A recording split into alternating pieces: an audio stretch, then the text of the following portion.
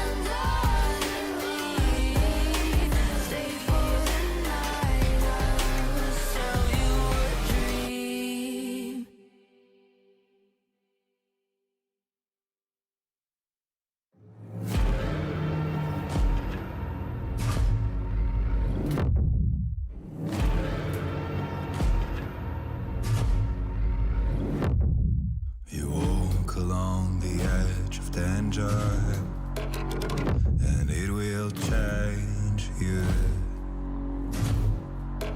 Why would you let this voice set in your head? It is meant to destroy you. You summon storms, you play with nature. Now watch it hurt you.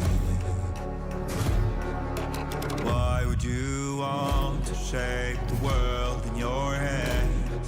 You will never make it through.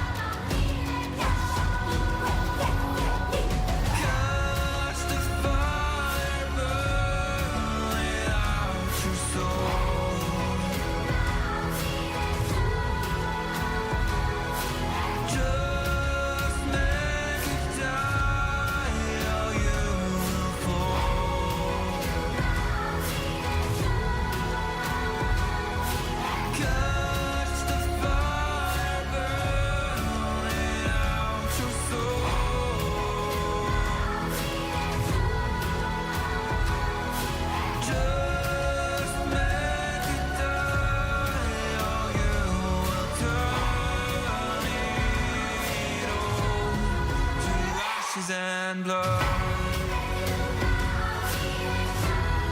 to ashes and blood,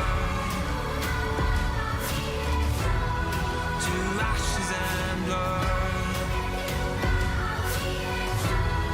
to ashes and blood,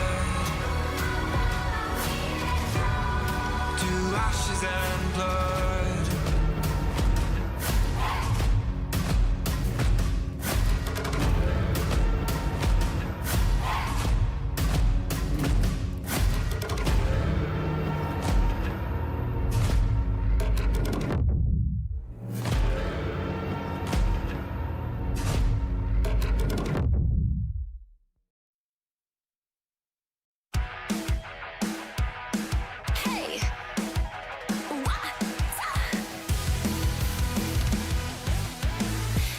look up at the sky, it's just a starting line.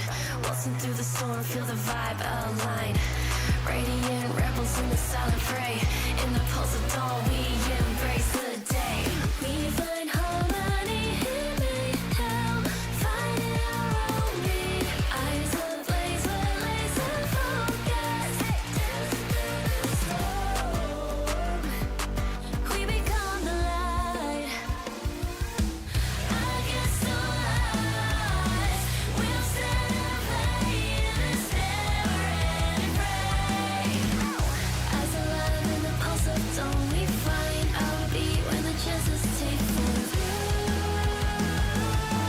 the noise. Hey, look down at the tide, it's our warning sign. It's time to rock the wave or get swept aside. Crash through barriers, our destinies untied.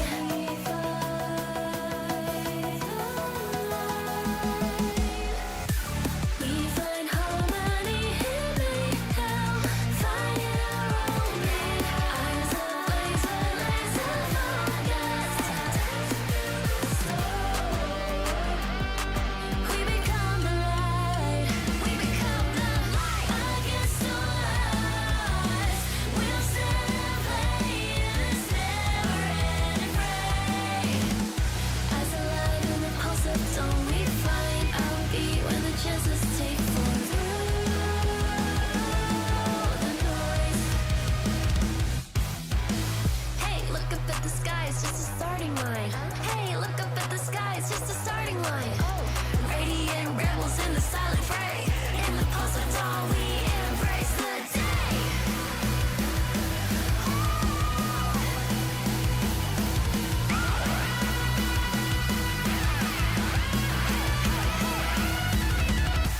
We find harmony in mayhem, finding our own beat.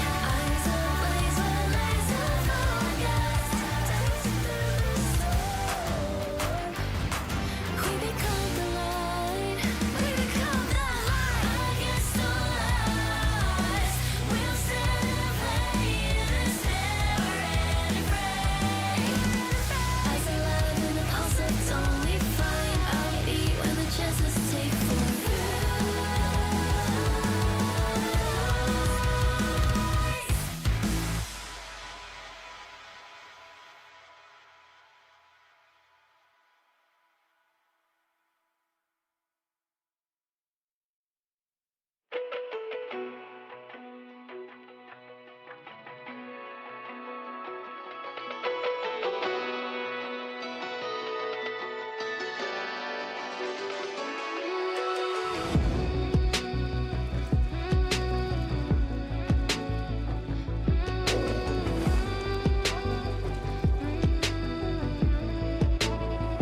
When darkness falls, you are my light. You take my hand and hold it tight. You are my home, I know it now. Don't let me go, we're safe and sound. I see your beauty shine, you radiate with light. Our hearts dancing time, you're one of a kind. Shine on and feel my heart. We're never lost, even when I'm gone.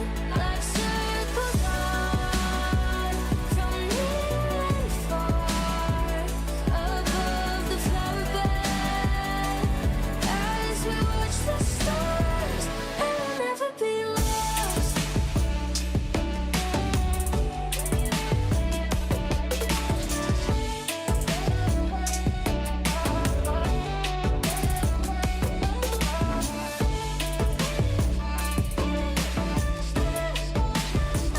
You are my home, you feel my pain. My soul is yours, two souls the same. With you I'm everything, you never asked me to change a thing.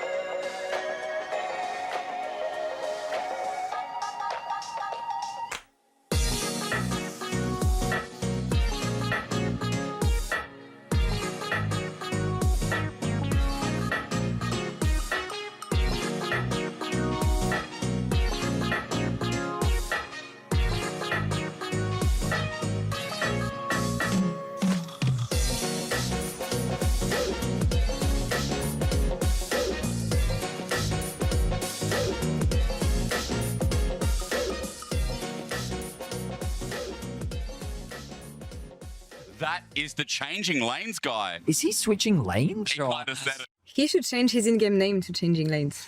I mean, sure, but his teammates will have a field day. How come? Well, think about it. Hey, changing lanes, what lane are you playing? Or changing lanes, you don't seem that good. Have you considered changing lanes? Okay, I have a good one. Hey, Changing Lanes, have we considered changing games? That's kind of rude. But it's League of Legends, isn't it?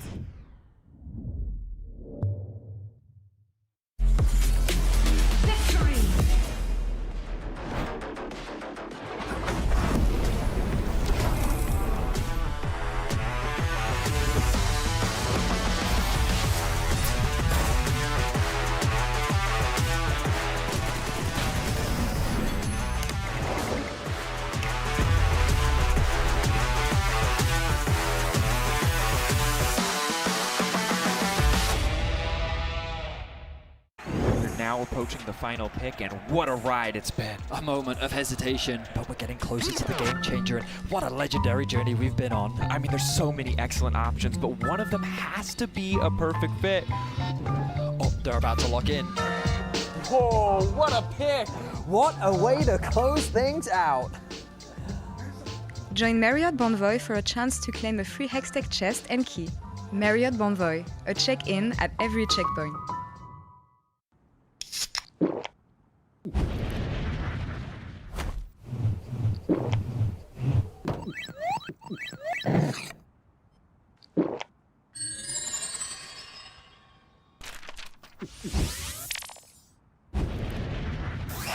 Red Bull gives you wings.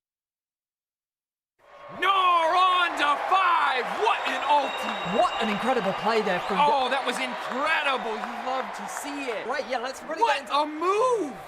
He's just so good. I mean, the persistence, the patience to find the angle. You just don't see that from rookies.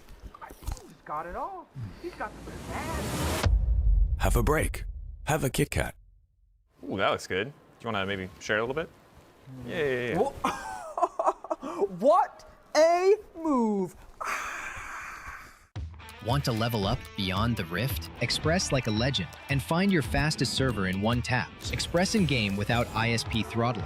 Express and shield yourself from DDoS attacks. Express and choose the VPN trusted by gamers everywhere. Express VPN. Experience gaming the Express way. Fast, stable, competitive. It's time to Express.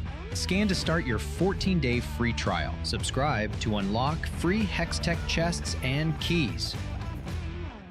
The human body was built to move. Not trapped at a desk in one singular posture for 12 hours a day.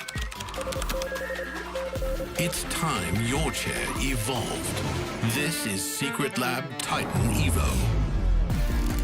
Ergonomically engineered for you, gamers, hybrid workers, artists, backing your every move.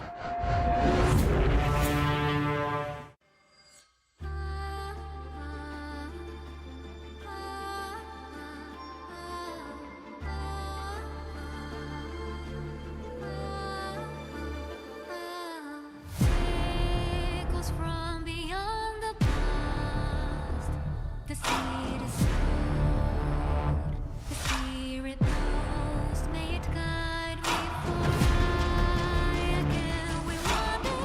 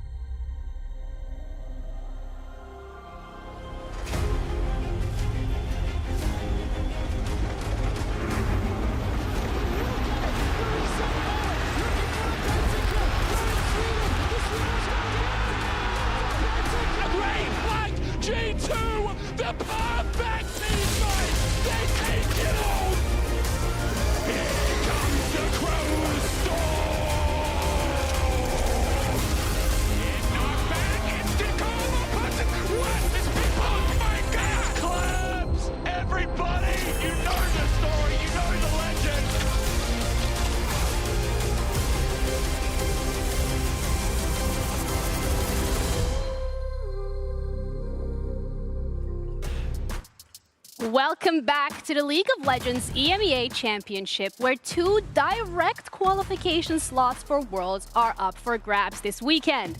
We started things off on Friday with Vitality staying in the running for Worlds 2025 as they qualified for the summer playoffs by taking down Heretics after a gruesome wake-up call in Game 1.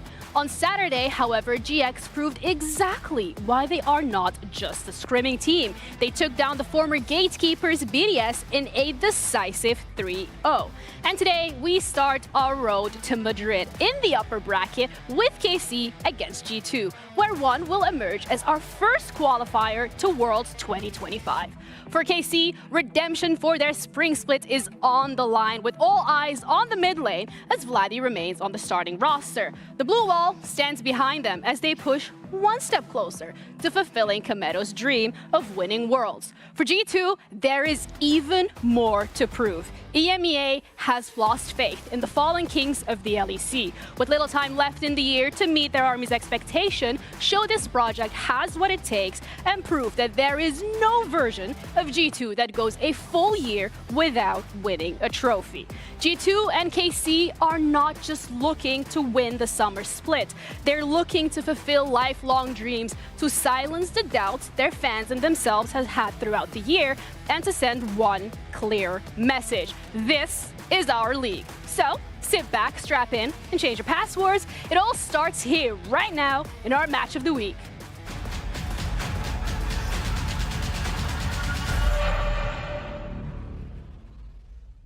The other group seemed like a bit stronger than ours, and obviously like Koi and KC, which are great teams as well. They're really strong so like you have to put the respect on all of these teams. I think G2 actually looked pretty good on the only series they played. We know how to win the games, we know how to be the best team in the league. Yeah, we just want to keep doing that. We want to keep working on the mistakes we do and then just get better at it. Broken Blade in the mid, did use his ulti in the previous fight. Bukana starting to retreat, and in goes Caps! It doesn't matter! Kill him 5 times! Kill him 6 times! He's there right when you need him! You like at a really high, and then you're losing and you're like going really low. You just have to accept that, well, you played bad, you did some mistakes, and then you have to get the mindset back, the work and everything. You'll have to give 100% like every single day to actually make it to Worlds. Argument in a back. He's got himself a pop blossom angle. He's going to find them all.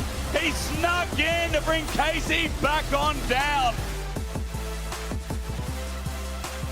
We're gonna be doing much better now. Like we know the mistakes, we reviewed it, like all the games we lost, and we learned like a lot from these mistakes. My philosophy is to grind a bit more, and we're gonna keep grinding until we get to China, you know.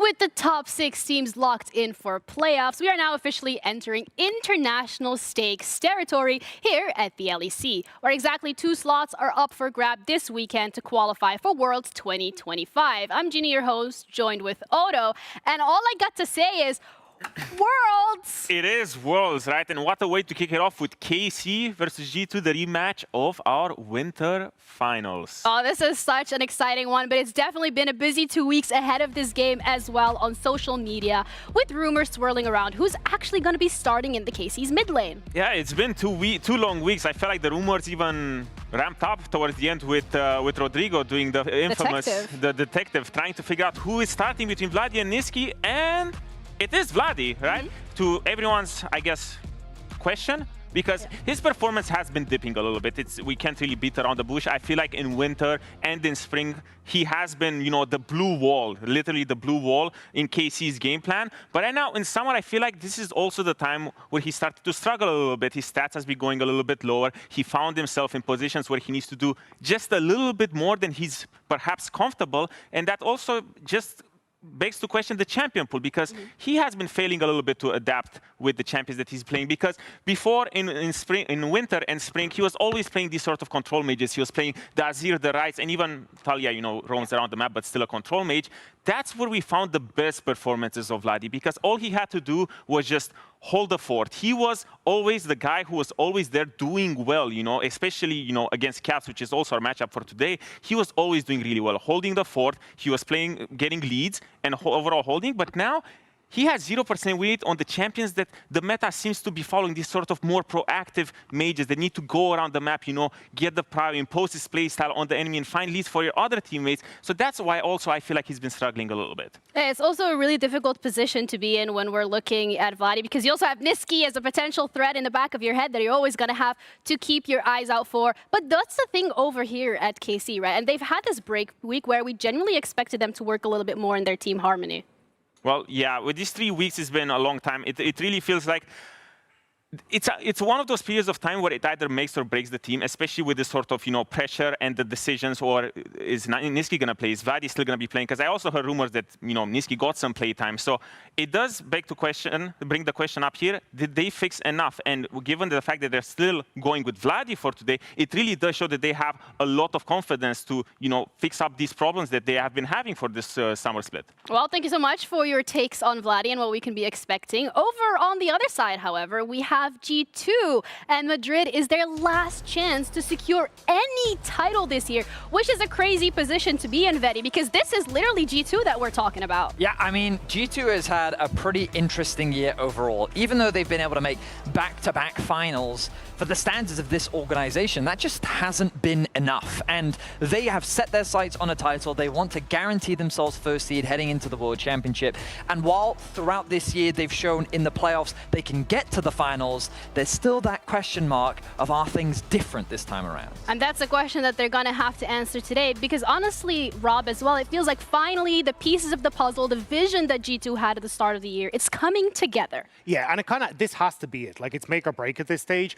And my eyes are kind of drifting towards Skymand and Labrov, as you've already highlighted. These were the new pieces. These were the pieces that had to shine to make this organization work. And I think especially for Skymand, he has been spectacular in that role. He's had a plethora of different champions he's able to bring to the board. He's been supporting his lanes exceptionally well, making sure that he can shadow people, especially like Broken Blade, when he brings out some of these unique picks. He's been all around the map, and I think both him and Labrov have really stepped into their own and understanding where they need to be on the map to support the winning pieces of G2 and support the winning organization in theory. Absolutely. I mean, we have this kind of smorgasbord of champions plastered or behind us just to illustrate the kind of diverse styles that Skymand has brought to this team. And as you highlighted, there were a lot of questions surrounding the introduction of these players, but it's nice to see both Skymand and Labrov finally fitting into place. The question is it overhype? Because we know that they came from Group B. We've seen now that both teams from Group A are the ones that have qualified for playoffs, and there is that question mark of how strong is G2 really? It feels like the way that this direction is going here is all eggs in the Vladdy basket on the side of KC, whereas on G2 it's more of a team effort.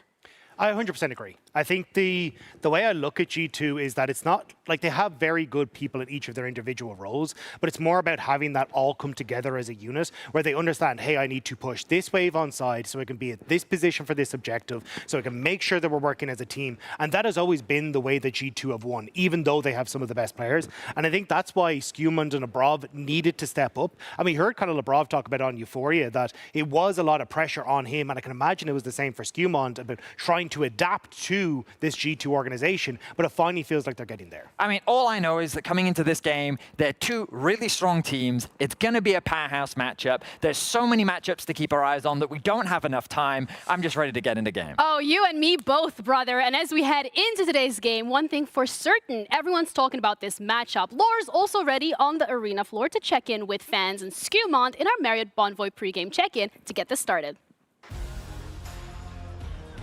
Thank you so much, Ginny. I'm with Alexandre and Romaric with a beautiful vintage jersey from KC. Do you have any words of encouragement for Vladdy today?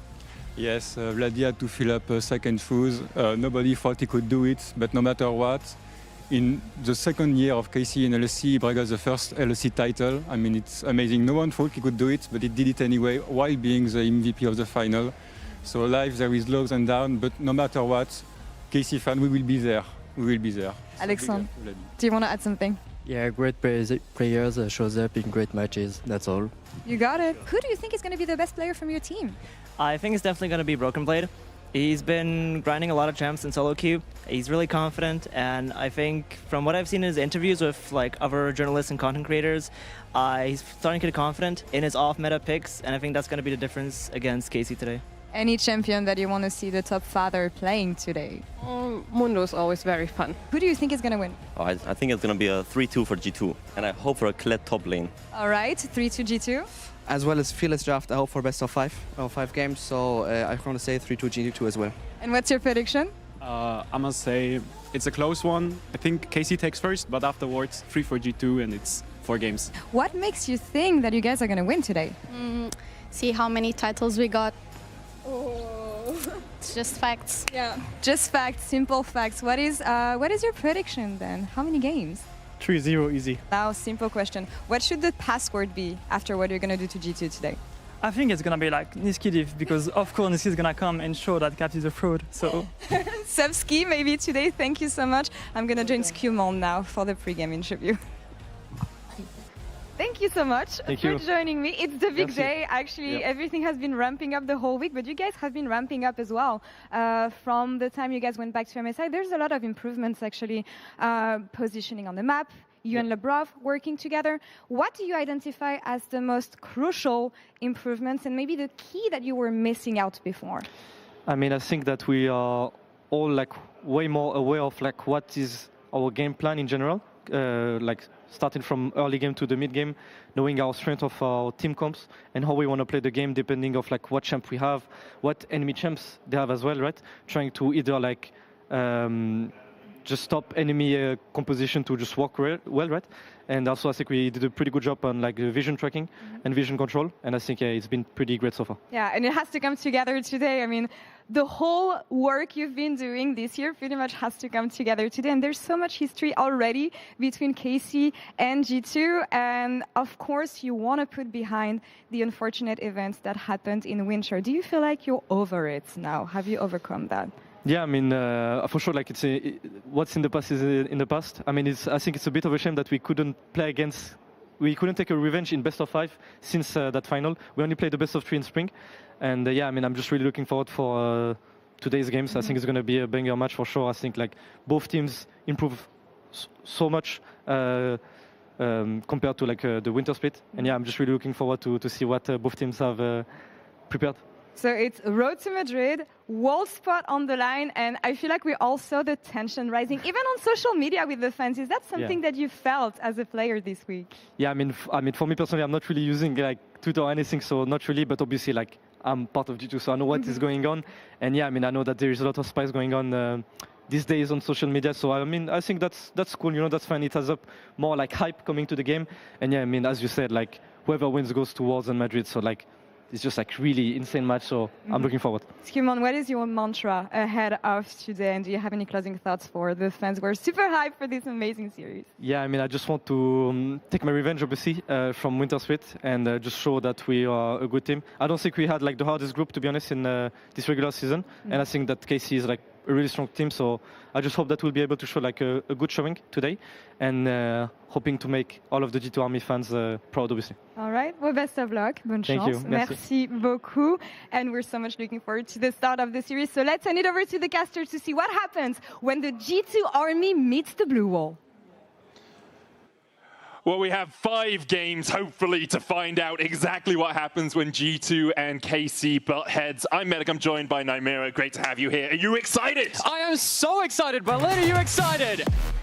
Let's go as we see the players coming out onto the stage, guided there by their fans. I saw someone saying the lobby password is 123321. Can promise you it's not that. Not leave it alone, could you, Medic? It just says it on the screen, man. I just read what I see, you know? Coaches taking the stage as well.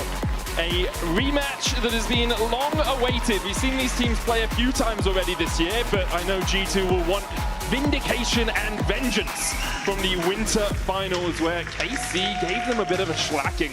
KC actually had the upper hand in 3 of the 4 series the two teams have played against each other this year. And let's be honest, G2 are not used to having losing records against anyone. They will want to start getting some ground back on that today. Of course, they got the G2 Army right behind them as well, making some noise in the crowd up there against the Blue Wall. Both of these fan bases turning up in force. We hope that the teams will do just the same. I just want good chants. Yeah. It's been a while since I felt a really good chant here in the LEC you know arena. That the G2 Army actually has like little hymn books they can, you know, like the football crowns. Okay. Yeah. They take a pew. I know that they had a chant for every single player at points. That's cool. So I'm just saying, we're listening. I think that like all the chants I've heard from KC fans as well have been amazing. Fantastic, so yeah. I'm looking forward to see what we can, or to hear, I guess, what we can hear. So we get into draft for game 1. The big questions on the table. Broken Blade versus Kana. Is it going to be a carry top lane matchup, or are we going to see tanks, as we have more traditionally over the last few weeks? The bot lane as well, a key point of focus. Two of the best AD carries in the league. I think arguably the 2 best AD carries. I think Super would be putting his name up there as well. Will they be able to find advantages through the draft? KC on the blue, G2 on the red. Pantheon and Annie immediately taken away. And I really have to wonder what these teams have been cooking in this slight break as well. We have had, you know, some innovation over the last patch or two. Stuff like Morgana is starting to get played in parts of the world. And Vedius was really quite passionate about talking about that. I mean, you're passionate about it because Baseron played it earlier True, today, man. I am, and he was great. He was really good. It was really good. It was buffed on 3 patches in a row. Varus taken away by G2. They're pinching that AD carry pool. 2 of the strongest picks in the meta right now as well, the Yunara and the Varus. Talia, the final ban from KC. Where would G2 go? Do you look for something like an Azir ban just to make sure that you don't have the... You've answered that. The question has been answered. You've just predicted it instead. I wonder what's happening with the jungle pool now. Stuff like Wukong has been very powerful here in Europe. We don't tend to pass up stuff like Maokai and stuff like that too easily either. Do hover over that Rise. Instead, Orianna, lane dominant mid laner, and something which Vladdy is very confident on, something which the devs were talking about a lot was this mid lane matchup. Of course, we was getting to the point this split. We didn't know if Vladdy would even be starting, which would be unthinkable after Winter. I think giving him a strong laning mage pick which he's comfortable on is a good start for KC. Yeah, 67% win rate on it all time, 6-3 on the champion. Haven't seen it from him this split, but come on. Obviously something he's very confident on. LeBlanc! Oh, are you kidding me? Oh my god! So Caps has the longest win streak in EU on this LeBlanc, 13 games in a row as far as I remember. What a moment to pick it out, because like the obvious thing for KC is, you know, you pick up the Nocturne, you look for that engage, but it's so hard to do that onto the LeBlanc. Alongside that, it looks like it's going to be Poppy for Skumond, which he has not lost on this split, and that is, you know, for G2, kind of just saying they haven't lost this split at all, so it makes a lot of sense. Where will KC go in response to the LeBlanc, which I think we've only seen a few times this year? I mean, in this summer, I think we've had, you know, 3-ish games or so. Very rare pick, but let's be honest. If you're going to come into this game with confidence, especially on the form that Caps is on against Vladdy, who needs to find his feet again, we know he can be very good. I really think that Caps picking something like this, which can lane bully, snowball, and cause so many issues once you get ahead of the game, that is a hell of a pick to do it with. Rumble is let through. G2 typically ban away the Rumble. They've given it over this time, and now you have pretty long-range ultimates to use from KC. If they get any kind of lockdown to pin G2 into the big equalizer, that could be very, very problematic, as KC would look to finish off what could be a very strong team fight comp from the top side. I mean, usually when you have the Orianna, you do look for that Nocturne, but instead they're going for the Skarner. Nocturne not the best at diving onto a Poppy or onto a LeBlanc, so they switch things up, get themselves a tank in that top side. Yeah, and the Skarner, I think it's known as the charcoal flame skewer over in China, this combo, the Rumble Skarner. So it's less about playing towards the Orianna, it's playing towards that Rumble instead, where you get that Impale into the Flame Splitter and the Equalizer, and we get Broken Blade. Oh my god. So we're getting all the flair here from G2. We were wondering what they were cooking up, and well, we saw this once from Broken Blade. It was against Sion. Not exactly sure how it's going to work against the Rumble hit. Tons of changes came through for this pick. Sadly, we don't have Finn here today to break down for us. I'm sure he's screaming into the mic at home somewhere. Yeah, he's having a whale of a time at home watching G2 and KC butt heads already in the draft. Like, you look at KC's draft, it's pretty standard. Like, this is what we expect from a 25.17. Maybe the Skarner would be a little bit out of place, but on the other side, G2 just going hell for leather early doors. If G2 manage to get control of vision, they're going to pop out of that fog of war very, very quickly and very, very dangerously. Stuff like a Flash Poppy coming out of Flog, something that LeBlanc does very well too. G2 have very good skirmish potential. KC have more team fight potential as it stands right now. As we get later into the draft, you can see that G2 wanted to remove some of the safer AD carries, which are less prone to getting one-shot by a LeBlanc. Stuff like the Sivir is gone, the Xayah as well. Makes you wonder what will be left up for Kalista to allow him to play more safely. You wonder about something like a Kai'Sa sometimes because you're going to get your own shield, but even then it feels a bit risky. Yeah, the problem with Kai'Sa is you're dashing around with the shield, but you're doing that in the middle of a Kled, LeBlanc, and Poppy. Yeah. Like, I'm not sure I want to be I'm not saying it's a good option. I'm just wondering what's left. I agree with you. It's a possibility, but it doesn't feel like a great option. As you say, most of the self-sufficient AD carries have already been taken out of the pool. If you really wanted to look towards things, you could say something like the Ziggs that can just clear a range and push things back, but you already have so much AP on your top side for KC that you need an AD carry. You need that physical damage coming out of the bot side. Kai'Sa's stolen away by G2 as well, which makes it even harder for Kalist and for KC to find an AD carry that's suitable here. I do wonder what they're going to pick, which is self-sufficient. You might have to go towards the Corki, just have that Valkyrie to dash back. It does give you some early game pressure, which will help you a decent amount. G2, their lanes are actually quite scary on top side. They lock in the Nautilus, take away from Kai'Sa, one of their best pairings, and that'll leave them with more something like the Rel. Yeah, the Rel will be Lavrov's first time on it this split. G2 have only played 8 games, so it's not like the largest sample size to pick from, but neither of these supports actually bringing out Rel before this series, and it will only be Lavrov bringing it out here, obviously, because we are in Fearless Draft. So, game 1 of this best of 5 qualifies you not only for Madrid, not only for the finals weekend, but also for the World Championships over in China in a month and a half time. What are we feeling? G2, as you say, very skirmish heavy. KC, much more front to back traditional. Yeah, I think that's going to be the tagline for this one. It is skirmish versus team fight. If KC get bodied in lanes, they're going to lose vision, and they're probably going to lose a lot of kills to skirmishes beyond that. So very early into the game, we're going to see some important moments. Are we going to see Caps freeze the wave outside of his turret, jump beyond the wave, and threaten Vladdy on the Orianna? That is something which happens in this matchup a lot. And Caps, we know how good he is on the LeBlanc at punishing lanes like this. He's so famous for it. We are in the heavyweight matches now, folks. Both teams going to be leaving the colors of each other's jerseys, black and blue, you got to feel. Battered and bruised, black and blue. The Samurais taking on the Blue Wall, being in such loud voice throughout the year, especially after winning Winter Split. KC had a little bit of a downfall going into spring, now trying to bounce back in summer, have had their foibles, have had their flaws. G2, after 2 disappointing finals, want to show they can go undefeated through the LEC. Have done it in their group. The question is, will it continue through playoffs? Currently sitting at 8 games in a row. The record held by Fnatic, 22 in a row back in that 18-0 season in 2015. That's the one, 2015 summer. Special one that was. Here we go. On to Summoner's Rift for what is hopefully the first time of 5 today. Caps on his LeBlanc, his signature pick. 13 games without losing on it so far. Looking to make it 14. The guy has a 69.2% win rate on this pick. Over 52 games, his most played throughout his career. Good positioning there from Kalist to get some damage onto all 3 of Caps, Hans Summer, and Lavrov. Yeah, it's good. Level 1 warding patterns, really. You'd like to put a ward down onto each other's Raptors. Tends to give you a lot of information midway through the clear, so that ward tends to survive after their jungler's done their first quadrant. Can give you a lot of nice tangential information. And I think that information with the the quick look in towards the enemy Raptors and, of course, the ward put onto red buff is quite important for KC, because when I look at Kled, I look at LeBlanc, I think there's a lot of options potentially for Skumon to just dip into a lane, force flashes, and give a lot of problems towards KC's early lanes. Well, we don't want to have all the fun by ourselves up here on the caster desk. You guys can be analysts as well if you vote in chat. KC, if you think KC are going to win the series. G2, if you think G2 are going to win the series. We'll bring up the results of the vote in just a couple of seconds' time. Often these things end up just being who has more fans. But I also want to see that, I'm going to be honest, between KC and G2. It's pretty even here in the arena, actually. It really is, as Broken Blade trades onto Kana with that bear trap on a rope.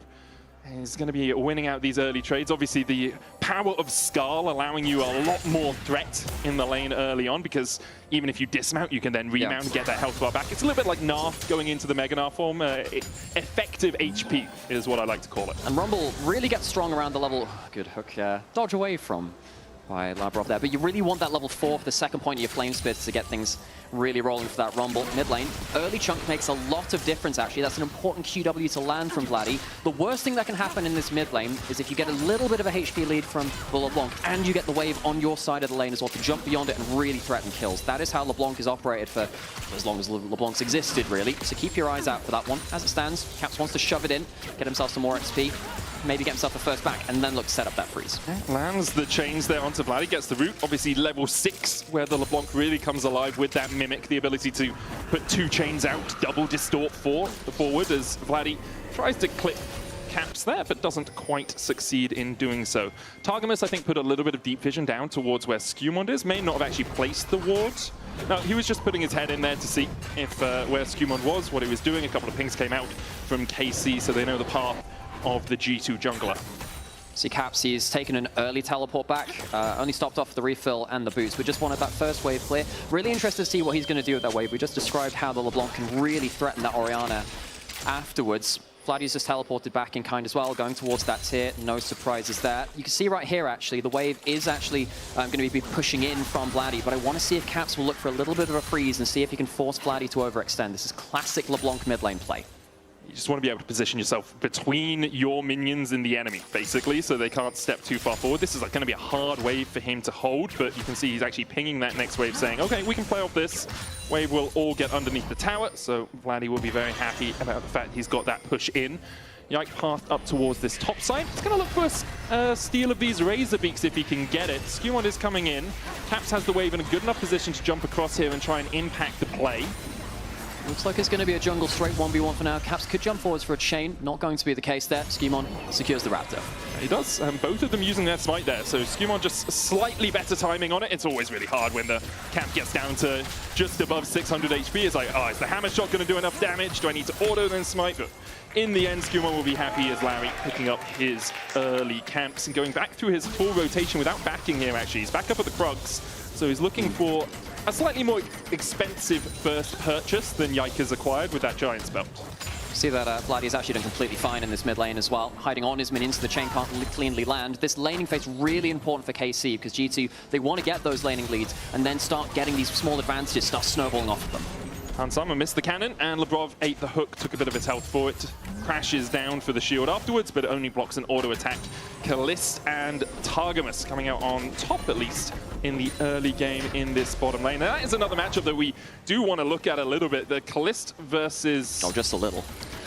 Versus Hansama. Sorry, I'm looking for my graphic and I cannot find it right now, so I'm not going to bring that up, but you can talk about it if you want. Yeah, well, I mean, I think particularly when you look at both these AD carries, they've both had such a large following now for a long time. You know, Kalist, an absolute force of nature when he came here onto the LEC stage, but he's up against, you know, another French AD carry that has just won the hearts and minds over years. When I think of the iconic French players, I think of players like Soaz, Yellowstar, and Hansama's on that list. Kalist versus Hansama, they are icons in the spot lane role. And, you know, they've now played for titles against each other as well. And Hansama has quoted, you know, Kalist being the AD carry, which really, really forces him to think differently about the game. He punishes him. He pushes him to his limits. Really threatens him throughout the game. Well, let's see what the audience think of both of the threats of these teams at the moment. KC versus G2, who will win? I feel it hasn't updated, or it's just very, very even as Skewmond and Lebrov look for a fight in the mid lane. They're jumping onto Vladdy, who does flash away, but a good knockback by Skewmond, who will get first blood to G2. No real escape for Vladdy after he burned that flash. Oh, Vladdy had done so well at managing his wave, but all it takes is one mistake, and Caps on LeBlanc pounces. Is walking into Yike, though. He's going to get hooked up here. Doesn't have the Mimic, but does have his flash. There's a chain coming out as Lebrov comes in just to make sure his mid laner gets away. Drake begun by Skewmond, level 6 already. Has the Tunneler for that little bit of extra AD. In fact, he was just clearing out vision. A couple of pings were coming down, but G2 decide against doing the objective. It would have been very greedy to go for. So Caps gets himself kill participation. Skewmond gets himself first blood. You have to really keep an eye now on this flashless Orianna, because you can return to that and cause a lot of issues. Raptors are actually stolen this time away by Yikes, who's trying to keep himself abreast of this jungle matchup. But this is the thing about the LeBlanc. If you allow it to snowball, get ahead of the lane, get some extra vision down, that is going to cause huge issues for a flashless, immobile mage. Yeah, it's going to be really tricky for Vladdy to navigate this. He's been struggling in the laning phase early on, and now the wave is not in a good spot for him at all. The first chains from Caps does miss. Will land the Sigil of Malice afterwards, and so because of that, Vladdy can just shepherd his wave towards the tower. Caps will pick up that final minion. Vladdy's doing a good job at least of keeping even on the CS, but he does need to be protected over these next 4 minutes or so. You can see it's just put in that ward on top side now. Targamas is coming in. You do need him here, though. You do need him here. The LeBlanc is very, very scary, as we've probably mentioned already many, many times at this point. Also, Targamas can just walk his way up towards top after making sure this wave gets in, because we see the swap coming out from KC. Kana's gone down towards the bottom side. Grub's up in 10 seconds. Makes perfect sense. G2 are matching that swap, bringing Hans Summer up towards this top side. Kalist has been able to develop a small lead in the 1v1, about 100, 200 gold or so. A wave overall for him in advantage. And I will say, you know, his gold lead's nothing. It's nothing there. KC are completely fine if things stay even. What we really want to see from KC is for them to just outlast some of the, you know, the potential scariness in LeBlanc and get towards big team fights later where they can group up, use the AoE ultimates which they have to great effect. Kalist going to Valkyrie away from the Shattering Strike. This is just distraction tactics, making sure Yike can get 2 of those grubs. Looking for the second, holding onto the smite for that third. The grub heals up, but they should get the smite. Hook lands onto Labrov. Targamas forcing G2 away towards the top side. That's 3 grubs over to KC. Easily taken, G2 not contesting, and they're not really that fit to contest in a 5v5. You know, going in down the throat of a shockwave and an equalizer, yeah, that doesn't sound fantastic. Of course, kind of had actually used it before that point, but the theory stands, right? So G2 choose not to contest that. Again, this is not really where they want to fight. KC, if they keep bringing them to objectives, though, that will be a problem in the future.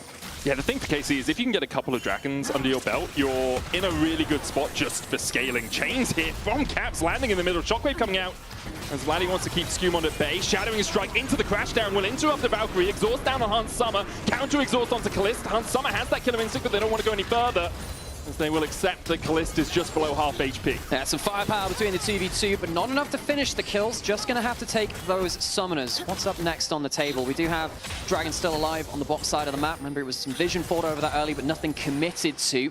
One of the most valuable things you have as a jungler is time. Taking Dragon takes a lot of it, so you can understand why they haven't exactly rushed it so far. Especially with bot lanes on the other side of the map, they often be a lot of your DPS. Right, coming in, Labrov with the Shattering Strike, needs to dodge away from the Impale, uses the heal for the movement speed, but is slowed up by Yike. Labrov now on the wrong side of the Rift. The hook lands as well from Targamas. Hans Summer trying to trade back in. Yike still holding on to that Impale as Hans Summer is able to survive. Keeper's verdict. No one guilty. Skewmon lands the slam into the wall. Yike down to 200 HP, and Hans Summer's given so much time just to mow him down. Yike dies. G2 find their second. Carmine Core can't close the play in time, so Skewmon comes to make his own. KC down 2 kills now in this early game, and they're going to get forced away from this top turret. They would have really liked to have some pressure in here to use those grubs they'd earned before. They can't do so. Instead, they'll lose some time and some farm on that top lane. It's a big loss as well. Like, Hans Summer doesn't get the kill. It goes over to Skewmon, but that Sundered Sky even quicker for the Poppy, and Skewmon can have such an impact on this Poppy. Has had some really good performances on it in summer. Still KC within reaching distance, about 500, 600 gold the difference. But the problem against a team that likes to skirmish is when your jungler gets ahead, it makes it even easier for you to find those skirmishes. And Poppy is just so good at being a nuisance, at finding her way into fights. Even when she was created, her job was to put her ult on the enemy support and then chase you down forever. Anyone else remember the Vizicachi Poppy way back in the Season 5 promotion? God, that was a long time ago, wasn't it? 10 years ago. What a history we've had here in Europe. Dragon now finally started. G2 got themselves the LeBlanc pushing in a mid lane. Vladdy does have his splashback now. Maybe you can use that to brawl out against the LeBlanc and maybe walk his Dave down here. They do want to contest. Skewmon already has that Dragon down to 2,000 HP. Should be an easy enough secure. No real contest there from KC, no real surprise either overall. When we look at the bottom of the scoreboard, you can see it's a sea of red, apart from Kana, who is ahead in that top lane. About 300 gold, his advantage. Hasn't really had to do much, apart from laning, which obviously is a skill in of itself. Puts the equalizer down. Yike is looking for something here. Broken Blade, it's about half that meter built back up. He can pop out his pistol and heal up some more of it from the minions. Skewmon just waiting here. Doesn't have his smite. Doesn't have his smite, as you say. Yike has his. Yike backing away a little bit. Skewmon smite about 2 seconds away. Yike gets it, and Skewmon smite about now is going to come up. And let's be honest, probably don't want to walk in there when around the corners the Orianna with the Shockwave, which even though it has a Catalyst and a tier behind it, it's still enough to make you think twice. Broken Blade, hang on a second, it's actually, you can probably remount that, but the HP is getting a little bit low to the point where you get a bit worried for him. Should be safe. Kana just trying to throw around his weight a little bit. It's important that he does so. I think KC again, they need to get towards the 5v5s later. That is the goal for them, but you can't just seed lane pressure to do that. You need to be on top of these lanes and make sure they don't get advantages for free. BB, of course, he did play this Kled before. He played it into a Sion, which looked like a great matchup for him. We'll have to see how he makes it work. Ooh, and charging forward. Kana still has the flash here. No equalizer for him. Skewmon chasing in as well, but Kana just able to walk away. Yike. Could go for the Ishtal's impact. Sides against it, just shepherding here. Doesn't really want to show on vision because then the enemy knows exactly where you are and it opens them up for a little bit more. He's currently sitting on that control ward. Will Skewmon stay around long enough to protect Broken Blade? Well, you can see that Caps was actually just dipping off that wave there. Actually, observers, do you mind if we just look towards mid lane and go to KC vision? Because I do have this feeling that Caps is doing stuff like this, because he's just going to keep pushing in and try and go either side of the river. If Caps gets get to walk either side of mid, now he's killed this ward, he's probably going to have about a 5-second window where the enemy team just doesn't really know where he's going just yet. Yeah, and if we switch the vision back to the full vision, you can see exactly what G2 are doing to aid this. Double control wards coming out around that mid lane river. It makes it so much easier for Caps to step in and out of vision. You see it a lot with Twisted Fate, with Ryze, with Talia, and obviously with the LeBlanc. Which is what G2 are doing right now. Broken Blade recalls, does have the teleport, but you can see Hun Summer and LeBlanc already on their way up here. BB will TP down towards bot. Vladdy, no teleport on him, as Caps does have one. We've got a minute before the Rift Herald, so no real fight expected, but there's always a possibility that G2 could take one, knowing that they could have a numbers advantage. Yeah, and we do have Herald in a minute. It's probably going to be the next big thing to fight over. KC have 3 grubs. If they gain that, big tower push. Don't really need to explain that one, do we? So KC would really like to play around the next objective setup. They're getting towards the point where they can start to force grouped fight. They catch Kalist. I don't think this is going to really do too much. Just LeBron being a thorn in the side of Kalist, making him wonder, making him worry every time he steps into that fog of war. Skewmon will be able to steal away this blue. Yike is on the bottom side of the map right now, taking his own red. So Skewmon now 1-up in the stealing charts, I guess. Razor Beaks for a blue, you take that, but he did have his Scuttle Crab stolen, so maybe it's even Stevens. Hey, we're going to have, like, the title fight of the Herald one coming up, though. 20 seconds in. Does KC feel like they can contest? Do they want to contest? I think they're getting towards the point where they do think they can fight now. G2 will have to be aware of that. You've got a Triforce complete on Kalist as Caps goes in with the chains. It makes it so much harder for you to trade in and to take these fights if your mid laner has already been chunked, and Caps doing exactly what he needs to at this moment. It's a lot of ages on the Orianna. She will be tanky enough to survive through this burst, but she doesn't have a huge amount of damage at her own disposal, and if she's already chunked out a little bit, it becomes harder for her to step in. KC are posturing around this though, Nymera. They are. Herald has started. Remember that you do have the LeBlanc and the Kai'Sa, which can fly to one side of the fight. KC must approach at the right time. Keeper's verdict. Impale was coming. It's not back. He's yielded to oblivion. And the question is now, can Skewmon escape? He goes in, has to flash away. The shockwave lands onto 3. It's Skewmon, Broken Blade, and LeBron retreating out. KC will take the Herald. Kana's looking for lives. LeBron has to flash away. He's burning. Should have the movement speed to get out of this one. Kana pops the flame splitter again, but he doesn't have a scrap shield in time, and the remap from LeBron will be enough to escape. Nothing beats a G2 holiday. They did it. They took the damn flight to the other side of the rift! Didn't know they said that at all. Did they have to go through passport control? Hey, look, it's a Schengen region. It's fine. He's fine. Not gonna lie, don't see that one too many times in pro. We get the Poppycopter charged up, and Yike says, all right, you're coming with me, mate. Flies off to the other side of the damn map. And then suddenly, the disengage hasn't worked for G2. The Kled goes in the wrong direction. Hansama, he's losing a load of HP. The Shockwave comes through, the Equalizer comes through, and this is the grouped up fight which KC were waiting for. G2 should have known this is where KC were waiting to fight them, and they're punished for it. High fives all around. Niski getting involved in the action. Well, he's in the base, okay? She's behind you. Yep, she was definitely behind them, and KC from that will not only take the Rift Herald, they'll take a Drake. They'll slow the game down, which is exactly what they want. These coordinated team fight is really good for them, although I don't think anyone could have expected the Poppy Impale combination. End justifies the means. They ended up getting it somewhere. G2 they need a little bit more out of this early game. I'm wondering now what's going to happen now. You do have a slight good lead onto LeBlanc, but it doesn't feel like it's game-changing right now. Real credit to KC, letting this early game, you know, taking the blows where they can, and then waiting till that grouped up fight, playing towards the win conditions. That is actually, it doesn't seem like it's a huge thing all the time, but surviving these lanes and getting through to that fight, that's already an objective secured for them, really. And getting leads in certain places as well. Kana and Kalist both healthily above the gold of their opposite members. There are some leads for G2 as well. You know, Skumon and Caps are in the advantage, but Vladdy's getting tankier by the day. Already has that Rod of Ages, 4 stacks on it. Caps doesn't have the burst that he would like. Perhaps later on he can be looking for a slightly squishier target, but then it's really only Rumble and Corki. Corki does have that Valkyrie. Labrov sneaking in towards this top side, seeing if he can help Caps get on the board. Only sitting at 0-0-1 on this. LeBlanc, he'll dash away. LeBlanc still behind. Skumon waiting here. They'll look for Targamas first. Vladdy now realizes he has to flash away. Magnusor coming out. There's the TP as well. Death Charge used onto Caps. Keeper's Verdict gets the knockback, and Targamas will sacrifice himself for his mid laner. Good job by the support to mean that he could survive for a little bit longer, but the charge comes in from G2. A good shockwave from Vladdy will catch onto 2. The dive continues as now Caps is the one tanking the tower. Impale goes wide. Broken Blade will dismount onto Skull. The aggro switches over to Skumon. The equalizer comes down. Broken Blade's going to flash away as he looks to dash out of Yike's clutches. But the pincers collapse, and Broken Blade goes down in the end. A 2-for-1 exchange. A 2-for-1, G2 getting the slight better end of that, but they overdive a little too far. This player has struggled to get huge value in this game so far. Does manage to use that ult to go beyond the tower, but it's not quite onto the target which he wanted. To start things off, you know, Vladdy thought he was safe, but didn't, of course, spot the hidden rel in the bush. You were just saying it's Labrov's first game of it in this split, but, you know, every support's plied their tray on this one. Got the summoner out of him, and despite Targa and Yike being there, Poppy ult this time actually gets the disengage value they want, allows them to get that isolated kill. This is the point where they go a little too far, though.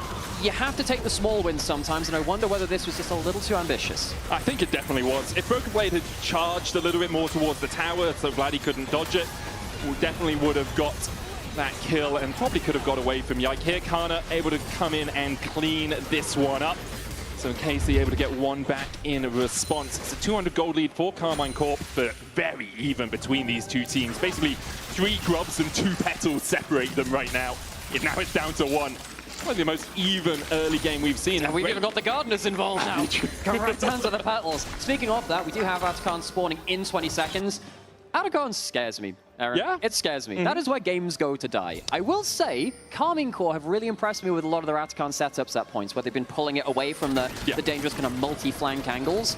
This game could be determined by that kind of fight. G2 really need to avoid the setup 5v5s, I think, if it's all possible. If they can get themselves a good pick outside of that, kind of like what we saw before, that isolator member with the Poppy ult, get them down, that should make things a lot easier for them. But, you know, Atakan has spawned, and KC, well, I think they see a fine angle towards it. Caps' bottom doesn't have TP, so KC are just immediately going to pull the trigger on this. Now start it up, it's down to 10,000. Targamas making sure that Skumon doesn't have an easy avenue to approach this. Skumon's going to start to walk in, but that is already gone. Depth charge onto the enemy jungler. Atakan secured for KC, they sneak it away. Great setup overall. Yeah, KC just group up, take it down, and G2 don't have a great answer. They do take the bot turret, and they push in a little bit towards mid as well, so they get some tower damage for the objective trade. Any other kind of fights coming through? We're all sticking around on top side. LeBron looking for Vladdy. Kalist goes in with the Valkyrie. Exhaust goes down, but Kalist just one-shots him. Caps diving in. The chains will find their man. Slam into the wall from Skumon as well. So we see Targamas fall alongside his bot side brethren. Hansama having to flash away from Kana, who's overheated. But it doesn't matter. His autos will do all the work. Broken Blade finds a cowardly Skull to remount, but Skull immediately runs away as KC find 3 in the play. G2 try and punish KC after the Atakan, but KC are ready. G2 don't get the clean play, and now suddenly Herald into mid lane. There's going to be a double charge potentially coming through from that. KC get a huge advantage. You have crossed that Atakan and then the play afterwards too. We're just saying, you know, the petals were even. It's gone from 24 from 7 after that point. Even a charge into the bot lane. So a driving license required. Yes, we'll give him a pass for that one. We want to review it after his provisional license in about 6 months' time or so. But now a 2,000 gold lead for KC. 1.5 of that sitting on Kana, who has the Zhonyas. And you'll see from this fight, G2 are very focused on Vladdy and Kalist. and they kind of forget about Kana. They kind of do, and that's the problem with the Rumble. It is just an extra carry you have to worry about. They do end up getting Kalist very easily at the start here, and they can dive forwards very quickly. You see LeBlanc and the Kaiser going straight into the backline. They've fired their shotgun down. You do not have those cooldowns, and you have no mobility to get away from, well, this guy here. There's so much damage down. We were worried about this top, or interested about the top lane matchup, to go back to life. Above has to cleanse away. Knocked up, does still have the heal. Will dash across this wall with the crash down. Burns both his summoners to escape that precarious situation. Caps is trying to get some gold on the side lane, as he'll be able to take this top lane tier 1. G2 will get themselves a decent amount of tower gold on towards Caps LeBlanc. So I think this was pretty easy to see on the scoreboard, folks. We have two main characters here. We have a Rumble, who is very, very fed. We also have a Caps LeBlanc with a death cap as well. A fancy hat making him that more scary. We have our heroes and our villains, I suppose, on the other side of it. I mean, his name is Caps. Obviously, he's got to get something on that head of his. Got to have at least one headpiece. As the Drake has been started here by G2. KC TPing in as they look for the fight. Broken Blade around the wings here. Yike going in for it. Equalizer down. LeBlan's going to jump away from it. The slow onto Caps, though, not enough. He's going to distort away. Hansama hooked up, though, as KC find another. Caps, chains don't connect. The exhaust down. Yike's going to chase him. Stumont jumps onto Kalist, but is all on his lonesome because BB has gone home. Stumont, with the steadfast presence movement speed, should be able to get out of here. Vladdy and Kana trying to cut him off at the pass. Oh, they're teleporting. TP comes out from Vladdy. I mean, you might just give a free ticket away for Skumont here. He can dash onto you and then flash over the shockwave if it comes out. Vladdy does get the slow with the dissonance, and that will be enough to spell the end of the Poppy. G2 get the objective, but they do not get the fights. They don't find their way onto any of the carries. It's a quick retreat from them. As KC, whenever there are about 4 people or more on the screen, 4 or 5, they're the ones winning these fights. This hasn't been about those split picks and the skirmishes you expect from a LeBlanc, from a Kled. G2, they've really struggled to make this game about their team comp strengths. I'm worried that they're taking too many grouped up fights. They need to find a way to isolate people. League at the moment is very grouped up generally, though. You want to go for those dragons, you want to go for the grubs, for the herald, for the Artican. We'll see this again. G2 just want to get out as soon as they get that objective. As soon as the equalizer goes down, you realize you're playing at such a HP deficit, you're probably retreating anyway, and they just try and get out with as few losses as they can. You see that, of course, Hansama didn't have the flash, didn't really have a place to ult. Caps did have to flash away. At least he lives, though. Yeah, manages to survive 13 games in a row undefeated on this LeBlanc, and like, it is rare to see him bring it out, but when he does, he is pretty damn impressive. 28-9 on it, LEC all-time, a 76% win rate. Crazy. Considering his average win rate is above most players, is like 65% all-time career, I think. To have a champion that is then 10% higher than that is, yeah, pretty ludicrous. But here he is in the bottom of a hole, trying to dig his way out on the LeBlanc. Has 6 stacks on his Dark Seal, Vladdy 10 stacks on his Rod of Ages, and the Seraph's Embrace all upgraded. Caps dashing forward, puts a Sigil of Malice into Targamas, and then just jumps back. KC have done a really good job of making this about the objectives. Now, you were saying, look, the meta has been grouped of fights. We have Aftercon, we have Dragons, Grubs, Heralds, you name it. We have so many objectives to fight over. It's one of the reasons we don't see that much LeBlanc. Caps will have to prove his mastery on the champion to somehow make this about him on the champion and his skill on it, rather than what we know about global League of Legends right now. Because KC are making it about them. Kana is making every fight about Kana, about this Rumble. 1,000 gold ahead, 2 items complete. Kalist is doing the same on this Corki. Even if he's dying early on, LeBron has a big flank here, but KC are wise to it. Magnustorm coming in. There's the Killer Instinct as well as they dive onto Kalist, who flashes away, but now Summer just dives to the tower. Skumon impaled and cooked underneath the turret. Broken Blade now charging away. Cowards, you cry! As Scarlet runs away himself. Equalizer down, Ishtar's impact from Yike. It's gonna be 3 for KC as G2 took a fight they just weren't ready for. G2 run head first into the blue wall and into the blue mid lane outer turret. That's going to open up the Baron with so many dead. KC have made the game about them, their team comp, and their 5v5s, and they have been rewarded for it. It's going to be a full team of Baron burst for them, and an easy slide in towards the next objectives, and a dominant game. 5.5k ahead. KC, 26 minutes into this game, have wrested any semblance of control out of the hands of G2. And G2 are looking for it. Like, this is an intriguing play, because they know Kalista has no Valkyrie, let's go. But then Hans Summer just tanks a tower shot, dies immediately. There are many places you can go as a Kai'Sa with your ultimate. I would suggest under the enemy turret, when there's a Nautilus to CC you, there is probably not the best position. You have to follow the play somewhere. I do understand that, but I think he could have gone maybe just over, just to the back of the Wolf Pit, maybe play around there. Getting CC'd under there just meant his teamfight was completely over. Great response from KC on the defense. And now G2 staring down their first defeat of Summer. I think the questions as to which group was harder have truly been answered between the two of them, as KC are really leaving G2 at a massive deficit. Broken Blade hasn't really had much impact on this Kled. We saw the eclectic draft from G2 and wondered, you know, had they been cooking? Is it burnt? Is the meat skewer just too raw for them? No, this is like the Overcooked level when you have to throw things between the two bits of the balloon. Yeah, this is maybe a little bit of an awkward one, but yet they needed a larger laning lead. They needed earlier game lead, really. They've not really been able to get that, and you can see KC have just stood strong, taken the beating where they could in the early game, came out pretty okay from it, actually. Groups up, G2, their power of their champions really diminished after that point. Dragon spawning now, G2, I suppose, could look towards some kind of freak steal, look towards Soul later, but KC aren't going to easily give that to them. Caps looking for a flank here, but the rest of G2 just aren't here to respond. Kana level 17 as the chains go wide. Vladdy 17 as well, obviously has picked up one of those levels from his Rod of Ages, but you can see Caps a little bit desperate, looking through the enemy jungle, clearing out vision, trying to find a flank position, but KC are doing their due diligence really well, making sure that even if they're stepping past their own jungle, they have every entryway into it warded in some way, so Caps just can't sneak behind them. LeBrob here, slammed into the wall, the equalizer goes down, Caps immediately vacates the vicinity. LeBrob should be okay, keep his verdict channeled, won't have to be cast. Anyone can cancel it in the last moment. Caps still looking for that flank again, but Targamas here, putting the control wards down is another tier 2. And Skumond with the steadfast presence was looking to block that dredge line connecting. Caps will clear out a ward, but there's another one in its place already. And now, KC are beginning to collapse. Caps going to lead them on a merry chase, just as LeBlanc can do. I expect KC will eventually call off going for this fight. Yeah, it's a bit hard to chase him down, but you can see G2, they're all about the smoke and mirrors, and yeah, it's either that or a teleport out. Choosing the teleport. Vladdy put the ball in the wrong spot. Can't really blame him for that. TP out from Caps. He will get to safety, but now Vladdy even ahead of Caps in terms of gold. Since that death cap, we haven't seen as much impact as Caps would like.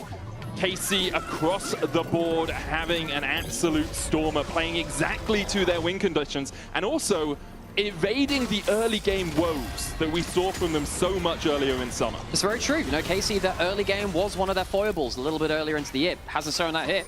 And they've had a crazy power play from the Baron now too to get this into a point where G2 are completely reduced to smoke and mirrors. No one's been able to do that this split. G2 undefeated so far throughout that group stage, now coming through into playoffs. We're expecting, okay, well, G2, they're the team which everyone is calling favorites right now. Everything's looking very tense. G2, surely they're just going to blow things away. Absolutely not in game one. KC have very handedly dealt with them so far. Of course, this is just game one in the series, but G2, a reality check, I think. Yeah, it really is.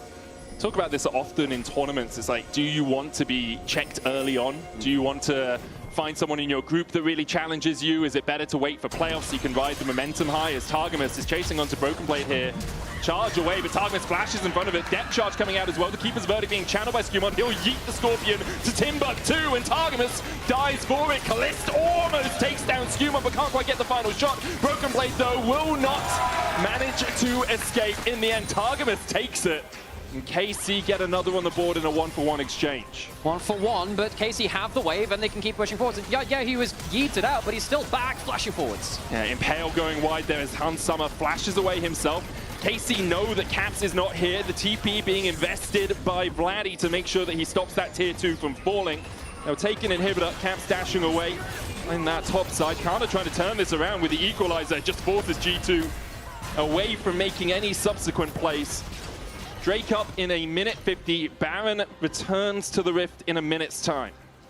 God, just look at all of these leads coming through from KC now. After such a dominant power play, we've got 3,000 at bot lane, which has actually somehow eclipsed the top lane lead as well. And even jungle has got a significant one there, over 1,000. You know, the Infinity Edge is built up for the Corki. Normally, you'd say the Kai'Sa massively outvalues the Corki in the current meta at some stage in the game. This has not been the case here. You see, Kalista even went for a jump forwards and technically a 1v2 at points in this lane. Thomas does flash to stop the ultimate.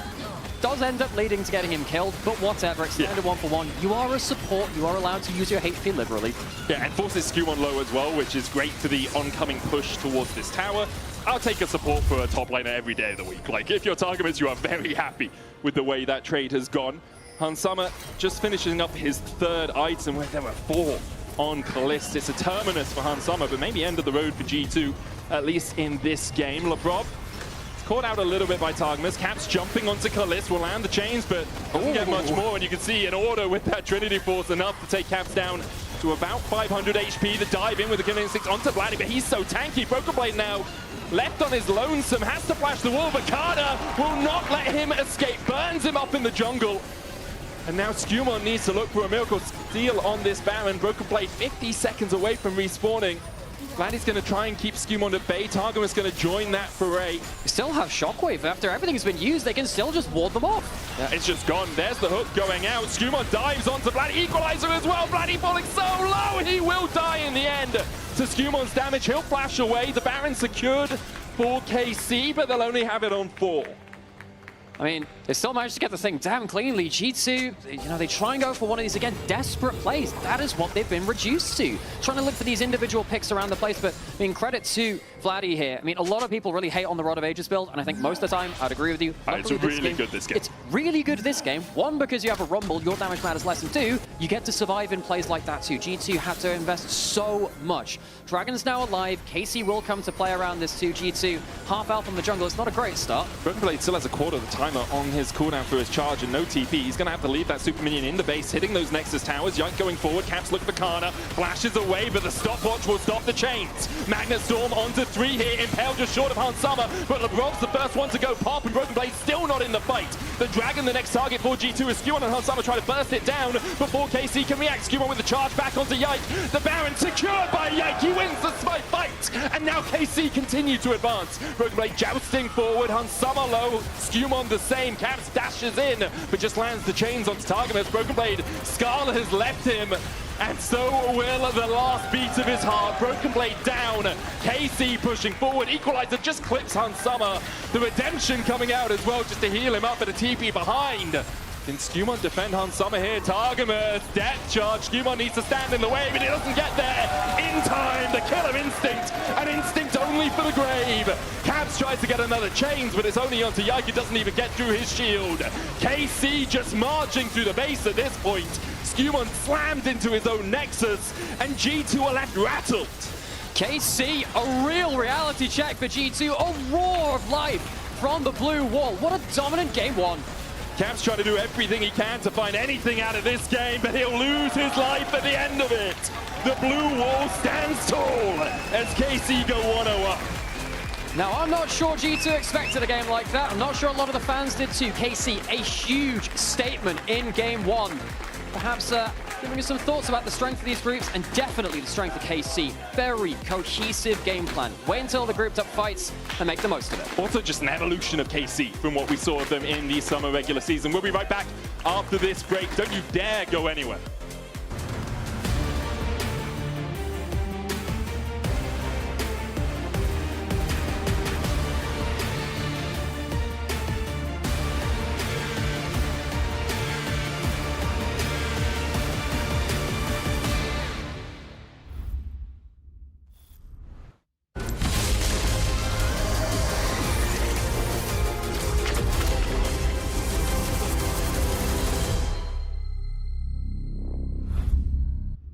He doesn't like that. Look at him, he's a good boy, but he don't like that. Maybe we could play some A rounds or something like that. I mean, this is math, right? New towers, new objectives.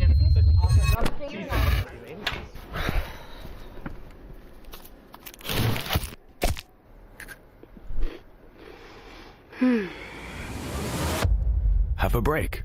Have a Kit Kat.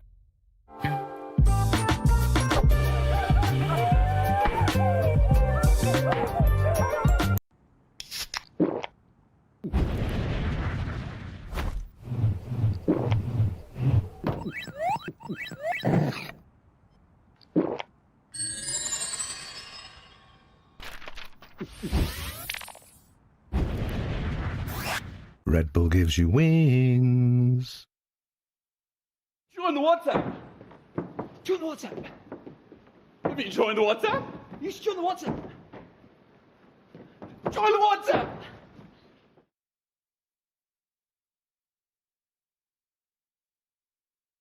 We're now approaching the final pick, and what a ride it's been. A moment of hesitation, but we're getting closer to the game changer, and what a legendary journey we've been on. I mean, there's so many excellent options, but one of them has to be a perfect fit. Oh, they're about to lock in. Oh, what a pick!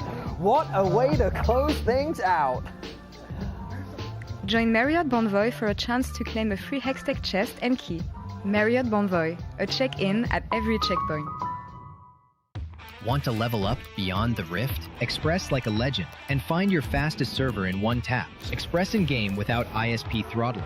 Express and shield yourself from DDoS attacks. Express and choose the VPN trusted by gamers everywhere. Express VPN. Experience gaming the Express way. Fast, stable, competitive. It's time to Express. Scan to start your 14-day free trial. Subscribe to unlock free Hextech chests and keys.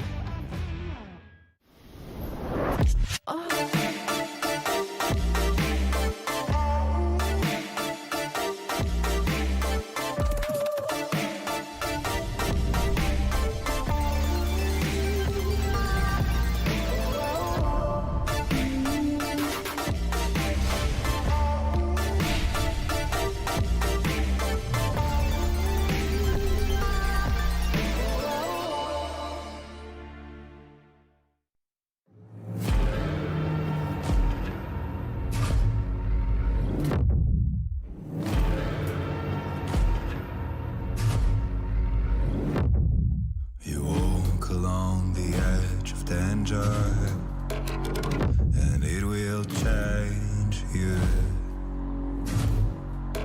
Why would you let this voice set in your head? It is meant to destroy you. You summon storms, you play with nature. Now watch it hurt you. Why would you want to shape the world in your hands? You will never make it through.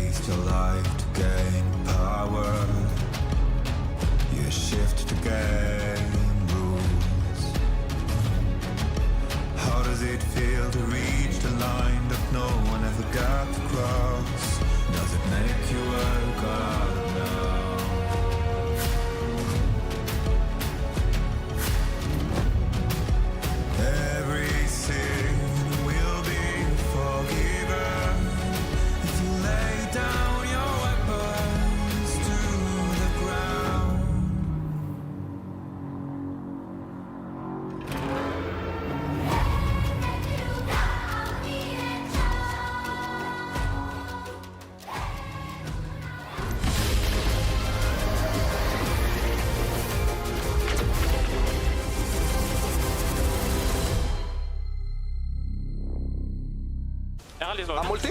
Open or flash. Win this. Go back. Hello? Yeah, I can look. I speed you. Okay. Look at now. I'm okay as well. Look Poppy too. Yeah, you got back, okay? I can steal you, you're fine. Look Poppy, I'm looking Poppy, okay? I can't. It's all you. We got mid tower. Yes. I'm fine. I have flash in one. Look at guys. Wait. Go on, answer. a G2 holiday! They did it! What are these fat boys? Welcome back to the LEC, where KC finds themselves 1-0 lead against G2 in this best of 5 for the Summer Split Finals, but also Worlds. I mean, this was a great performance from KC coming into this, but all things started off a little bit wonky with the draft. Yeah, it was surprising to see, well, obviously it was surprising to see KC pull off such a great performance, but at the same time, I wasn't really expecting this from G2 all the way from game 1, where you decide to overcook like this, because as you can see on the screen, you have the LeBlanc, you have Poppy, and you have the Kled as your first 3, and all of these were picked as counter picks. Like, that's the logic. It just felt like it's one of those situations where everyone is happy. Okay, what do you want to play 1v1? You're happy with this matchup? Cool. All 3 got it. But I really felt like that leading up to the rest of the draft, it wasn't really savable, because you ended up in this position where you have winning lanes, but then your team fights are just not up to par to the powerhouse that KC managed to draft. But this was something we were talking about even coming into it, was like, hang on, G2 are picking red. Because they came in at the higher seed, they would have had the choice, and they decided to go with the red side. We were kind of like, well, what are they cooking? And it felt like a very odd conclusion to it. Because as Odo was saying, you're kind of playing this 1-3-1. Sure, you have some advantages that you're trying to play through, but it never felt like they really got going. And I kind of have to give a shout out to BB as well on this one, because he comes in with the Kled as an answer here into the Rumble, and it just never really got going. Kana did a really nice choice at level 6, where he faked a reset, ulted the wave, and then kind of got this tempo advantage and just started to move all around the map and just prevented BB from really finding any success here. Yeah, the thing as well that you really want to hear as G2, Odo specifically, is to get that early advantage and be able to snowball it so you can get picks.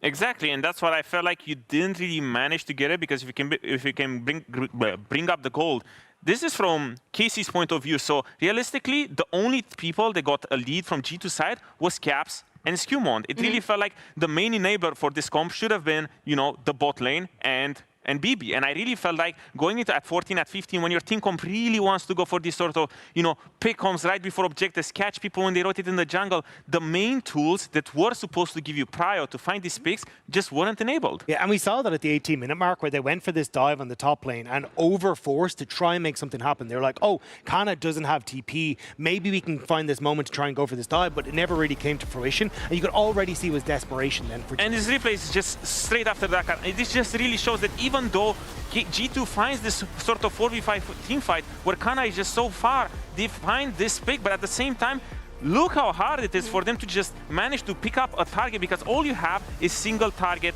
damage dealers. You just need to have immaculate target selection to be able to clutch this team fight, while at the same time KC, they just need to be together and just sit as a ball. Yeah, it kind of felt like, you look at the guy in the mosh pit just going in, swinging his arms, Bart Simpson style going in, hoping they could beat someone, and then it's just KC kind of going, well, yeah, we kind of know what we're doing here. We're going to know how to operate. But it's actually really interesting, because you're talking about you need to have immaculate target selection, which I feel like G2 had, because Caps immediately blows up Kalist. That's the AD carry out of the fight. But even though they had that, they were still not able to translate that into a win. And that's just because KC's team comp is just so strong. Is this just, meatball meta style of team comp, where all you have to do, you have so many more different threats. Sure, usually the LeBlanc wants to blow up the ADC, but at the same time you have the Rumble, you have the Orianna, you have the Scanner.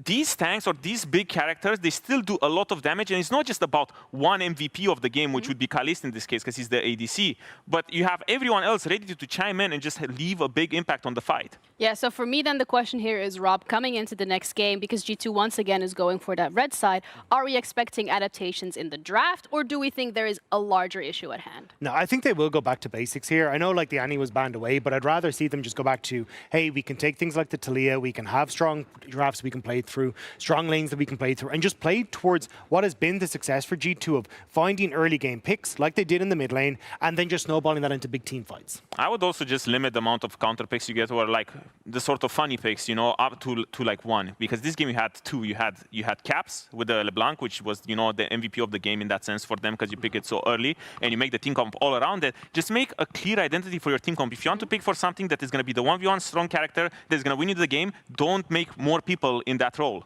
Yeah, I mean, the draft for G2 not necessarily hitting the mark, but also really good from KC that they were able to punish the mistakes coming out from G2 and being able to show us that they have improved over this last 2 weeks from a break. But can G2 actually turn it around, or will KC continue the sweep? Laura is on the stage with KC Niski ahead of our next series to find out what he has to say. Super convincing game one on the side of KC here for game one, and I have Niski with me, of course. Any takes on whatever your team did just now? I mean, I'm happy that they played very confident, right? I mean, it's been a while since we didn't play G2, and I think game one in a best of 5 is very, very important, so I'm glad we started well, yeah. Are we going to have Subski at any points? Not on me to decide. All right, we'll see about that. Thank you so much. I'll let you warm the bench then for now. And casters, let's get ready for game 2. Great to hear from Niski. Obviously, we'll see if he comes in. I'm going to say after game 1 performance, possibly not.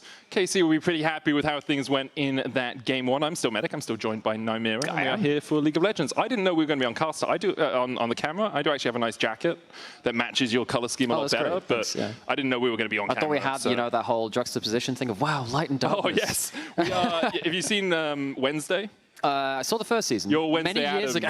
and I'm whoever the other person is. I can't remember her name. Anyway, League of Legends is happening, guys. We're going to get into draft in just a moment's time as KC and are Wednesday on the and blue side. Thursday then instead. Yes, I'll be Thursday. And it's Monday. Wait, no, it's not Sunday. It's Sunday today. It's Great start, Friday Medic. first, then Saturday, Sunday. Perfect. Cool. So right. KC on the blue gameplay, side, please. G2 on the red, who they elected to be on the red side again.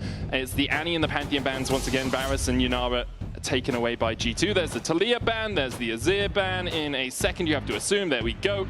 So, where are we going G2? Because KC, loved your draft, played it well, good job, 10 out of 10. G2, like 2 out of 10 at most probably.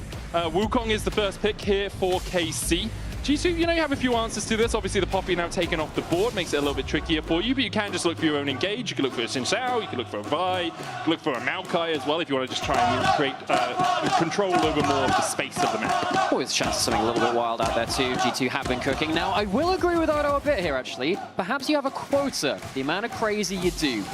Gonna hover over this Victor, lock it in, actually. I suppose there is a takeaway from Vladdy. I wonder if G2 think, okay, all right, well, Orianna's gone. Perhaps if we take the Victor, we're starting to cut into Vladdy's comfort pool, which has been something which, you know, we've questioned a little bit from him, that actually his mage plays look good.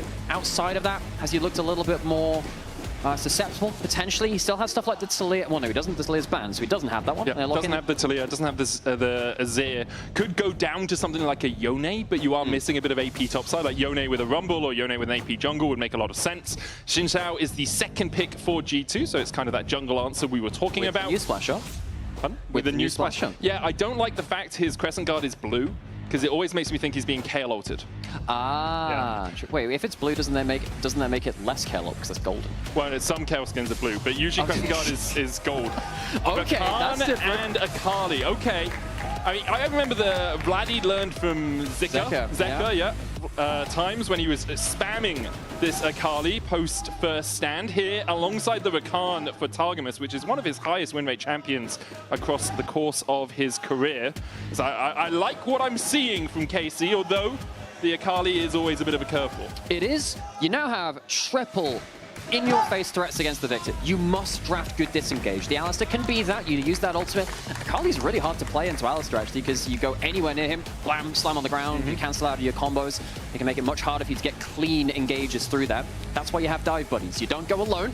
It's dangerous to go alone. Take this Rakan, and also this Wukong, and maybe even something like an Ornn later. We'll see what happens with Canna in that top side.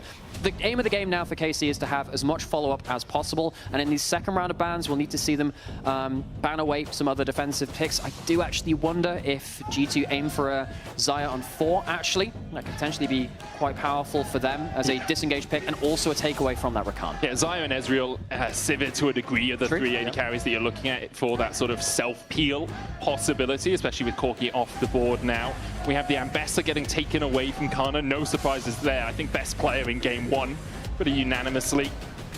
People I've talked to. Yorick then banned as a response. They're trying to pinch Broken Blade's pool a little bit, which does make sense. Broken Blade did have a good summer, but really struggled at MSI, struggled in spring.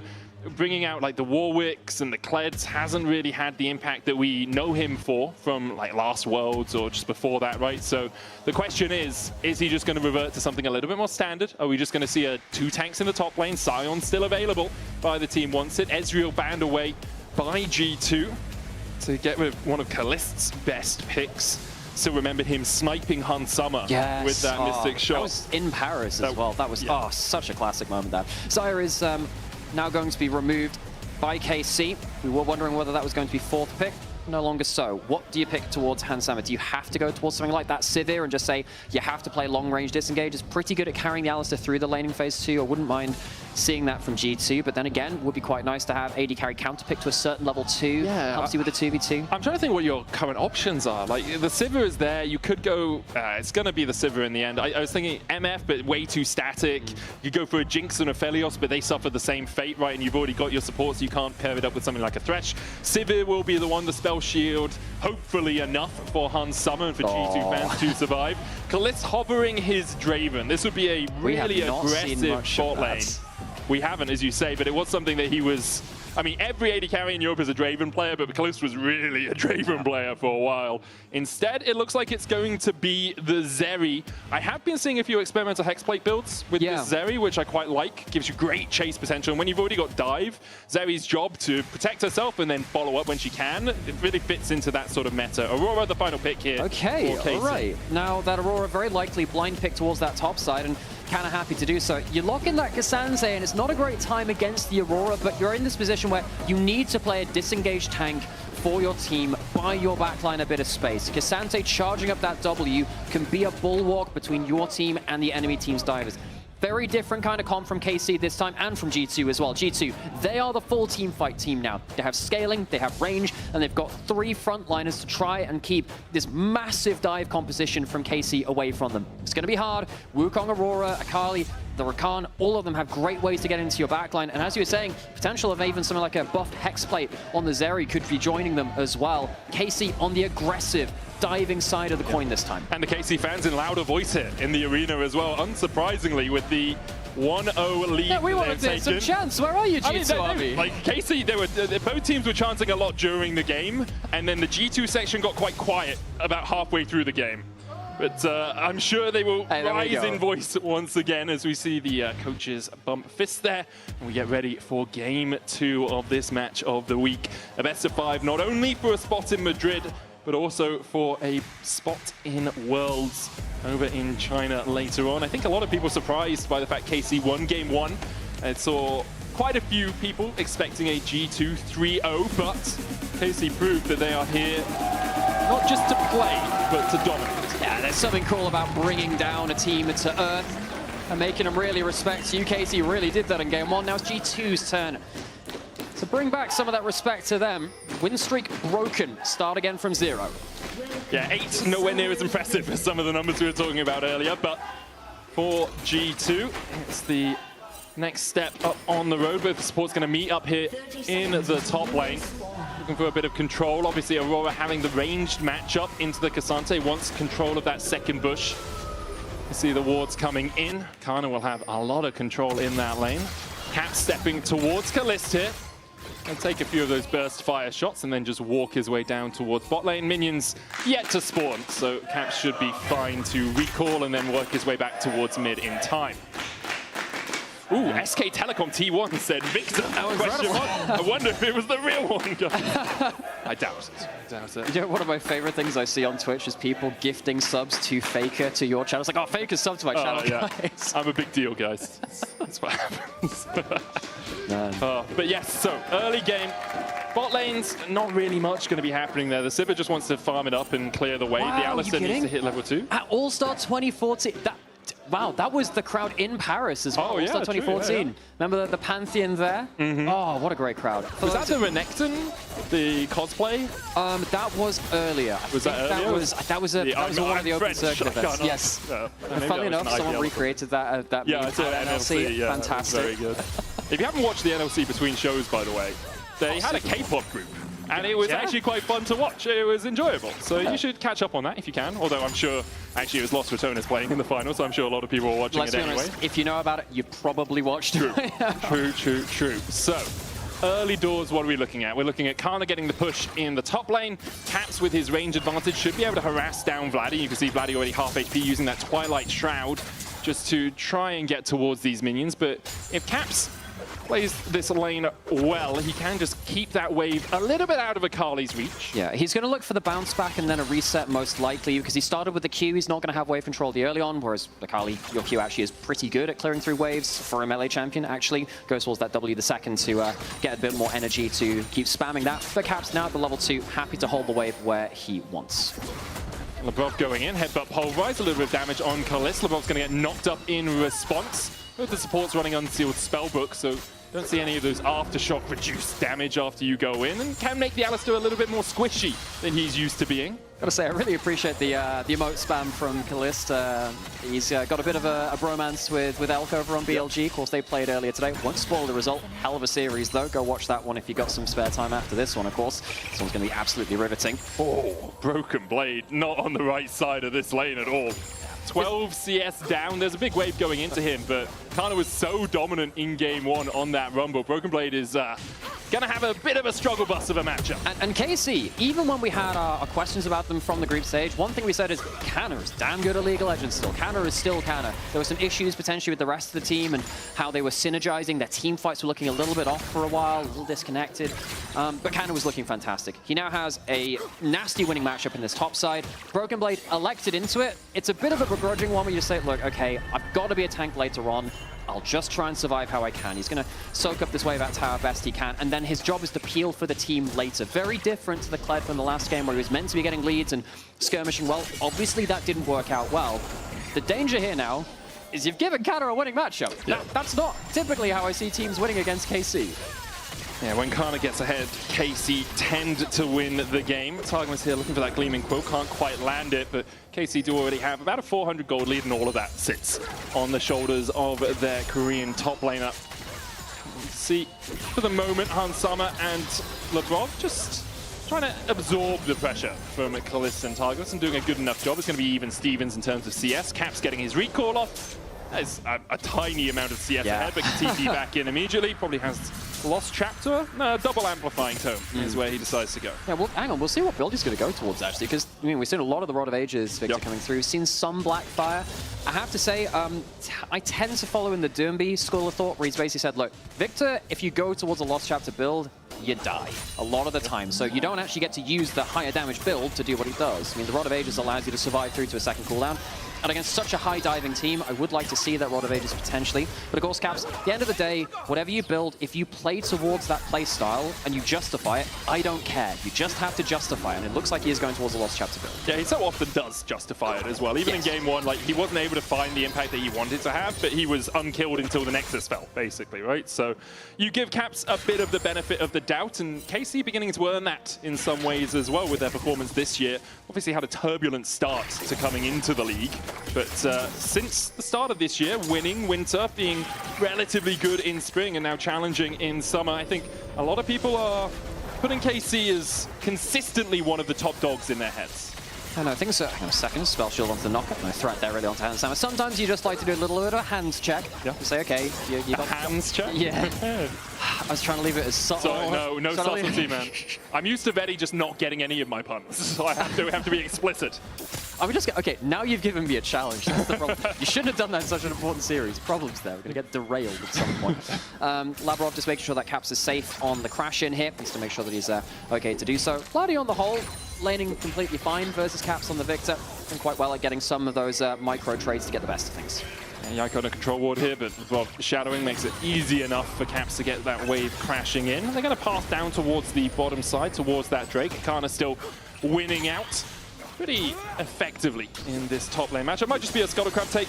Caps escorted to the Honey Fruit. He'll gobble those down. And just seeing that random damage again in that top side matchup, people really don't respect the passive damage of the Aurora in this kind of matchup. So strong. Why did this random bit of damage come through from Naught attack? You get that 3 hits and just a load of random bits of percent HP comes through, amped up by the Leandries and potentially a Riftmaker later on as well. It's so disgusting. You can see how much damage has been done there just by wailing on the melee. Same in mid lane for the Victor, of course, there too. But this is one of the reasons why the Aurora is favored its tanks. Might actually see a contest around this dragon now. Casey, you're quite intent on approaching. You can see Vladdy's quite a way away, currently only near the red buff. Hansama forced back a little bit, puts some control ward down in the Tribush. Targamas goes in, exhaust onto Skewmon. Smite by Yike, won the last one of these. Skewmon looking for the smite, and it's Yike again! He's just Scumon's father, it seems. LeBron hit with the Ultra Shock Laser, and it's a perfect execution from Vladdy that kills off the cow. Oh, welcome back, Vladdy. Gets himself the first kill of the game on the Akali. We were a little bit worried, does he just have to revert back towards mages? But he says in this first fight, no. Of course, we'll see how that fight, how the fights continue across the game. But KC, Smite fight, first blood. G2, there are some worries here. There really are. We'll see it again. Yike just wins it. Decimating Smash alongside the Smite is enough, and then LeBron gets clipped. And Vladdy chases him down. Forcing a flash out of Scumon too. You'd normally think that, you know, Victor and the Shins out, they'd be winning through the early fights early. Typically when early fights tend to happen out here, actually, in the early game. But no, not to be the case. KC get themselves a bit of a freebie there. And now it's not just Kana that's ahead. Your mid lane is ahead, your bot lane is ahead. You are happy as anything here if you're Carmine Corp. For G2, like, they do scale into this game. Victor, Sivir scale really well. You're going to have a frontline Cassante. But now we get to see how good KC can be with one of those early game leads, because they haven't had them that often in summer. Grub started up. Do KC feel like they can contest this again? First one goes down to G2. I think Scumon smiting the first one kind of implies, hey, we don't really want to contest the next two. They'll pull this last one out, but Yike's going to be able to take them both. And the little grub is actually, his mites, stopping the recall from Scumon. Does hit level 7 now, doesn't have his smite, whereas Yike has held on to his. G2, this is cinema. Like, they're just watching. They have gone to the movies, they bought a ticket, they bought the popcorn, and they're just spectating as KC take the two grubs. I like to call it Safari League of Legends. Yeah. Well, we've got an animal going in right there. The cow's on the rampage. Goes back out with the Cyclone there. LeBron going in, pops that Unbreakable Will. Arcane Storm coming out as well, but not really much happening there for G2. LeBron went for the engage with the Hex Flash. Scumon's going to dash away. Targamas dancing in with that grand entrance. Cap still looking for more. Remember, no ultimates available now as Broken Blade is just killing off Kana. Kana has no ult, has to flash BB on the chase, going all out. Can't quite land the Intofos. And because of that, Kana survives. Close run stuff. Potential of a continued fight up here. I think he'll finally defuse. And you know what? I was just checking the damage numbers from that Zeri, because something seemed a bit weird about the W. Folks, this is a W max Zeri. Oh, wow. I'm not going to lie, not seen this one before. I'm not sure if it's been popping up in solo queue. We'll look at that one in the background. But Gliss, looking for those poke angles. Yeah, you can sit down in that bottom left there, actually. Just look down. No, it switched over to the card. All right, it switched away from it. You can see it was there. Hang on, Vladdy goes in. Yeah, Vladdy looking for this, but he has to dash away and dive to Summonary. There from Keps. Okay, good reason to go away from that, Zeri. Vladdy goes down. Had the first blood, now is his first team's death as well. Fight over the Raptors as Scumon flashes up to the Anivia. And more interestingly so, because Yike always hovers Anivia in that champion select. Scumon didn't actually get an assist on that, by the way. It was all caps, kind of forced Vladdy into the defensive plate. But yeah, you can see right there, W max, 4 points in it. Increasing that poke, reminder that when you put it through the wall, it auto crits, so it gives you the extra damage through it. Can get the Vladdy for this play. What happened here? So he jumps forwards, tries to get good trades down. Of course, has the Conqueror for the extended trades, but sees the Shinzai come out of Fog of War, realizes, yeah, bit toast. Maybe it was an auto attack at the end, not Summonary, but still, yeah. I'm gonna TP. I mean, it's one of those moments where you're like, oh, I can outplay this. I didn't realize I'm dead. I entered. Okay, such is life. It's okay. Everything's chill until Shinzai just randomly turns up in your lane. Sometimes it happens that way. Oh well. First item now completed for Vladdy. Has that rocket belt. I keep calling it Proto Belt, even after all these years. On the other side, Caps is actually going towards Leandri's first from the looks of it, not going towards something like the Rod of Ages, but still HP, burn damage, not bad. Yeah, it gives them a little bit of tankiness, if not as much as the Rod. I looked back. Few AD carries still going for the Q build, majority of them are, but Kalist always going for this W build in his solo Q games, at least from what I can see. So I mean, your random burst damage is pretty high, actually. Yep. If you don't expect the W damage coming out, it can really catch you by surprise. Remember the older AP Zeri Ws? Oh god, I used to do it in ARAM all the time. Yeah. There are a couple of teams down in the ERLs which really love doing that. I think it was M&S, just the mid laner, which really popularized it. God, that was nasty. Glad we're done away with the AP Zeri. Yes, yeah. All AD carries in the mid lane, just get rid of them. That's my general. If they can play AP, it shouldn't exist. You don't miss the 4 straight years of Blade Black Evolution? You don't? No, I do not miss those times. I do not. But Vladdy on this Akali, about 300 gold behind right now. The big lead for KC is in that top lane once again. Kana has a 23 CS advantage, and with it 700 gold in his back pocket. We saw Broken Blade almost able to win one trade, but unable to do so in the end as KC set up towards this Drake. Get a little bit of vision into the G2 jungle, but G2 actually have a lot of vision behind them. You can see how many wards. Yeah, thank you so much, observers, for pointing that out. Flank wards abound, but only Caps with a TP. I don't think the flanking victor is necessarily what you're angling for with this team comp. It just gives you advanced notice. That's the big thing which you're looking for. Yeah, flanking victor is the deadest rather than the deadliest. Right. Oh, such a way with words. No, thank you. Man, you should do that for a living some. Consider it sometime. Hands doing okay at just pushing in those waves and making sure that waves just disappear in the way that only really Sivir can do. Of course, later on into the game, G2 are going to have a massively powerful backline in this Victor and Sivir, just giving crazy AoE and pass-through damage. KC, the goal for them will be making it through the minefield of CC and frontline to those carries, and they'll have to choose their angles very carefully, because you fail to do that once, you often use a lot of your flashes as your ultimates, and makes it harder the next time. Vladdy is on the flank, they do want to contest. That's a pincer movement here by KC. Camp's going to try and keep Vladdy at bay. Yike goes into the pit, but the smite comes down before he's in range. One way not to lose the smite fight is to have it dead before the enemy jungler arrives. It's a Hex Soul for us, a Drake apiece so far in this game. And I think Analyst may have even picked up a tower plate while all of that was going on, realizing that the fight wasn't really going to begin. Skewmon there on a control wall will start up this red. Immediate response from Targamas, you can see running from that bot lane, and Skewmon realizes he has to vacate the premises. Skedaddle, get out of that. Skewmon, I think he just realized he was on a control ward as he jumped over. I thought, perhaps not. W again, even off the wall, does decent amount of damage there. Going back in to get a bit of damage back. Yeah, Targamas will just dance around it. As a support in that situation, you take a trade of some of your life for some of the AD carry's life, even if it's slightly more of your life than the ADC's. Particularly as the game goes on, HP on a support compared to HP of an AD carry, of course, is a very different thing. Even at early levels, it's a big thing in CVT. If you can trade onto the AD carry instead of the support, it tends to make a bit of a difference. Of course, both of these supports have a bit of sustain themselves. Helps you a little bit through that. We are now at the point where first items are through for everyone. The Koenig Rooken for Broken Blade would allow him to have the extra effective HP for each wave that crashes in. But as you were saying before, stuff like the Aurora with the Liandry's, you think it's a tank killing build, and it is. It is also a squishy killing build because Aurora has so much base damage, which Liandry's amps up with the, 6%, the amount of percent damage up from it, which affects your passive, your base damage, and everything. It means that you just end up just getting a nuke of damage when it goes into that backline later on as well. And kind of being ahead of the game from that position too is something that G2 will need to be really, really cognizant of. If this Aurora gets a good angle onto the backline, that is a quarter to a half of your carry's HP down when they get into the backline. I don't think Broken Blade's ever watched The Incredibles, because I was told no capes. He has decided on a couple of them. Can you do the Edna mode walk? Should we? No, we should not. Firstly, only TikTok can see the stream. True. I think that my knees might shatter if I did that. I had knee surgery when I was 24. I think I'd be doomed, man. For the moment, the next objective, this Rift Herald, you can see G2 setting up around it once again. Caps answering into Vladdy. Broken Blade down towards the bottom side, does have his TP, as does Kana, so KC can react if a 5v5 begins. And this setup, once again, it's Targamas and Yike together that we see so often trying to get this vision in. I'm sorry, but you are now obligated to say when there's a stopwatch, I got time, just to continue just that one other Incredibles reference we can throw in there. Harold has spawned as you were saying that. G2, again, we're getting towards the point where they can really start to front to back. We saw this from KC very effectively on their side the last game, where they baited G2 into them time after time. G2 on the defensive side of that coin now.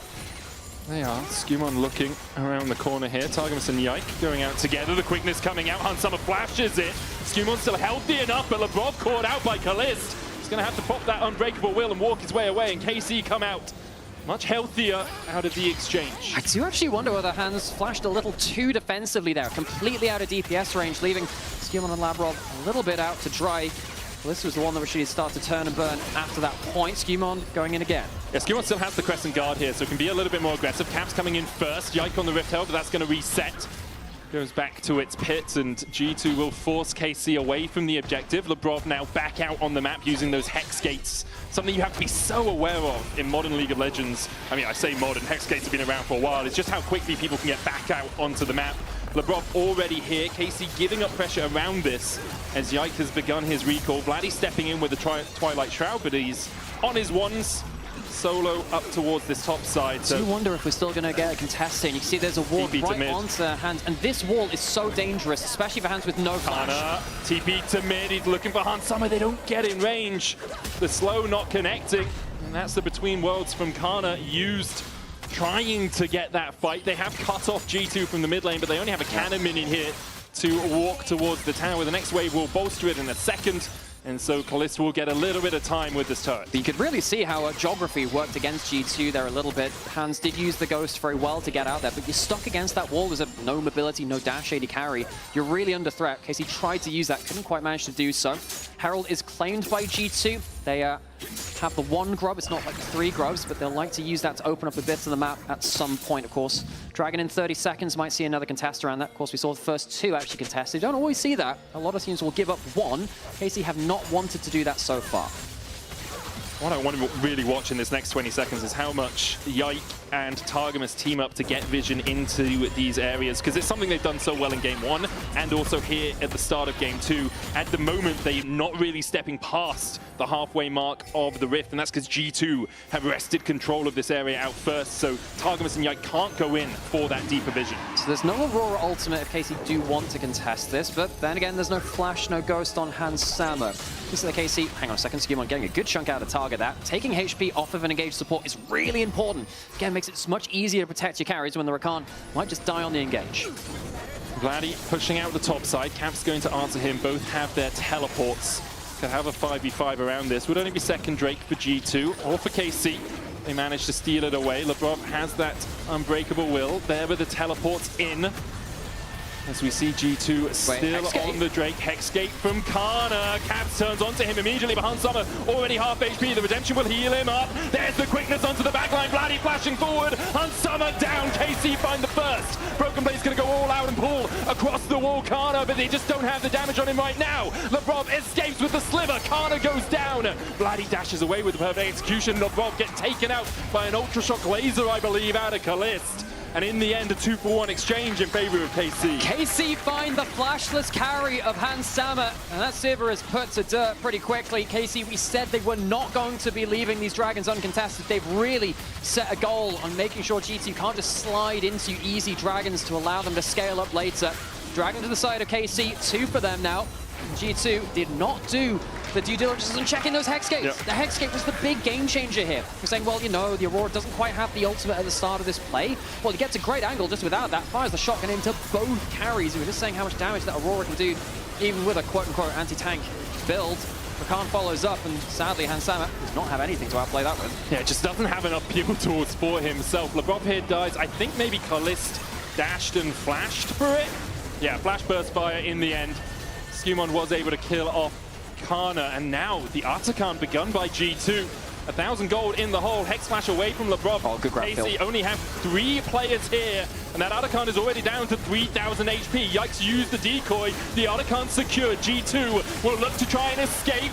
Skimon with the crescent guard. The dive in from Vladdy immediately knocked up. A good pathmaker will knock 2 back. Vladdy and Yikes dived into their demise. And G2 are looking for more. Cat's chasing Kalist, no flash on him, but he's able to run away with that extra movement speed. Dash across the wall.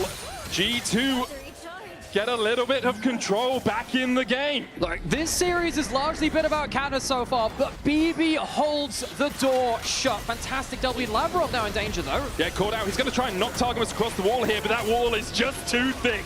Kalist gets another. Kana coming in from the side. The Rift charges in for a mid lane tower. It's the first of the game for either team. G2 secure it. It will get another charge in. A little bit of damage onto that tier 2. So G2, big series of plays for them. Get the Atakan, get the turret. I do not want... Wait, have you got bingo? 10k gold lead, failed dive, flame horizon, okay. You have a full bingo there. All right, well, someone's now going to tell us what happens with that bingo across the series. That is now obligation. Yeah. As long as it doesn't have casters use crutch words, because we've already done that the whole time.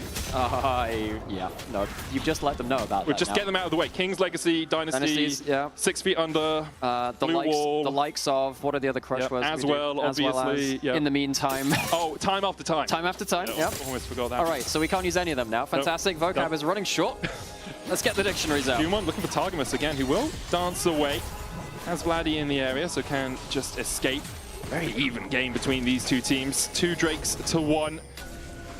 Artican obviously giving G2 a bunch of petals. It's about 1.5k, the 17 petal leave they have, alongside obviously the buff that you get from the Artican when you get kills, that little field around your enemies that you've taken down. Broken Blade also managing in this 1v1. It's gone a huge amount of magic resist. Yeah. There's only about 20 CS down. Yeah, and now he's making his way towards the Iceborne Gauntlet as well. Blackfire comes in for Caps. He's got the double burn coming through for his build. No Rod of Ages. Has a bit of the HP, as we said, from that Liandry's to make up the difference. And the big things you have to watch for in this game. Do Kalist and Han Summer survive through a fight? And do their front lines survive long enough for them to put the damage down? Obviously, Vladdy and Yike are going to want to get on that back line. Kana's going to want to do the same. But Kalist, if he is untouched, will absolutely rip through G2. The same can be said about Han Summer, Flicker Blades, and Yuntals. 3 items is really where these AD carries come online, but 2 is enough for them. Alongside that, Caps farming up on this Victor Kalist. Oh, the exhaust down as well. The Arcane Storm's going to take him out. Tarmo's trying to get him with the quickness as well, but he just can't get there quickly enough. And that's what I was talking about. Kalist is dead. You have no damage. Caps with a double. A brace for him. And brace for Impact, KC. Kana dies under his tower. And G2 might even be thinking about the win. I mean, you blink and you miss it. The blue wall goes red. Great pickoff from Labrov, splats Kalist as he tries to wall right, and the bot tower falling as well gives G2 a huge power play. 3,000 gold now in the advantage for them. G2 massively punish. That's a huge swing for them. 500 gold ahead underneath that tier 2 tower in mid. Now going to be 3.7k. Their advantage 3.9 now, in fact. What have we got coming up next? We've got 40 seconds on the Hex. Hex Drake will be third for KC. A minute on the Baron. G2 need to retreat, spend their gold, and then get out on the map. Yeah, so actually staying quite a long time has now left them in a bit of a problem because they haven't been able to retreat. Labrov has to burn the flash, but he's going to burn down anyway. Kalist gets the kill, as you say. They lost their timer. They lost their tempo by staying around for that bot tier 2. And then we saw Labrov trying to get back out there to get vision down. We'll have another look at this. I mean, just Kalist trying to escape a little bit further and splattered into the wall. Has nothing left after that point. No Summer as the double burn from the Victor. More than enough to get onto the carry at that point. Easy tower kill. You are completely right. Tempo is the right word for what they did after this point, though. So often misused. G2 use up their kind of movement on the map to say, let's take these turrets. And now they're behind in the setup for the Dragon. KC might be able to take a fight here. Labrov does have a TP, though, off the Unsealed Spellbook, so he can get into the fight, and he still has his ultimate. No flash for him as the Drake is down to 6,000, 5,000 now. Vladdy has a massive flank, and there's no vision. Labrov finally puts a ward in there. Between worlds goes Kana, immediately locked up, knocked up, and taken out. The smite goes down in this time. But Skewmon finds his mark. Yike getting chased out as well. It'll be a 3-for-0 with Drake alongside it as G2 take total control of the game. Yeah, Kana looks to go between worlds and only finds the underworld. Jumps into the play and doesn't have enough follow-up. G2 stand their ground, get the objective, get a huge fight. And they can look towards the Baron now. There's no smite. Yike is dead. G2 rolling from success into success. They won't have to care about Labrov dying before this point now. All the big plays are going their way. From 500 to 5,000 in about 3 minutes. G2 will start up the Baron. TP available for Kana in 12. It's not the quickest Baron as of yet. Cap's going to come and help out his team secure this as quickly as possible, but I wouldn't be surprised if KC do a poke, do a prod, have a look, decide against it. G2 will get the Baron. Look at that damage from Caps, man. 24k. This guy, like, G2 have missed 1 Worlds of the last 9. And it's whenever Worlds qualification is on the line, Caps is just something else. He just becomes a different beast. And he does get back there as well. You could have had just a most timely curse there. Very, very close on it. Here we're going to look at the fight again. There's great Bradfield. Forces the aggressive play forwards. And actually that Bradfield just completely zones off a lot of the team of KC. Kalist has to stand back behind the wall. Vladdy doesn't exactly get much value himself. And Kana, well, he does a hop, skip, and a jump into the grave. Did not get value out of that fight. The troublemaker. We have to call him the troublemaker from now on. Is that a thing? Please, BB. Have you ever played the Like a Dragon games? Every boss fight has like that. the Blah, blah, Yakuza. blah. Yeah. So like blah, blah, blah. And you have like a title under them. All I know is Takeshi, man. All I know is Takeshi from the Yakuza series. was casting some WoW with a guy called Preach recently, and he has some sort of obsession with the character. So, for the moment, the only obsession we need is with this best of 5. G2 well in command. KC trying to find something on the map. You can see Kana down towards that bottom side, just trying to get an objective bounty. There's a tower there, it's relatively low. Can take it pretty quickly. Does have the TP as well. But Broken Blade escorting in the wave in the mid lane. This will be an inhibitor. Ultra Laser dodged by G2. It goes between the uprights. Kana will get that objective bounty for KC. They try and eke some gold back in their favor. Pathmaker out from Broken Blade to dodge away from the grand entrance, and that's the first inhibitor going to go down in the top lane. G2 then turn their attentions towards mid. Kana continues pushing, double in hit from the push for G2. Feels a bit bad having to take an outer turret for double inhibitor trade. That's what they have to get, though. There's no way you can wave clear against this, and you probably can't even stay there against the very long range of the Sivir and the Victor. Yes, you can poke back with the W max on the Zeri, but not there being able to clear those waves in the same kind of way. When you're behind as an Akali in a game like this, it feels really, really bad. You're looking for flanks and assassinations, or that's it. We've kind of seen that from G2 in game 1, where they tried that with LeBlanc and Leclerc. I think it's a little less egregious in KC this time, a bit more standard in the champions they have picked. But both of these teams took an aggressive angle with one of their drafts, and neither of them have really come out the winning angle of that. The defensive, group-up, team-fight style has worked out much better for both teams. It's also who are you killing now for Vladdy, right? Like, you've got a couple of kills early in the game. You go for Caps, he's got a stopwatch and a Leandri, so he's not the squishiest person in the world. You go for Hans Sommer, he has a spell shield. Yeah, you're killing Grom. That's about all you can muster at this moment. G2 pushing in the last remaining wave. There's the TB flank, but they'll see it. G2 turn with the on the hunt. Broken Blade with the Pathmaker will bring the Cyclone onto a couple of his teammates. Hagman's going in as well. The boss already killed off Yike. And Summer will die on the back line, but G2 don't care about their AD carry anymore. They've already found 4, and Kana likely to hit the floor as well. Pulled out with the all-out. G2 still chasing. Caps has to use the stopwatch to drop the tower aggro. Kana dies for the ace. And we're going to 1-1. Attention to anyone who's currently residing in blue side base. There is a storm warning. Caps drops the ult, and KC drop with it. Towers in their sights. This is what we wanted from this series. This is what we wanted from the LEC Summer Playoffs. G2 and KC neck and neck after 2. Hopefully we go all 5. Deathless is the man in the mid lane. Caps so often the standard bearer, waving the flag high at the enemy nexus. That they are. For KC, back to the drawing board a little bit with that draft. But for you at home, if you want to win a trip to LEC Madrid, for you and a guest with all expenses paid, your journey starts here. Tell us your story with the LEC and why you deserve to win the trip. We'll be joining you again right after this break.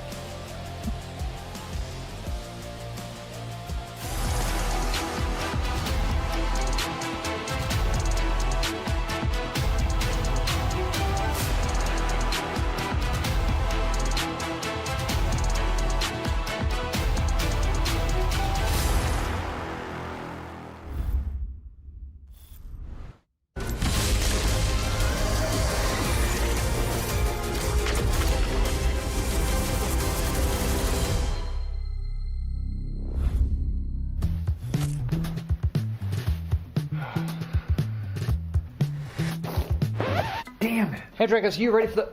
Oh, that doesn't look good. Wait, I have a solution, but you have a break. I will be right back. Just wait.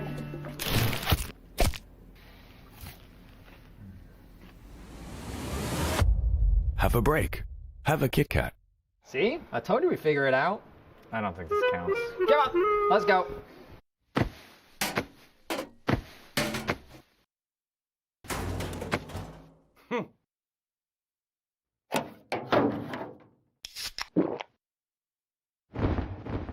Red Bull gives you wings. Hey Kia, let's see if you're a real fan. I'm ready. How many lanes are there in League of Legends? There are 3 lanes in League of Legends. Are you seriously quizzing the car about League of Legends? Look, I just want to know how much it knows. The EV3 has an AI assistant. It's supposed to know everything. Okay then, hey Kia, how do I get better at League of Legends? That will be challenging.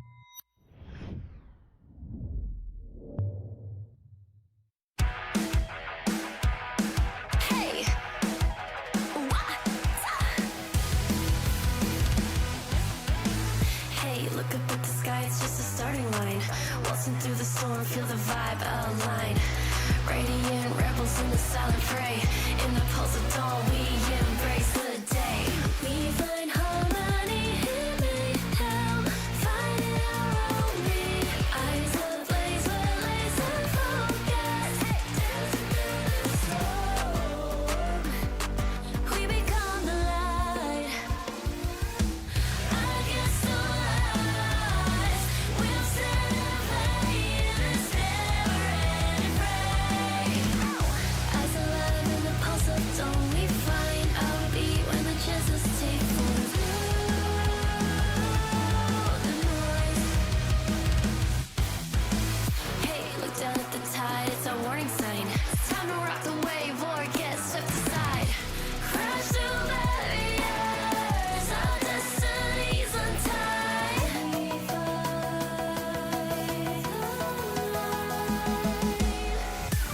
We find harmony in mayhem, finding our own beat. Eyes ablaze, we're laser focused. We become the light. We become the light. Against the lies, we'll set a flame in this never-ending fray. Eyes alive in the pulse of dawn, we find our beat when the chances take form through the noise. Hey, look up at the sky, it's just a starting line. Hey, look up at the sky, it's just a starting line. Radiant rebels in the silent fray. In the pulse of dawn, we embrace the day.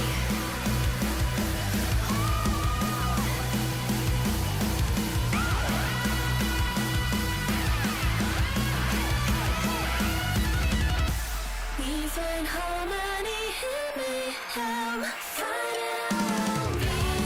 Eyes ablaze, we're laser focused.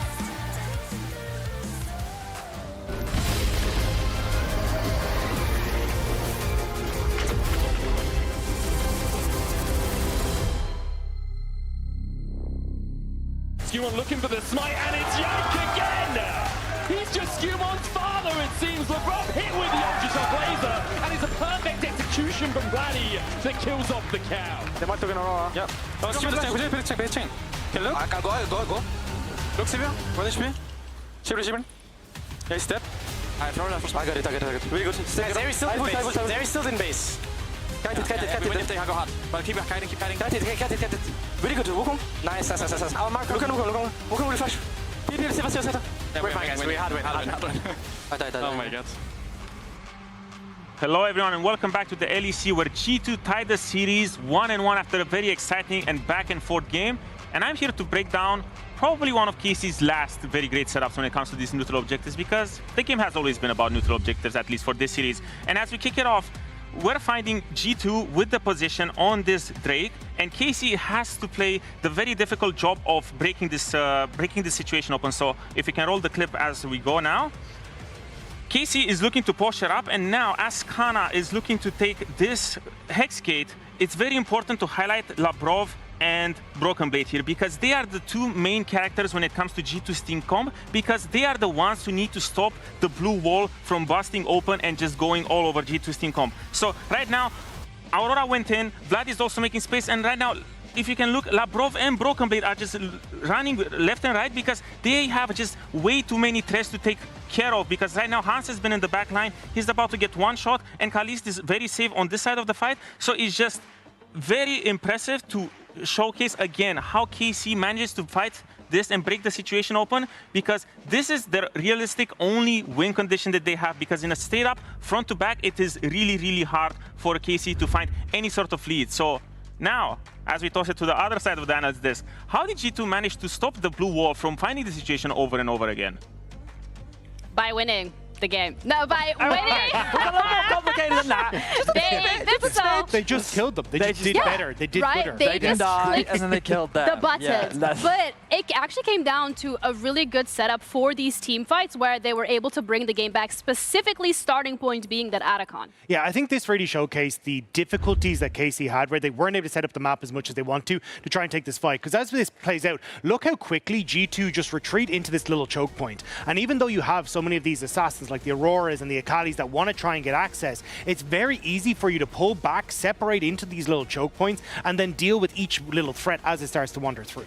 Execution was key in this game, and what surprised me, like it did many of us, was how fast G2 was actually playing. The Artican in of itself, after losing the teamfight around Dragon, I wasn't expecting them to come out onto the map and immediately force that objective. They ran it down mid, find 2 picks, converted into 2 towers as well. Yeah. Speed was the name of the game, and obviously with Sivir, she loves to go fast. She loves to fly forward and she loves to make stuff happen. But I wasn't expecting G2 to be as proactive as they were and take such swift control over the game. Yeah, it was a really great showing from G2 specifically, and also punishing the mistakes that KC had, getting Khalees in that mid lane, catching him off guard. They were able to play to that composition, which is a little bit different than what we saw from them in that first game where they were going for those individual picks. This is more team fighting. But when it comes to the draft and how everything played out, we had Lord check in with Dylan at the 10-minute mark last game to ask exactly why the changes were made. We are 10 minutes into Game 2 right now, and I have Dylan with me to talk about the draft first. Completely different approach compared to Game 1. What did you learn from what happened before? Well, Game 1 was really about punishing the Orianna. I think we did it early game, and we kind of let up on it a bit, mess up a couple fights, and of course, a comp like that looks pretty bad when you're behind late game.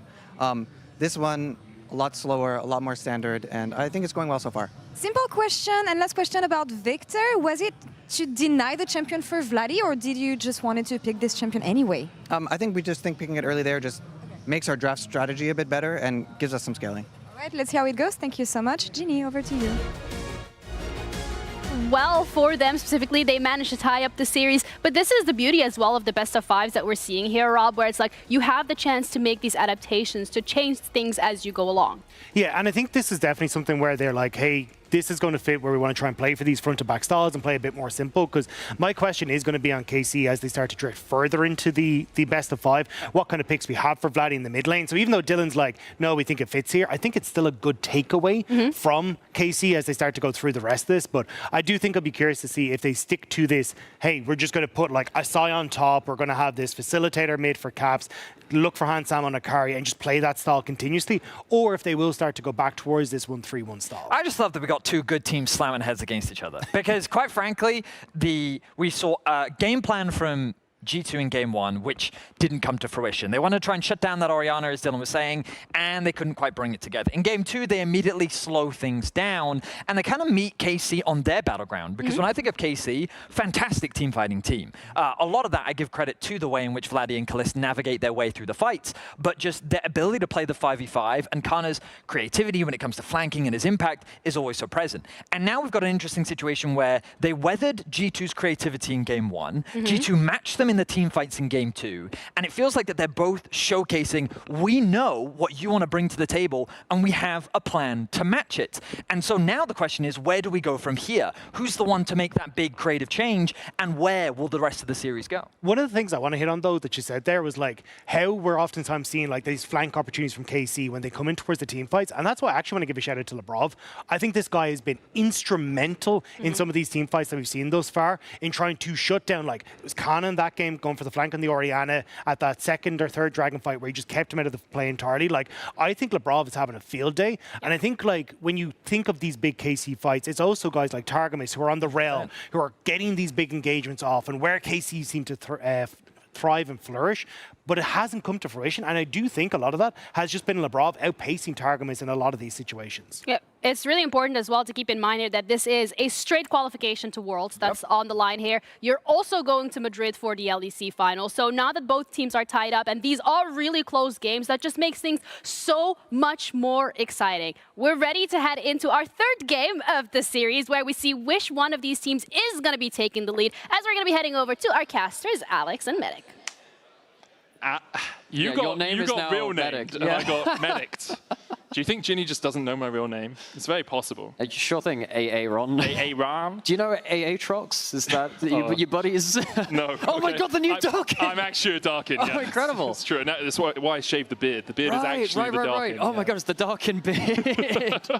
We are getting ready for Game 3 of this best of 5, as they said so eloquently at the analyst desk. Not only a spot at Worlds, but also qualification for the Madrid portion of our playoffs in a couple of weeks' time. Also gives you a break week next week if you win this, I think, right? Yeah? No?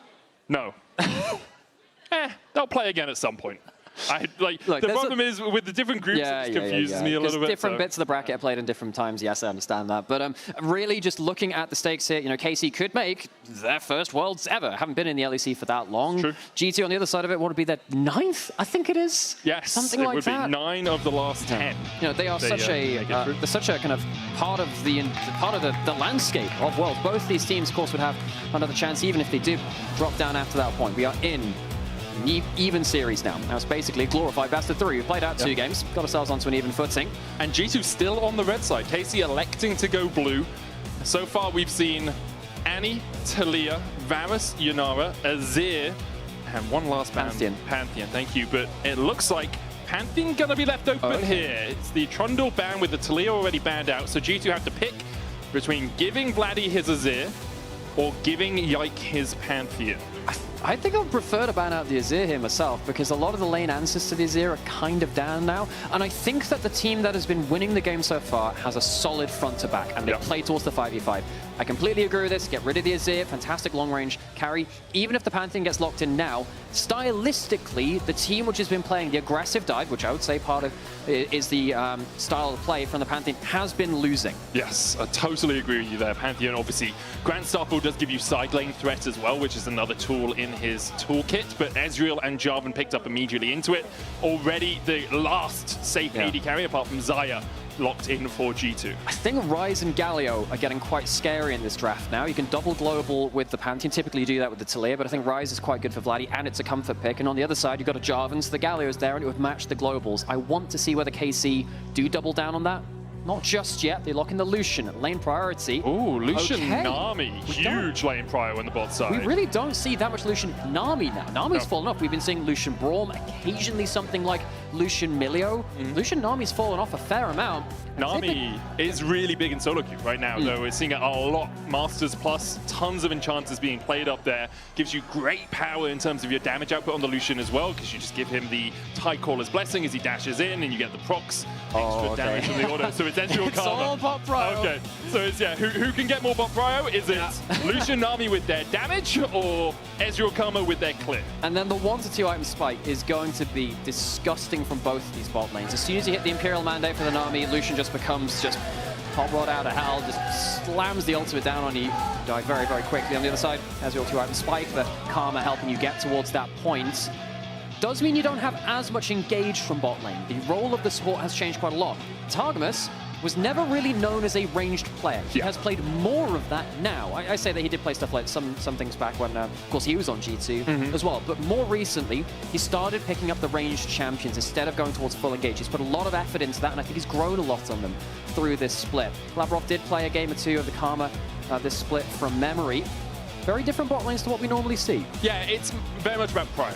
It's what we've been talking about a little bit here, but we'll see if the junglers actually want to try and influence that a huge amount, or if they let their bot lanes fight for prio and then try and influence the rest of the map. Really dependent on top lane matchups, mid lane matchups, which we have neither of so far. Gwen and Ambessa banned away by G2. Jax taken away by KC. I mean, we might just be reverting to a high damage mid laner and something like an Ornn or a Sion for G2 if you just want that front line. I think G2 are a little bit of afraid of a real carry top laner getting a Pantheon into their lane, which is why they ban away the champions, which they do. Is there anything else which can go towards that? I mean, something like the Yorick, I suppose, isn't bad with the Pantheon. Just anything which can be a target for that global. And if you get a kill on that side lane, starts to pop off, can be a big, big threat. Casey, what's the last ban? Thinking about it. They're taking their time. Okay, Yasuo ban. So a possibility for KC, right? That's true. Broken Blade very happy to pick the Yasuo into the Gnar, and G2 are like, yeah, we know. Oh my god, surprise substitution, we have Knock Knockout. I mean, I know BB plays it as well. I think taking that away from KC also gets rid of some of their agency in team fights. If you want, you can also remove the Rise to get rid of that side lane threat you were talking about already, Nightmare. Yeah, I mean, I think globals, when you have other globals in play, allows you to either neutralize or double down on it. Taking that away from the Pantheon is fine, and I think the Pantheon wants to play less with the Galio than you would with the Rise. We might see it locked anyway, just because Galio's fine into the Rise in an individual matchup.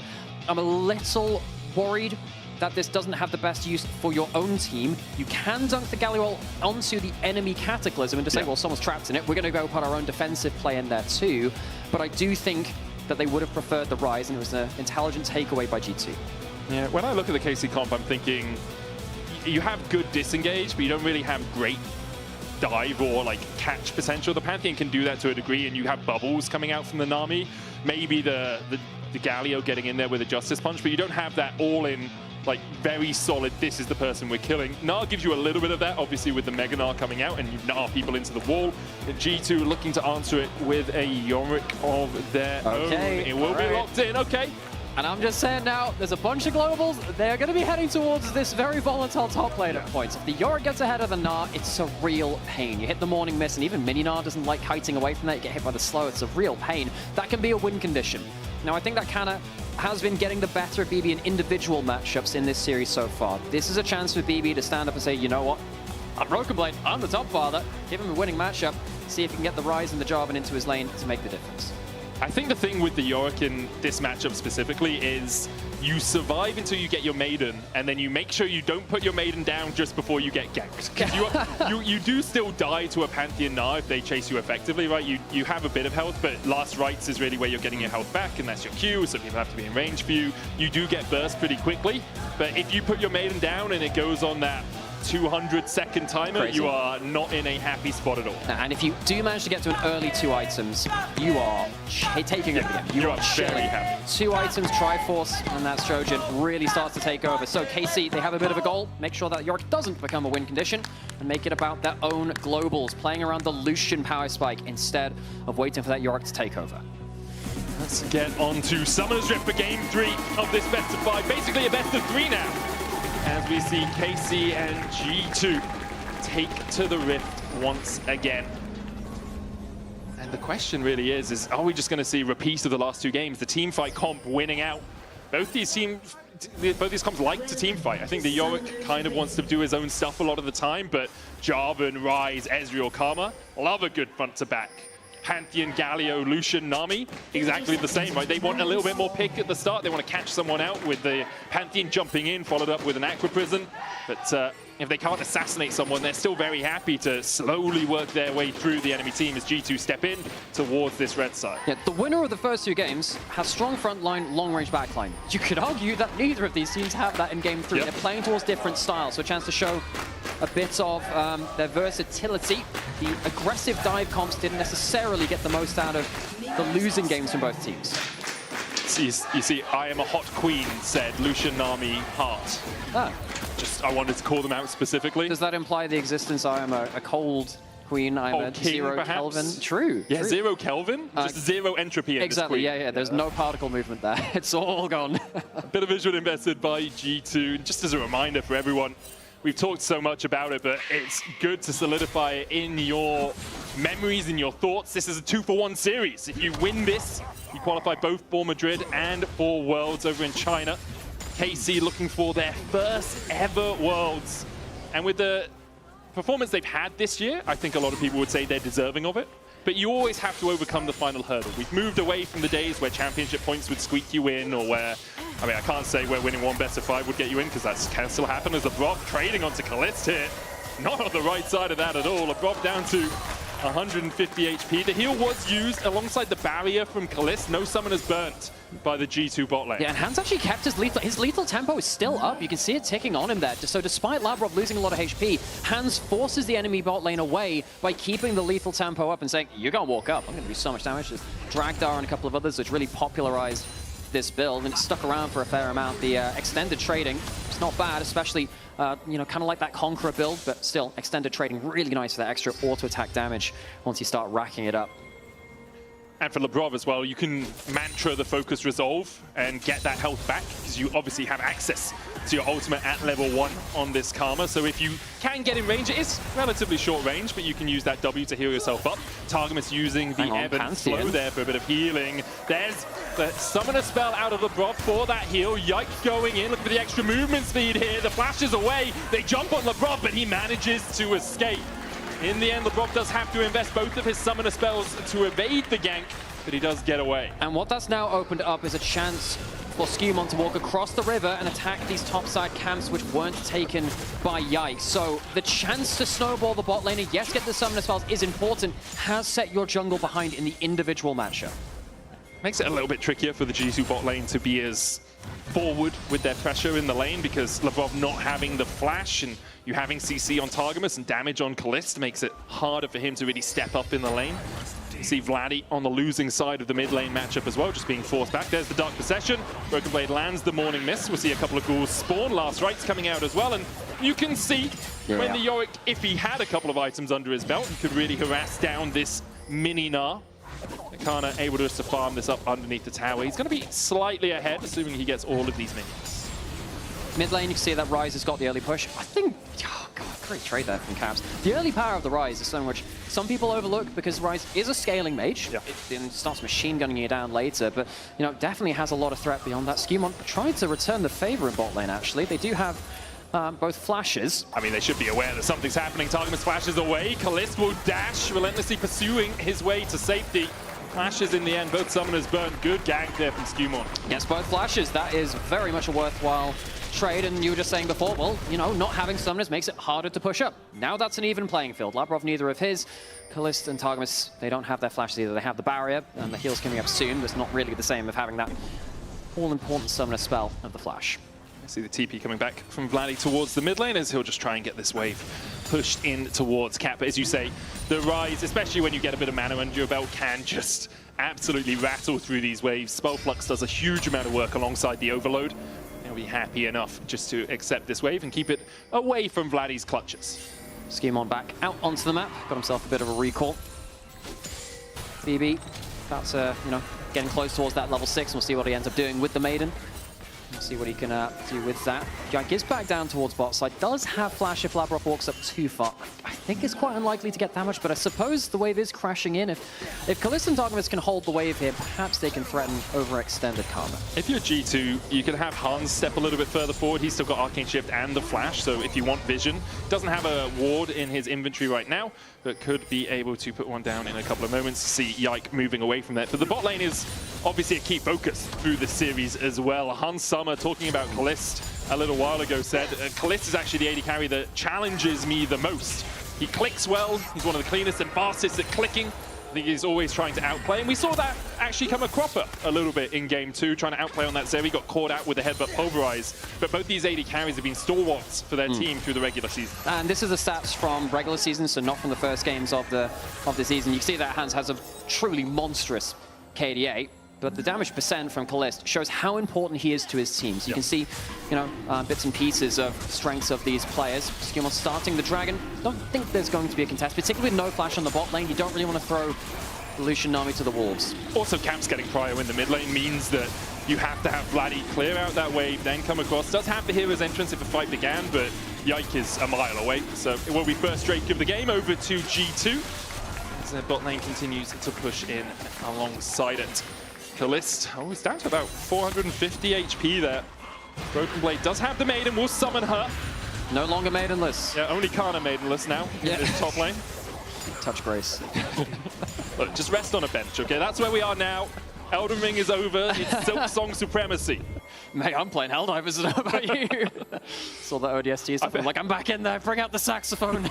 You were wishing for a Grace in Helldivers. The bugs are everywhere. Silk Song similar, actually. True. Yeah, so I've heard. Yeah. Luckily, no bugs hit so far.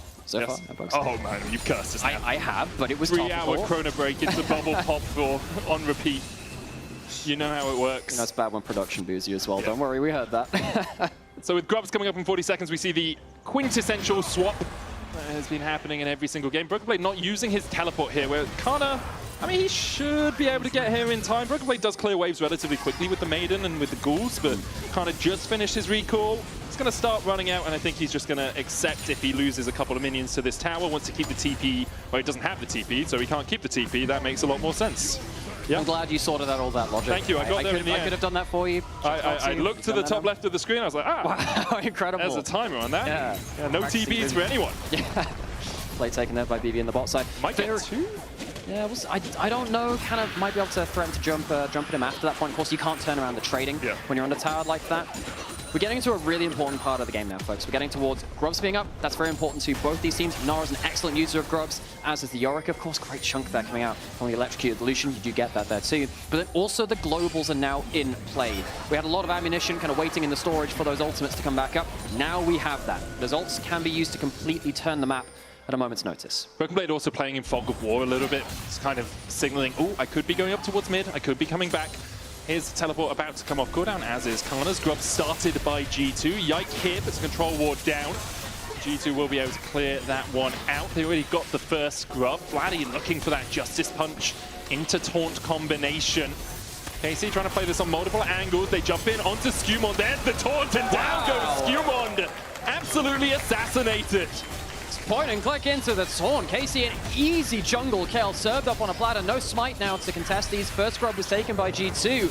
Casey didn't even need to use any of their big ultimates. They used the tidal wave, and that was it. G2 caught a little bit flat-footed. Just couldn't really support their jungler, who was a little too far forwards and definitely not tanky enough for that. Yeah, I think Skumon just thinking he could flag and drag out, right? It's like, oh, if they jump on me, I'll just flag and drag out immediately. But the CC layering when he doesn't have, never mind Merc Treads, doesn't have boots right now. It's a little bit tricky for him to escape such a situation. Kalista and Targamas here, standing on the back side of the bush, but it hit with a Mantrid in a flame, and that's quite a bit of damage. Grand Starfall coming out, LeBron with an early flash. Kalista chasing it as well. There's the Aqua Prison, and now LeBron is sleeping with the fishes. Yikes strikes. Some because there's a Nami. Yeah, Aqua Prison, sleeping with the fishes. Yeah, that's really good. And I'm annoyed that I didn't get that initially. Pantheon comes up and yikes, two great kill participation back to back. The first one was a freebie. That one was an overstay from G2. I'm just saying, look, the globals can punish you very, very quickly. And you don't have something like a Nautilus or an Alistair to be very tanky as the support. I think having the globals and having squishy supports makes this a very different game to the ones that we normally see in the current meta. You don't normally see a Pantheon being able to one-shot a support. Sometimes you can in very specific scenarios, but Nami, Karma, they need to be very careful, and we just saw that. Labrov did not understand that he was in kill threat until he was very, very dead. That's why it's also really difficult later on to gain proper vision control, because you have to be with one of your teammates. You don't have the ability to remove yourself from the enemy jungle like a Pyke or a Khan or even a Bard. You need to be there with someone when you face check, because otherwise you are just going to get popped. You're just going to get one shot by the enemy team. Labrov there, clicking on the snail to make sure his ward goes into the tri-bush. You know, funny you mentioned that. I remember because Lucian Army really came about in 2022 and a little bit beyond that point, and it stuck around for a little long time to the point where we were absolutely sick of it. EU struggled for a little while to play through the Lucian Nami and Enchanter supports because precisely that you mentioned in terms of the buddy system, warding particularly well.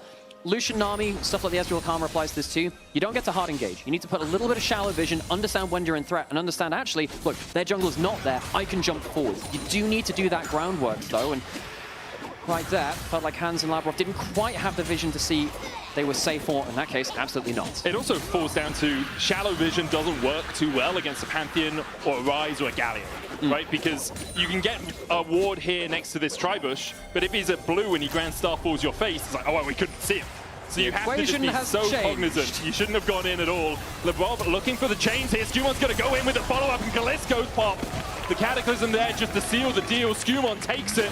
Kalist overstepping, thinking the Karma was squishier than she was. Yeah, well, 80 carries, they should know that kind of skill set. The fact that Kalista's the first one in and the first one dead is really going to put KC behind if they want to contest this. Yike is hanging around. I don't really think there's much you can look for here, though. I think it's more just to try and gate G2 off from this mid lane wave.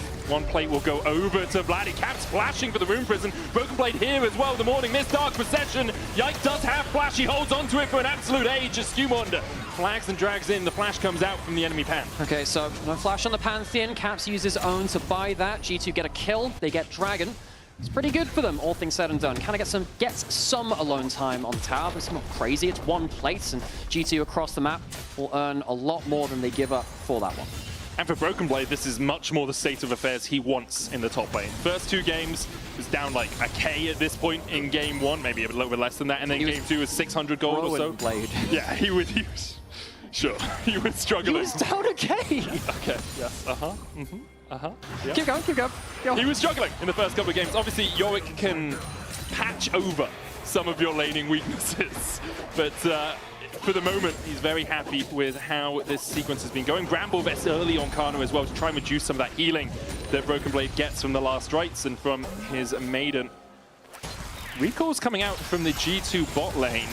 We're going to see, they're just going to run back out, but Kalist and Targamas have a little bit of time with this tower if they want it. Instead, they decide, let's make sure we get some vision towards the mid lane.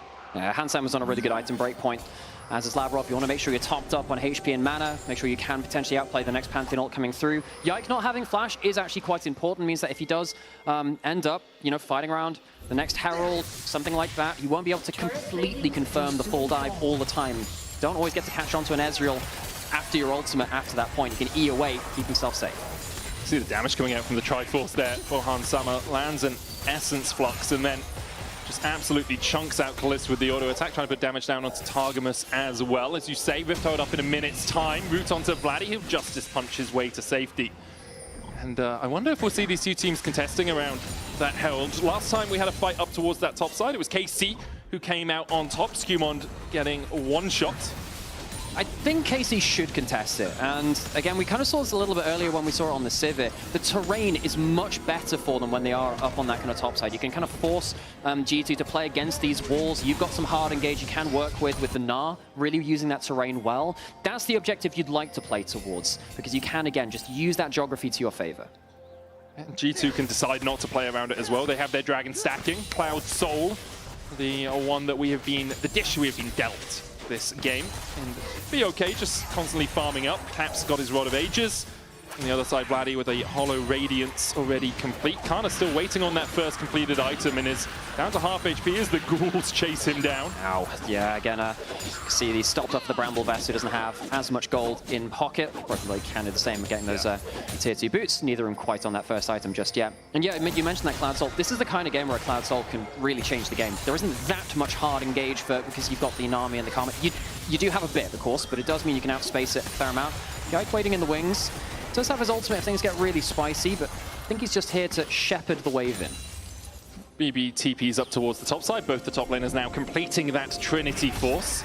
Yike will start up the Rifthold on a control ward, and looks like probably don't want to keep this one going. Collis just chipping away at it in case anyone from G2 thought perhaps they needed to move across because of that, but in the end, no one from G2 really responding. Skumond's top side available. Yike's top side available too, means they'll both be in the vicinity if someone does decide to start up that Herald.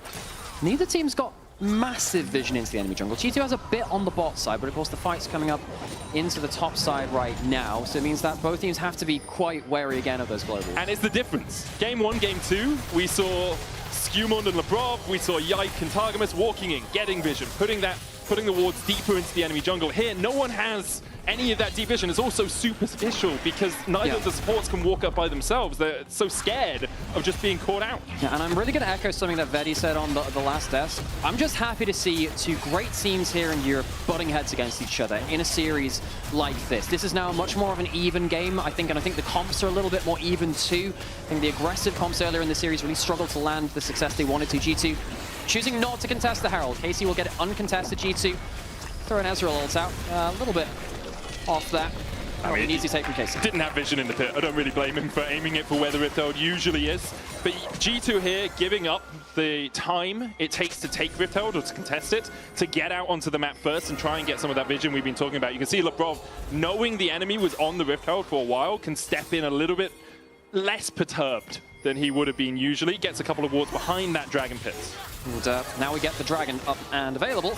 And you were saying, look, G2, it's a great chunk there onto Kalist, blows the heal. Aqua Prism down as well from Targamas. Hansama able to sidestep that. As you say, no heal. Grand Starfall coming out. Hansama immediately walking away with a heal from Labrov. Dashes out with the Arcane Shift as well. And now Kalist needs to be a little bit worried. Uses his own dash. Relentless Pursuit to escape Skumond's possible clutches. All the time that this has been happening, Caps is in the top lane, pushing in, trying to get more gold in his pocket. Dragon's been started too, and Yorick helps you a lot with that. He's pretty good at single target damage, that whole thing he does. G2 going to cleanly get themselves this third dragon and get onto Soul Point, the third one. KC can't contest. Also be upgraded boots for them. They'll complete the feats of strength. Broken Blade helping out here as their third objective. They've already got first tower, so their boots now looking slightly more blinged out. Getting a little bit worried for KC, as they haven't done much to shut down the Yorick. They are up against the Soul Point. If they get a good Atakan play and a good Herald play, then we have a different conversation. They are probably looking at that now, though, because G2 will probably be able to bring KC to the Dragon in the next few fights, of course, and cause some big issues for them. KC need to be very aware of that, be aware that actually they do need to make plays quite soon, I think. I agree with that. I think relative power in terms of item spikes is still quite even between the two teams, but you can't negate the fact there were 3 Drakes to null. Yeah. You can't negate the fact that G2 have been able to control these objectives a little bit more. Gnar used out here, doesn't kill off the Maiden. Khan is going to get chased down, Dark Procession out as well. Does still have the flash, Broken Blade with another last rites. Won't quite be enough to kill. The Morning Mist going wide there. Kana kills off the Maiden, which is kind of his intent the whole time. Skumon looking for a gank in the mid lane as Hans Summer once again lands that Essence Flux. Kalist dashing in. Vladdy here as well. Arcane shift away from Hans Summer. Does still have the flash and has to use it. Invest both his summoners to escape. Hans Summer hasn't able to go back to finish his second item, which will really give him that power point. Okay, we asked KC, can they use the Herald well? You need to make some plays. Thanks to their bot lane, yes they can. Hans isn't here for wave clear. Herald will smash into mid lane turret. Can they take the full thing? Flash forward again. Good flash away from Lebrov there, right in the nick of time. I think if he'd been caught with that shield vault anywhere further up in the lane, he would have died. The Rift Herald did come out, but Caps was here to defend. So the wave is cleared out. Next Drake 3 minutes away. Atakan up in 45 seconds. It's on the top side of this game. And the north-facing Atakan is G2 trying to get control around the bottom side of the map. And the fact they couldn't take their mid lane turret kind of sucks for KC. They realize a little bit more off of that. Getting the chunk is good, but they need to capitalize on it. The Herald was decent for them. Hans will drop a little bit of gold. He's about to get himself towards his second item, though. Couldn't get it on that base, unfortunately. Yeah, Kalist with the rapid fire cannon is able to get just a bunch more chunk damage more consistently because he's not aiming, he's not hitting a skill shot. He dashes forward, has Tidecaller's Blessing on him, and then right-click someone, and they take a bunch of damage. Hans Summer needs to be a little bit more tricky with his positioning and hitting those Mystic shots on this Ezreal. Not something we saw him play too often across the course of his career, this Ezreal. It's something he's picked up in the last few years or so, I'd say.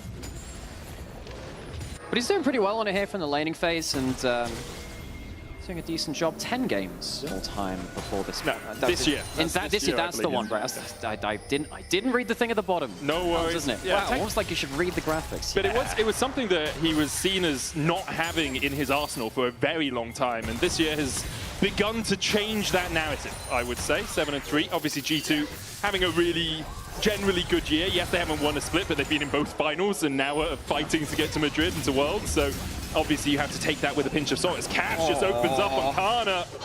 Does still have the flash and will walk away in the end. Yeah, dare we forget about him. Another good culling from Kalist in the mid lane. Hans Summer, again, doesn't have that second item to really fight back. Skumon, you are on a ward there. That does not help. Yeah, but he doesn't know. Yeah, I know that, he's but got a control ward just above him. He thinks he's not. Oh yeah, so he has assumed security, which is obviously not working that well for him, sadly. Not at all. Shield vault in by Yike just for a bit of CC. They'll clear out the control ward. Atakan available to these two teams, but this feels less like one of those games where you can just sneak it away. There's too many globals, too many ways to close that gap, and although it's worked for KC in game 1 and G2 in game 2, I don't think that same trick will be effective once again. And I do think, on the whole, the Atakans this series have been fairly effective, fairly low risk on the whole. Like, so many games have been thrown around an Atakan for reasons which are beyond me. But KC, G2, they managed to take pretty quick ones when they've been available. As you said, though, not so easy to do that this time. We might see a genuine fight around them, and then we might see why Atakan is so feared across the world, fans and players alike. We might also see a trade, because there's 40 seconds before the Cloud Drake comes up. KC are going to start this one up. TP from Caps to the mid lane. Remember, he has a Realm Warp to get across here. Counter TP coming out from KC. They're not doing too much damage to this Atakan yet. It's still about 8,000 HP. Skumon coming in. Realm Warp, as you say, is going to bring Lebrov forward alongside Caps. KC beginning to retreat. Kalist taking so much damage from the ghouls. Heal has to be popped by Targamas. G2, I wonder, do you just let this reset? KC already on the back foot. Just let the Artican go about its business. Charge out one more of those AoEs. Now gets pulled back towards the pit, and now you can restart it and pull it to where you want it to be. But just look at the HP here on KC. They're quite low from tanking this. I think G2 think, all right, we can get the Artican low again. You don't have the HP to fight. Kana has Mega Gnar, though. You have to step back a little bit. BB forced back in the lane as well. True Shot Barrage comes out, clips Kalist again. The Artican will reset. Cloud Soul now available on the map. KC maybe just making G2 take this and then go for the dragon yourself to avoid the soul. KC turn back towards it after running down towards the mid lane. Make a decision, It's KC. a merry-go-round. Grand Starfall coming out as well as Hans Summer has to dash away. Vladdy going in with the Winds of War as well. The smite goes over to Skumon, and now KC. They ran away, and perhaps they should have stayed that way. Hero's entrance coming out, but Skumon dashes forward, and in the midst of the dark perception, Yike will fall. Targamas down to 250 HP as Broken Blade looks for the Morning Mist. Lands it onto Vladdy. Kalist on that front line, has the flash, has the barrier. The taunt coming out from Vladdy doesn't connect onto anyone, but it does delay. Flash forward from Caps with the Rune Prison. Kana's going to hop on the Brov's head. He's rooted again. The wall doesn't connect. Cataclysm in, and now Vladdy next target for Skumon. He's taunted. Cat still looking for Kalist underneath the tower, but G2 have just rocketed into the lead. KC don't make a firm decision, so G2 make it for them. They'll get the Artican, and because of the kills after, god damn, some good damage onto Kalist, they will get the soul as well. KC lose everything across the map. I understand looking towards the Artican, but they can't kill it quickly enough, choose to back off, and that is the end of them. Skumon, some great dunking on the backline. G2 getting everything they want. And see this again, because KC had walked down towards mid as 4. Targamas stayed around, the engage comes out, but Skumon just wins out on the smite fight. And I think the really big difference here is that you're starting the fight with your Pantheon at half HP. He tanked the Artican a little bit too much, the shovel comes down, and the Dunk Master just gets to keep running forward again and again and again. KC aren't really meant to be slow peeling back like this. They want to be pulling out the Galley ult and immediately disengage. See Caps flashing forwards. There's no real threat onto him. It's a little bit of a disorderly retreat from KC. I think we'll really have to review what the decision-making was leading up to these objectives. A little bit all over the place now. Cloud Soul for G2. Credit as well to Broken Blade in that fight. Huge amounts of damage coming out. He's had a pretty poor series so far, but on this Yorick, did a lot of work overall for G2, was clipping Kalist consistently with the Morning Mists. And now he's at those 2 items. He has a gold lead, and he has a ton of damage on tower. Shovel comes down, digs up a turret. They had a bit of gold underneath it for them. G2 have Soul. They're just going to go Baron. Lead. There is a Baron alive now. KC do have members available. I'm not sure they can take this fight easily, though. Importantly, Kana just went Mega underneath the tower, so G2 know that he doesn't have the Rage Bars build up. Looks like KC aren't even going to try and contest, as G2 will just sweep away the Baron. Their 6th neutral objective in this game. Baron buff, Cloud Soul, 4K gold lead, Lavrov going in, Realm Warp coming out, and goodbye Targamas. Some fresh sushi for G2. I heard they wanted KBBQ, but those plans were cancelled after they lost game 1. KC now trying to defend 4v5. Broken Blade still in that top lane, just going to constantly put the pressure on of the Undertaker. This is so oppressive from G2. They take one bit of indecision from KC and they rip the entire game apart. It's the whole take an inch. They give them an inch, they take a mile. G2 have taken everything in the last few minutes, and the Red Bull Baron power play will keep stacking up time and time again. G2, I mean, they're not stopping here, are they? You also don't have a huge amount of wave clear as KC. You've got Winds of War with a Riftmaker and a needlessly large rod. You've got Kalist, who is quite short range, can use the culling. They'll clear out the wave in mid, but that tower already down to about 10% HP. Broken Blade pushing forward, now backs off, realizing the rest of his team was not synced with that mid wave. G2 will back. They'll go spend their money. Rabadon's on its way for Caps. There it is. BB upgrades his boots. And for KC, it's a long road back now. The gold lead, deceptive, I would say.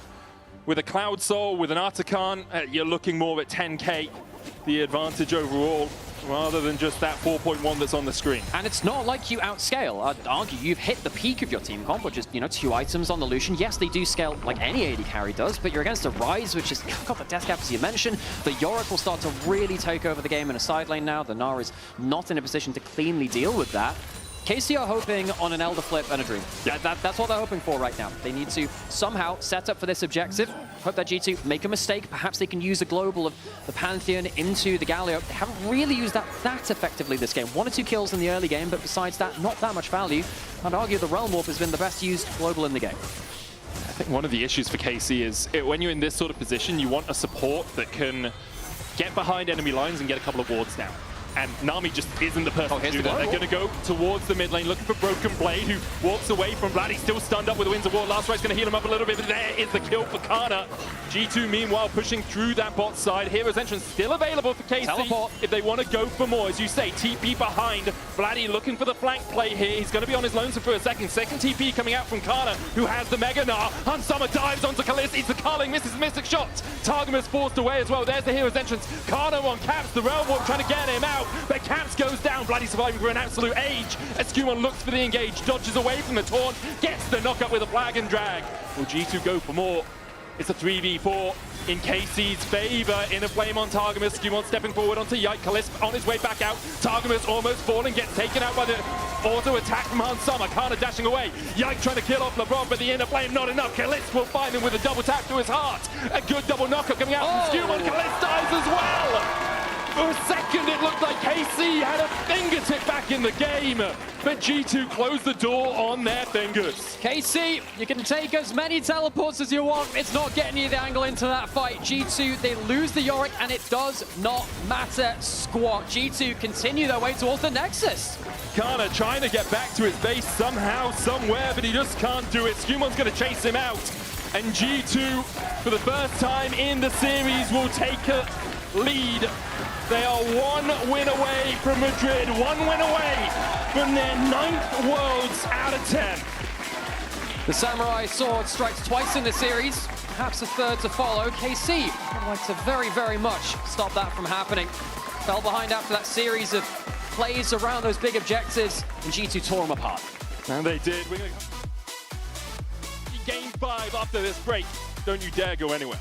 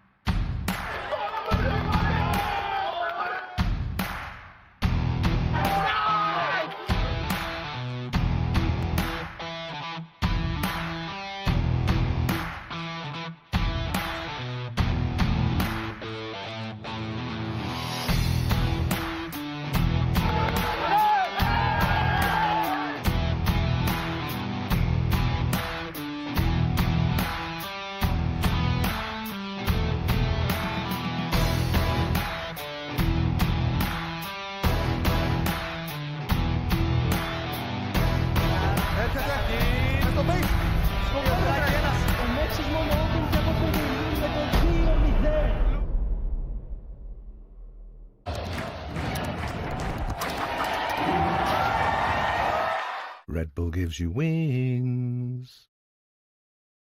Join the WhatsApp. Join the WhatsApp. Have you joined the WhatsApp? You should join the WhatsApp. Join the WhatsApp.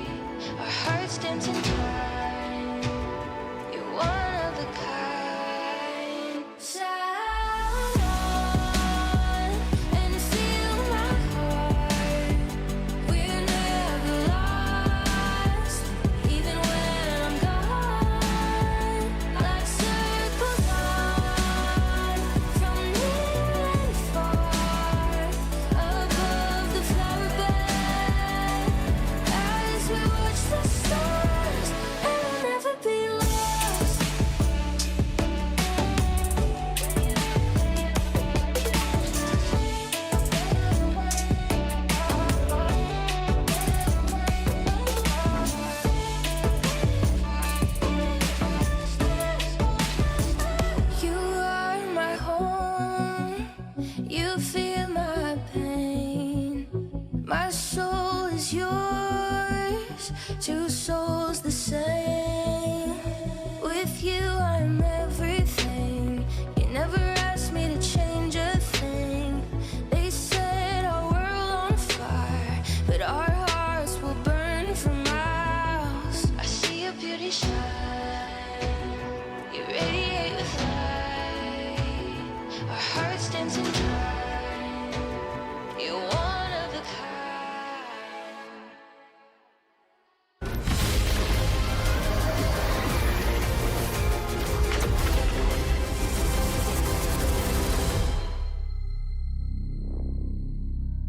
They're sending in. Sorry, he's gonna coming. Yeah, he's ulting. Got it. Get ready, get ready. That's fine. That's fine. I'm coming too. Look at after. Looks good. Looks good. Bomba. Good job. Good job. Lucian coming. Lucian coming. No flash fan. No flash fan. I'm coming. Lucian no stops. You go and kill him. Kill him. Guys, LTV. I chase. It's fine. That's what you call discipline, buddy. Look, I'm just wasting his time. Good shit, guys. And welcome back to the LEC as G2 Esports is one game away from locking Worlds and getting their ticket to Madrid. So I joined the G2 army here for a bit because players are having fun on the Rift, but fans are having fun off the Rift. We have a bingo here made by the rats, as you can see here. A lot of things have been taken off the board. Kled, first game, we don't want to see that again. Flex picks, that was the Poppy as well. But what do you guys think is going to be the next one and the final one we can cross off the list here? I think next one, can I see it? It's like a little bit. I'm sorry. I feel like a new pick is coming because we're game 4. It's Fearless, so that one could happen. Or solo bolo, maybe like we see some top lane shenanigans. Who knows? All right. We know G2 likes to have their fun. At least they're super confident here. So let's see what happens next game. But before that, Ginny, take it away. Thank you so much, Laure. All right, look, that bingo is really exciting, but I want the bingo. Okay, leave. Go grab it.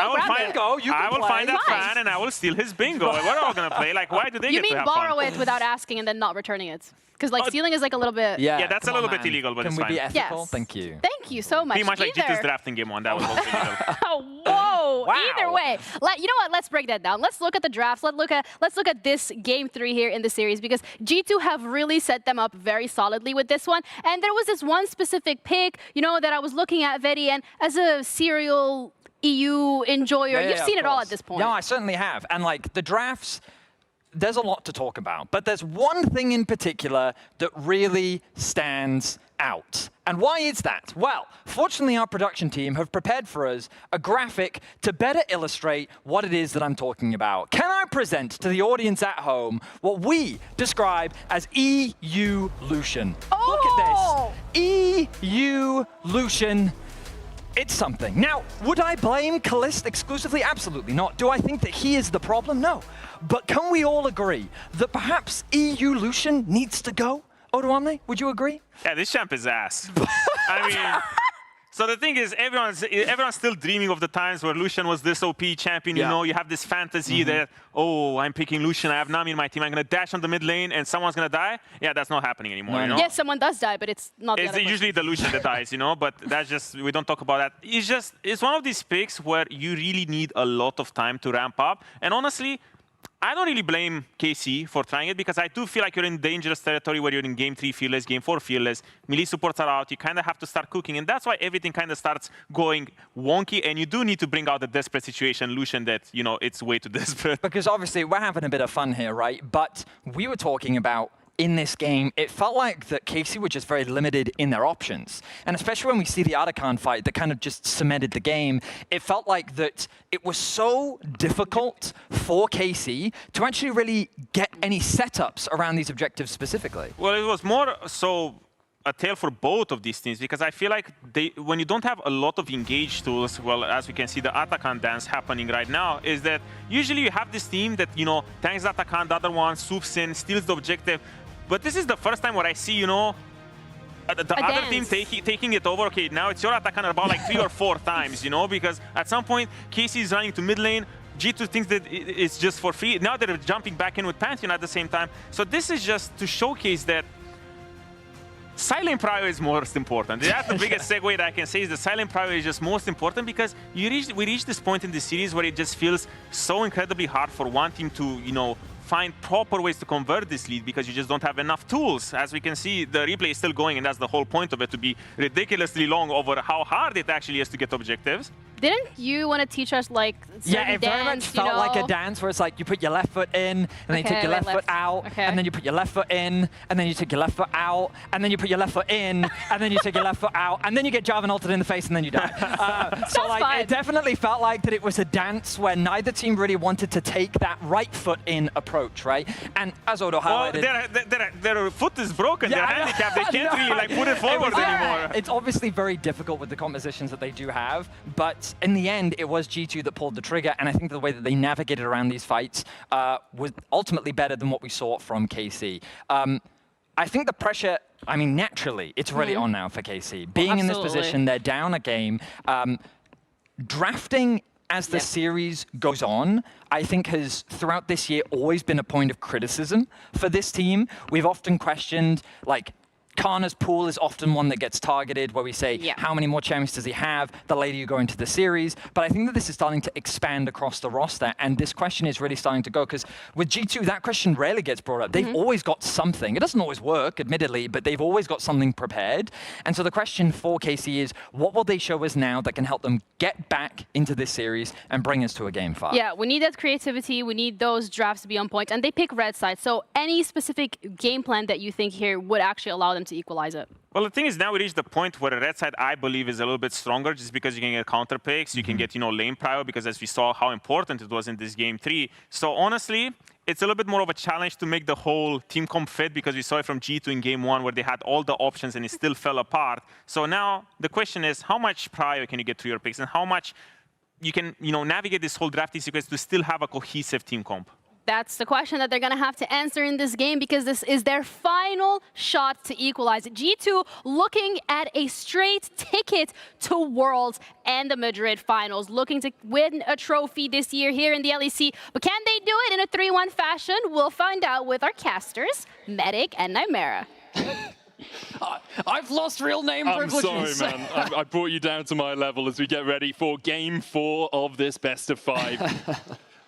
For KC, back to the drawing board a little bit. The Nami Lucian worked for a bit in lane, didn't have the success they wanted. They didn't get a single dragon with a pressuring bot lane, which is something you really want to find.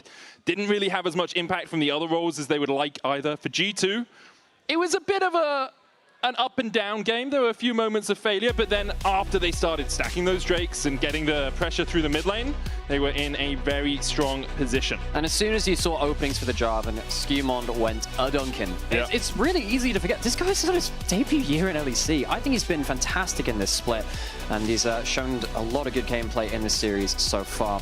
Of course, Jungle Pool is also getting really hit now too. Not that many AD skirmishes left, which have been the choice of the meta, really. I've mentioned about on the desk as well, a lot of priority lanes being quite valuable now. KC have moved over to red side.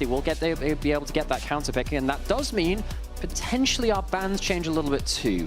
Of course, Pantheon made it through last time. Was banned in the first 2 games, but not the third where it's played. Talia was one of our standard ones. Azir was the other one, the sore thumb sticking out. Azir and Yunara are both up right now. So KC have a decision to make. Do you ban the Azir, give away Yunara? Do you ban the Yunara, give away Azir?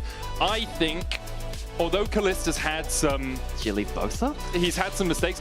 I would probably give Yunara and expect Kalista and Targamas to be able to play into it, because you can still play a Hyper Carry, you can still play a Thelios Thresh, you can still play Jinx Thresh, you can play Jinx Lulu, you can still like scale into it. Instead, they're going to leave both up. Yeah, okay. Get rid of the Nico, one of the last engaged supports really available. You're looking at Leona. Yunara first pick for G2. Alrighty, Yunara been very strong in lane here in EU. You start that Q and you get to threaten that reset. KC need to find a way to, yes, either scale up alongside the Yunara or find a way to dive onto her and really make her feel vulnerable. The Azir scales up. Vladdy comfortable on that. We did talk about, his mages being his comfort pick. And it's the good old EU Maokai. Now, we talked a lot of crap about EU Lucian, both on last game and on the desk as well, for good reason. EU Maokai, though, we love that a little bit more. We do like a good EU Maokai. Also, I like what it does for KC's composition already. You see they're saying frontline plus damage dealers, and that's what's worked so far for this series. G2, they're looking towards the Ziggs mid here for Caps, and of course still decide to delay that. It's going to be locked in. There we go. All right, so Ziggs for Caps in the mid lane, very likely. Outside of some random switch of Yunara into top lane or something like that. We've seen a couple of teams try this out, particularly BLG and LPL have really liked playing the Ziggs into the Azir.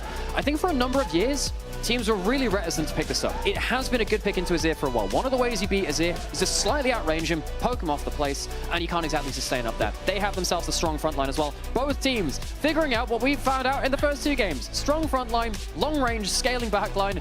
Bob's your uncle. Yep, perhaps. It seems to work. But the thing is, if both teams do it, which one wins? But that's what I really want to see. Exactly. It comes down. No, that's exactly what I want this series to be about. I want it to be about execution. I want it to be on fingers on mice and keyboards. Who plays it out better? Because both these teams look very comfortable in game 1 and game 2. A strong front line, ranged, scaling backline. And we have the Jhin locked in for Kalista. It's been 5 years since Caps last brought out the Ziggs. Jeez, really? Yeah, it's 2020 spring playoffs against Mad Lions. He lost that game, but he beat XL earlier in the spring. So he's 50% win rate on it all time. Wow. 1-1. I mean, it's just a coin flip for the game then, Manic. The numbers don't lie. Might as well just flip it right now. Nocturne banned away by KC. Right. The thing with Paranoia is a lot of people look at it as this engage tool. It is a great engage tool, but it's also a superlative disengage tool. The ability just to pop the Paranoia when the enemy team tries to engage, when they put down, for example, the Grasping Roots, right? When the Maokai ult comes out, just pop the Paranoia. It's like, how does the Azir know where to go? How does he get on towards that backline? Not Grasping Roots. Nature's Grasp. Nature's Grasp, I was there we go. going to let that go. I was going Nature's Grasp is no, we have to be correct here. I have to be correct. Oh, that's the problem here, man. That's a struggle sometimes. Aatrox the second ban here for G2. I wonder if KC will continue to pinch that jungler pool. As you said, it's already lacking quite a lot. The Trundle has already been banned out alongside that Nocturne. I actually wonder, are we going to see the Morgana at this point in jungle? The Vi's gone by. We talked about it being kind of powerful in solo queue. Baytron played it for BLG earlier today, which we mentioned earlier. I get to have like 2 LPL references a day. That's about it. I've hit my quota now. But I do wonder whether that's the question now. You can use that Black Shield against Nature's Grasp, as we discussed earlier. And again, have a bit more of that ranged advantage. You do wonder. It looks like we've got quite, again, very structured front-to-back standoff team fights. A lot of range involved with frontline trying to give those carries space. Also think about support pools here. Like Leona is definitely rising in priority for me. The Bard banned away by G2. Want to make sure their low mobility backline threats, the Ziggs and the Yunara, don't get caught out with that Tempered Fate. KC have to pick first. Can just pick a top laner into the Sion. You already know the matchup that you're going to be playing into. And then leave your support for last if you want Targamas to get a counter pick. Yeah, there's a world, I suppose, where you could also flex the Maokai into support. True. Less likely, but just worth putting that on the table too. Think about that. Picking him. All right. Okay. Now that's a Kana champion saying, all right, square up, BB. Square up. Kana, on the whole, got the better of BB across this series. Now, it's 3 games. I think 1 was to the side of BB and that Yorick very much so. The other 2, I think Kana was really dealing well with the matchups he was given there. Now, the Jace into the Sion can be very risky. You mess up once, a good chunk comes through from the Sion, and actually, something like the Ziggs roaming up with an ultimate, or whichever jungler comes in, can be a real problem for you. Kana will have to be aware of the threat which G2 can bring to his lane. And the Jace is banned against Carmine Corp in 73% of their games because Kana is just really good at it. So I'm not too surprised to see him decide to pick it up. But as you say, can be a little bit of a difficult matchup. But like the Braum from G2, I was thinking about it with the Jhin, with the grasping, Nature's Grasp. You want something to protect you a little bit. Volley Bear, a solo queue terror in the jungle here for Skewmond. We talked about new picks. You can tick that off your bingo. first time we are seeing it here in the LEC. Cosmic Drive, Navori Flicker Blades is the build you usually go for with the Jack of all trades. Can I just say, the Bingo people missed out the Baron power play 1-2. You missed that. I was checking if you tried it. You didn't. The volley bear hit, really important for a number of reasons. One, Jace is not safe under tower anymore. That's the huge reason. If you ever get a wave push in, it's a big problem because Yorick, the volley bear, turns off the tower. You are not safe. Also, point and click stun, the Ziggs ult comes over the top of it. It's another way to set up for that too. There isn't much setup for the Ziggs. That's all you're getting here. It's not like you have a Jarvan or Leona or something like that. Caps is going to be somewhat on his own when it comes to throwing his skill shots on target. That goes towards that Sejuani, and it is going to be that Marco flex down to that support. Good call on the possible flex. Oh, you did say we had to be correct. You know, I took that to heart, you know. Got it. 100% correct. So both teams, front to back is the name of the game. Obviously, the volleyback can apply a little bit of pressure in the early game. Sejuani will struggle if they're in that pure 1v1 because volley is just so good with the frenzy. It's skirmishing with other people. We'll see. I expect a slowish early game again, though. I think both teams very happy just to scale up. Kana putting pressure on Broken Blade, possible. I mean, I see a Braum and a Scion for level 1. Yeah, maybe. Also Volibear as well. I'm just saying, it is not outside the realm of possibilities that G2 cook up something special for the early game. Now let's get into game 4. Do or die for Carmine Corp. They will have further chances at making it to Madrid or getting to Worlds, but in this series, on this day, they need to win out the last 2. For G2, is it business as usual? Is it another Worlds made? Only missed it once in their history, 2021, the year they want to forget. And the question is, can they continue those winning ways? I don't see too many shenanigans happening at the level 1 here, Nymera. Oh, damn. I forgot that thing about being correct. It happens every so often. Wait, you said there could be. There That's could true, have been. that's true. It left it open. Need the, Ambiguousness is our savior here. The game of League of Legends will take place. We're really on the No, because Chrono Break could happen. It's like, then 2 games of League of Legends. If that doesn't happen, then we're fine. You know, we are the fortune cookies of casting, apparently. Leave it as vague as possible. And of course, you're talking about G2. You know, they are part of the scenery of Worlds. Worlds doesn't feel like Worlds unless G2 is there. KC, though, have really staked a claim for their spot coming out of EU, though, after this year, particularly after that first split, going into first stand. KC gained a lot of notoriety across the world. They're a game down now. They'll have to claw back into the series if they were to make it at the first attempt. And there is a potential level 1. The Braum volley back. Some threats here. Q landing. Winter's bite on Targamas. Immediate walk away from Hans, Labov, and Skewmon. Kalist was there, and there was a blast cone available for Yike and for Vladdy if they wanted to come across the wall. Vision not invested by G2. They know that Yike is starting on that side of the map. You still haven't crossed it out. Yeah, but they then have to like pick it up and move it across, and it's just so much effort, Nymera. Objective steal. There was an objective steal too, I'm pretty sure. Oh, there've been a few. Yike in game 1 and 2. No. Now, we are casters of League of Legends, but if I was a caster of Bingo, I'd be having issues with that. Well, as a caster of Bingo, I don't think your job is to go around and make sure everyone's ticked off the Bingo chart properly. I think you just say, 2 polar bears, 88. Pair of umbrellas, all 11. the ducks, 22. Yep. Have you ever thought about doing just a completely wrong one for that? Oh, I mean, I think 2 polar bears is not 88. I think that's an entirely different thing. As Kalist and Targamas trade into Labrov and Hans Summer. There's the heal early. They're looking for that Winter's Bite concussive blows. Need a couple of autos. Kalist gets underneath this tower just in time. However, the KC bot lane is hurting. Yeah, that level 1, level 2 from the Yunara and the Braum is really nasty, particularly as the Yunara, once you get that Q stacked up, does have an auto reset. And you slow them into the Braum Q and get that confirmation of the passive pretty easily on the whole. And you know, the Maokai does quite well for the Jhin later into the game, where you root into root, the saplings open up a W angle. This was very popular in Worlds 2021, for those of you that remember, which is the year which G2 tried to forget. It was down 1 used to be T1 in their semi-finals. It was very, very famous there. Karma taking a tower shot there. Bone plating going off as well as Broken Blade just roars at one of the minions and then forces Kana away a little bit. This is bad. Like, it's not great for Kana. Obviously, he's still ranged into melee. He should be able to win out this matchup, but having to use his potion that early is not what he wanted. Yeah, you just need to keep an eye on that. One of the big problems with Jace is that you don't have great sustain. The grass gives you a little bit. Also, I'm talking about Worlds and Jhin and Maokai. Of course, Kana was in that series at 21 semi-finals, so it'd be a trip back to Worlds for him. A couple of the members on the team as well. Yike and Targamas been there before. Skimond. Going for the full flank here. Yike is going to meet him in the bush. They're looking for Kana, but both the junglers will meet up. Broken Blade getting traded on here by Kana. Yike losing the trades to the Volibear, just like we talked about. Kana now needs to run, flashes away from the knockup. Broken Blade should be able to retreat from this. They might turn back onto Kana. They know he's got no flash. The volley with the chase flash forward for the stun and bring down the axe. BB on the board early doors. Turns out Sion doesn't just cut down trees, cuts down men as well. The man of tomorrow fell today. Jace dead for first blood. That is a problem. Kana really wanted to get ahead in this matchup. Going to start from a bit of an awkward spot. He's going to have to TP back in here, flashless as well, whereas BB maintains his. The reset actually coming out from Hans Summer, perfectly timed to catch this wave.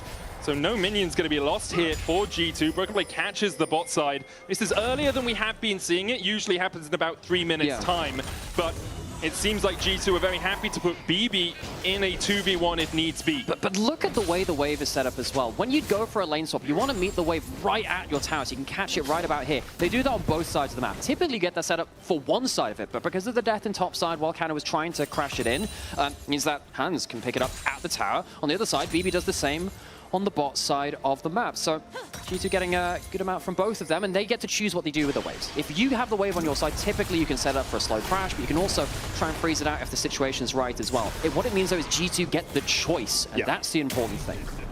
G2 will be very happy with that early sequence. About 700 gold ahead as well. Cap's getting a little bit of a lead in the mid lane, but the majority of that obviously sitting on Skimond and Broken Blade.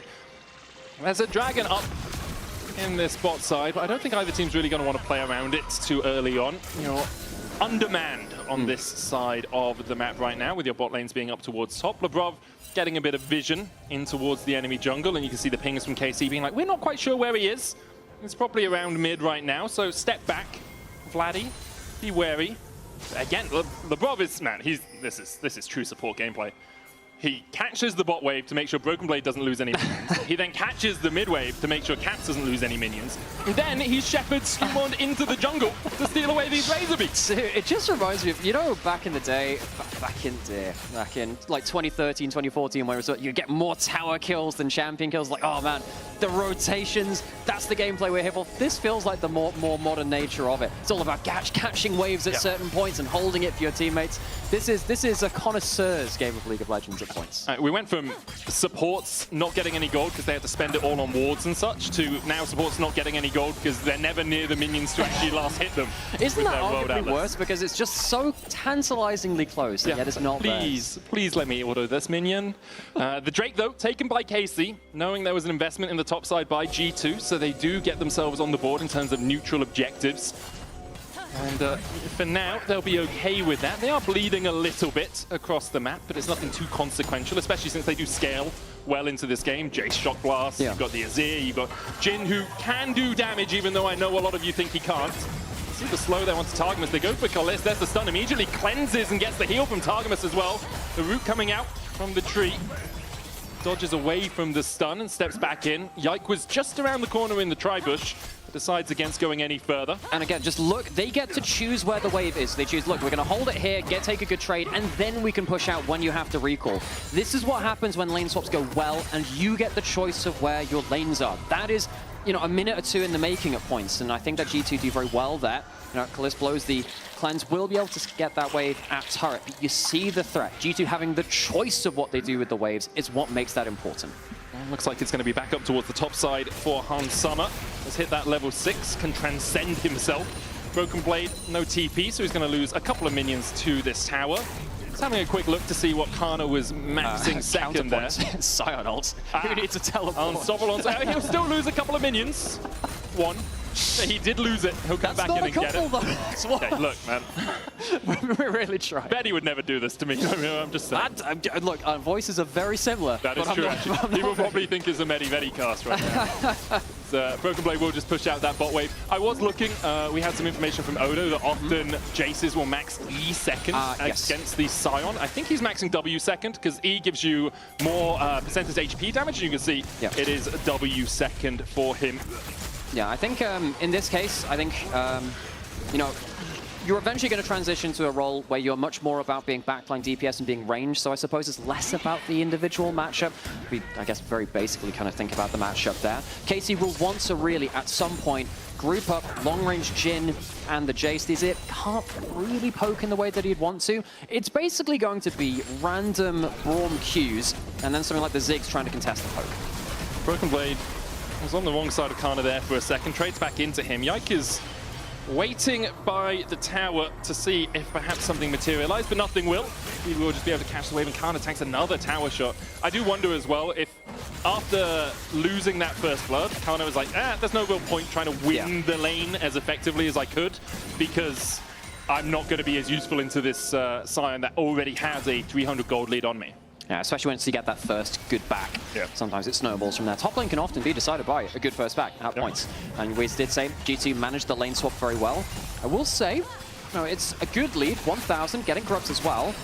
They do have a Volibear. Volibear is strong, doesn't scale fantastically well compared to something like the Sejuani. Now, it's better than it was before in some methods where it really was, well, you get a chem tank and one item.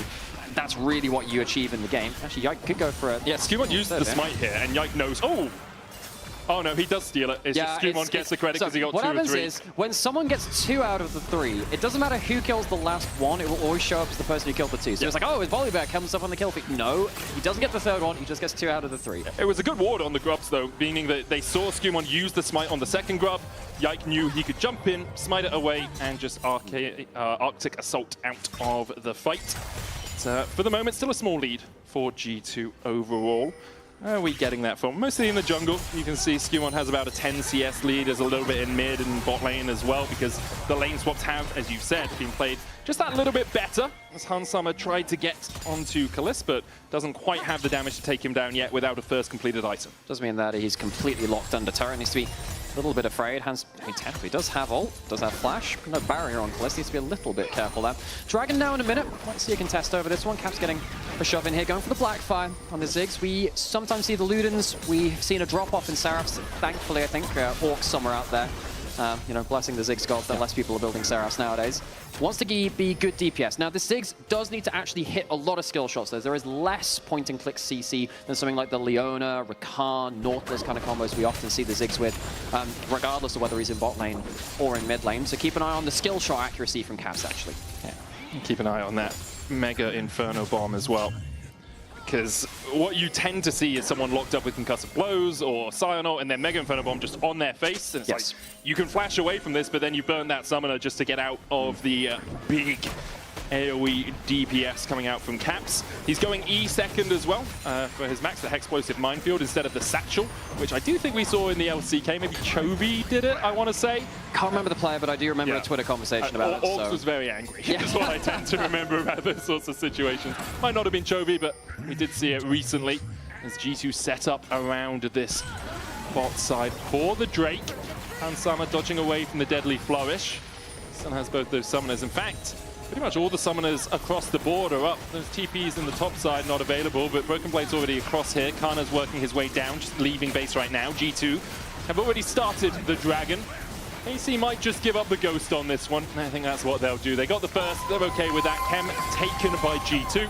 And it's another Cloud Soul to grace the Rift, Alex. All right, so G2 get themselves one of those early Dragons. KC not in a position to contest.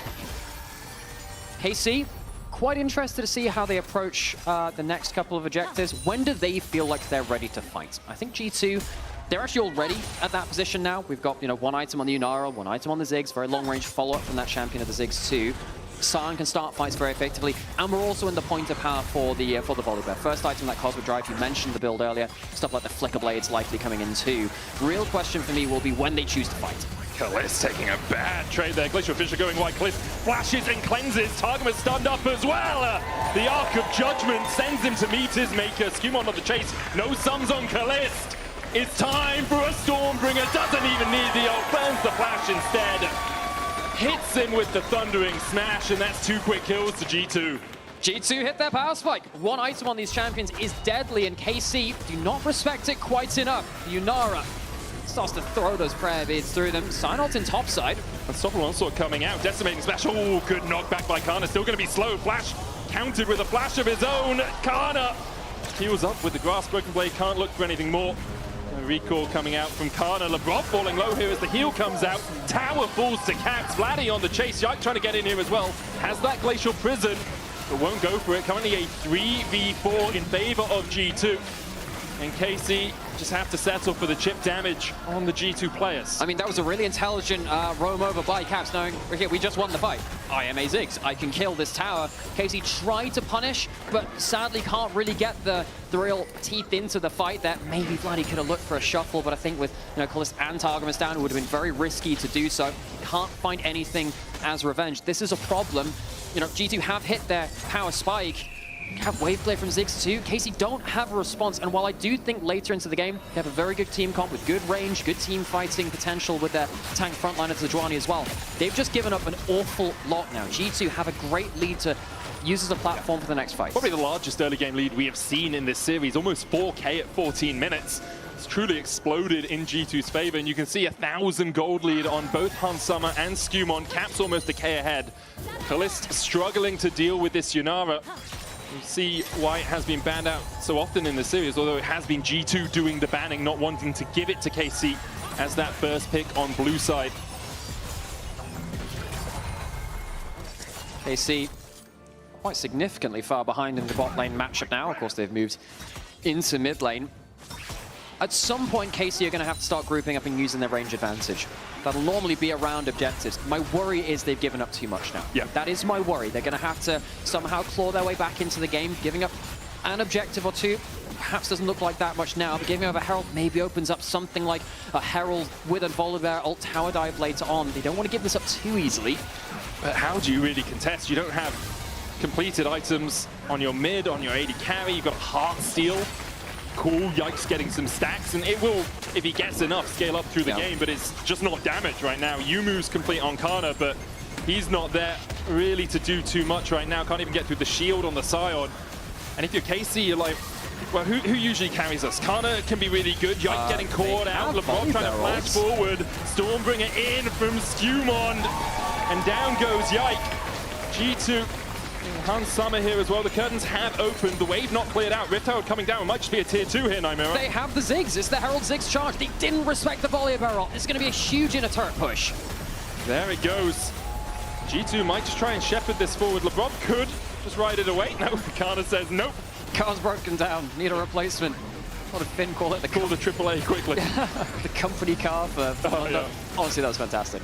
But G2, like 5,000 gold ahead right now. They are in such a strong position. Everyone with a sizable chunk of change in their advantage. For KC, after a very solid game 1, things have kind of fallen apart, especially here in game 4. They do still have roads back to Worlds, roads back to Madrid. They'll take on Vitality if they lose this game. But then you're down to the lower side of the bracket. One loss knocks you out. Oh, ults. On Summer, transcending. Oh, Broken Blade, okay. That's some Tokyo drifting if I've ever seen it. Bounces off one wall into the other. It's, we call that a messenger in bowling. I mean, most of the players on the Rift are playing League of Legends. Broken Blade's playing pinball. I didn't even know that was possible. Another turret will come in with the Ziggs satchel charge. That'll be the full outer ring down, plus the inner and top lane. And the gold lead keeps increasing. It's 6K at 17 minutes. There's a Drake for G2 if they want it, but they want to just keep pushing forward. Satchel charge away. Nature's Grass coming out, will clip Caps. Targamas flashes in with the Twisted Advance, but Caps, they just don't have the damage to get onto him. Caps survives through it. Targamas does not. Broken Blade TP's in, and KC immediately call for the retreat. G2 take a huge, huge lead. KC, they wanted to survive to the point where they could use their ranged carries. I just don't know if they're going to be able to do so now. Real credit to playing around the Volibear and the Scion. Snap engage. First time was the Volibear ultimate under the top lane. Then it's the Scion ult into mid lane. And as quick as you like, Caps goes from lane to lane, satchel to satchel, and the gold lead gets worse and worse. KC realized they must get something back. They must get some kind of gold. Some fights when their cooldowns are down. They just can't quite find the angle. Goes a little bit too far as Targamas looking for Caps. You kind of have to get onto him. I understand the decision-making, but the execution doesn't leave him with enough follow-up to capitalize. Yeah, it reeks of desperation. Yeah. Really, like your AD carries down, you're looking for something. Yes, if it had worked, great. You get a bounty, you get some gold back in your pockets, but it's a one-way mission. At that point, you are going hell for leather and just hoping that you can survive. Now no flash on Targamas, does have the unsealed spellbook. Heal and cleanse his current options. Like the lone wolf mission on Halo Reach. Objective, survive. Yeah, I mean, it's Helldivers as well, isn't it? You just have to live through it all if you can, but KC are struggling to do that right now. 6-0, 4 towers to 1.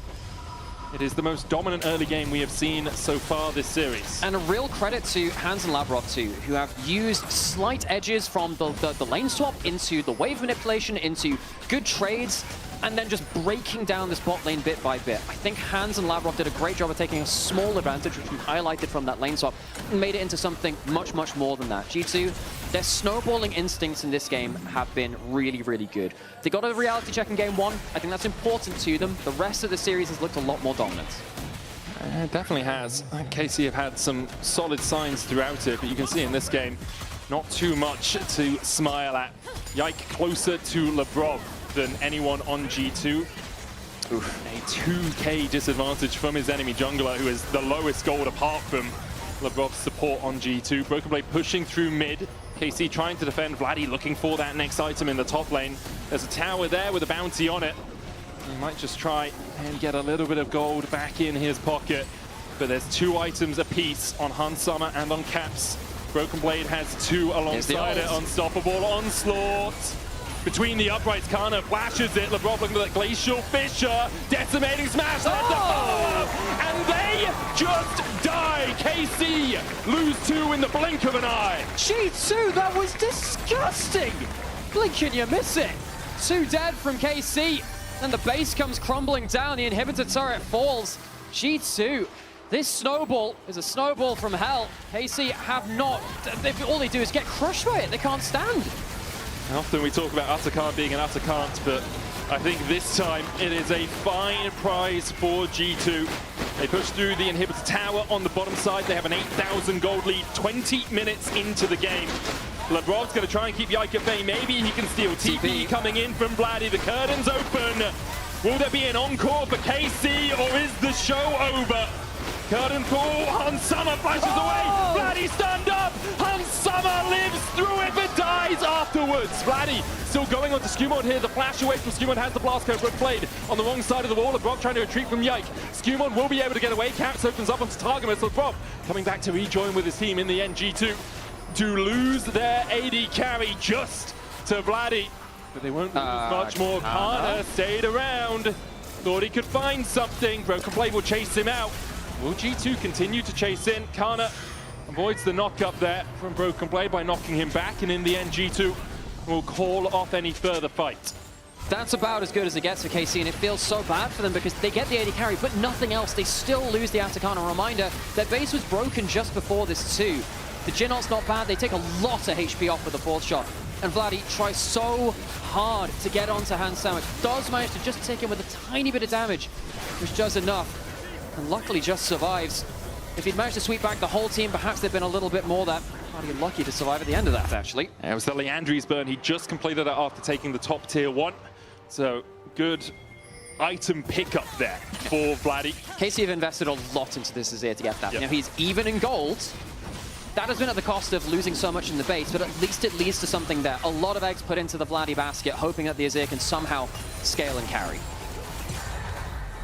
The question is, can he? In game 1 had a really good time up against Caps on that Orianna, was able to survive through the bonk incredibly effectively. The Akali, though, game 2 had a struggle after getting ahead in the early game. Part of that comes down to composition. Also part of it to his execution on the day. Right now, G2 in such a commanding position. The fortunate thing for KC is it's not Soul for G2 on this Cloud Drake. They will get it. KC can't really challenge. They're trying to find things on the other side of the map, which does make sense. But because they were able to get that Infernal Drake earlier, due to the lane swaps, KC have bought themselves 5 minutes of some sort of semblance of quiet, some semblance of peace, or as much peace as you can find when you are 7,000 gold behind. Yeah, it's time to lick their wounds, really. put the bandages on. Square up for another round. KC do not want to let this go if they can help it. Very, very hard to come back in a game like this, though. Now, they have waited to try and scale. Very hard, though, to take winning fights against a Sion that is so tanky, and the volley bet that can even turn off your turrets. He's gone towards, you know, a bit more tanky build after that first item. Now, volley bear and Skewmon, he's just going to dunk you on the turret, and you don't even get to use that very much. The thing is, like, Skewmon doesn't need the damage the Flicker Blades provides. It's a solo queue build, does work incredibly effectively with the Jack of all trades, but instead, Iceborne Gauntlet, the Spectre's Cow going up towards possibly a Spirit Visage for that extra healing. It's Vladdy, the key damage dealer on KC, a guy that G2 have to be cautious around. Kana is pushed up here, but he's going to recall. He's going to go for the extra wave. G2 just denying everything they can out of the jungle. Now, with Baron up in a minute, we get to see G2. Do they dot their I's and cross their T's? Do KC find some way of sneaking a bit of vision behind, finding a good TP flank, perhaps? Yeah, I think KC are in a similar situation that we saw in game, I suppose game 3 we saw at points of this, right? Well, and game 2 as well, a little bit. Well, the games that they've been losing, of course. They're now looking for objective steals and real big misplays from G2. They've lost agency in this game. Yeah. They don't get to call the shots. They were waiting to see if they could accrue enough items to make a play. I think if Vladdy gets towards Void Staff, maybe we can have another conversation about that. Does have the Blighting Jewel already. The rest of his team is not going to be at that point of power. I mean, this is a very anemic Jhin, does not have something like the Infinity Edge just yet. I mean, it's okay items on Counter Resolve, but it's not percent pen. So the Sion is going to be ruling supreme. The Infinity Edge is now in from Kalist. Maybe that can be a little bit more damage uptick, which they need, but let's make no mistake. It would be disingenuous to say that KC have like a strong chance of coming back here. Yeah. This is that thread the needle experience. That being said, we've seen stranger things happen before. KC, can they make it happen, or G2, will they just continue this incredible snowball they've done this game? We talked about possible sneaky wards. There's one just outside the Baron pit there for KC. Put a control ward in themselves. They do have a little bit of vision on G2 if they did decide to start up the big purple worm. Broken Blade just clearing out the mid wave. Hans Sommer's going to be given all of this gold, building up towards his own Infinity Edge, quite possibly, with the Kraken and the Runeans already complete. Broken Blade, now this is a bit of a choke point. Broken Blade can tank for a while. Skewmon can look for the engage. Gets shot blasted, doesn't take too much of his health and walks away. G2 playing around vision more than anything else. They're not really looking for a fight. If one offers itself into their open hands, they'll happily take it, but they don't need the battle right now. They just want to get that vision control down. And I think particularly Skewmon does actually need to still play realistically. He can get burst out. The Volley Bear is not a hyper tank. That's an ult onto Caps. Just Satchel charges away from the Glacial Prison. There's no tower here to save him. TP comes out. The smite from Yike for the slow. Skewmon on the chase. Flashes forward, looking for the fight, and Kana able to escape for now, but the Unstoppable Onslaught will find him. Decimating Splash for the follow-up. Yike flashing away. Arctic Assault. Storm comes down upon his head. A Tempest, and its name is G2. The Baron now in their eyes. The Freljord face-off goes the way of Skewmon. G2 jungler against ex-G2 jungler. G2 go towards the Baron. No smite on the other side, and KC, they've got themselves one kill in this game, folks. They have been well and truly shut out. G2 domination here in game 4. KC have barely seen daylight. It's 9,000 gold lead at 27 minutes. It's only going to extend as they take this Baron up to 10k.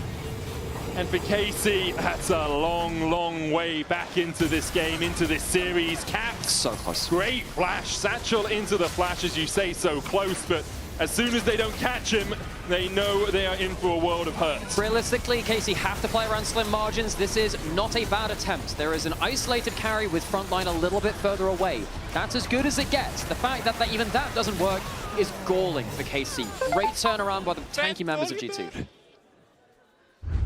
Said ban volley back. Ban volley back? Apparently that's what you need to do. 40 seconds before Cloud Soul available to G2. Unstoppable Onslaught coming in again as they go for Kana, exhaust him immediately. The chase from Caps, the Satchel charge and the Glacial Fissure makes Kana meet his maker. Broken Blade distracting the rest of KC. As now, once again, they have to defend in a 4v5. G2 are going to go down towards the bottom side, just try and crack through that inhibitor. G2 have just started as they meant to go on. They started by killing Kana, and they have made a habit of it in this game. Kana so important to KC, has not been given room to breathe. G2 pushing through the bot side, crack the inhib, and the base is broken once again for KC. Yeah, Broken Blade can shepherd in this next set of minions, but Skumon has the wave in the mid lane, looks for the stun onto Yike, does land it, curtains open from the Jhin, hits a couple on the Broken Blade, but the Mega Inferno bomb takes half his health, and now an Unbreakable is up from Lebrov. Caps will take the last shot into a deadly flourish, perhaps they can find something here, Stormbringer away, defensive, Nature's Grasp gets a couple of roots, but Vladdy too low to get in, TP behind, Kana, he's gonna try a 1v5, or maybe just try and escape. As G2 not unhealthy enough for them to take it. Targamas knocked up with a decimating smash. Skumon already on the Drake here. Oh! Broken Blade just slams the train into the tree. He's a lumberjack for a reason, it seems. He just swings the hammer down. I mean, Targamas does no one hit him. Well, I mean, I guess he does after that point. He'll see on the death recap. Sion, 4-0-3. BB, we said, oh, you know, start of the series, not fantastic from him.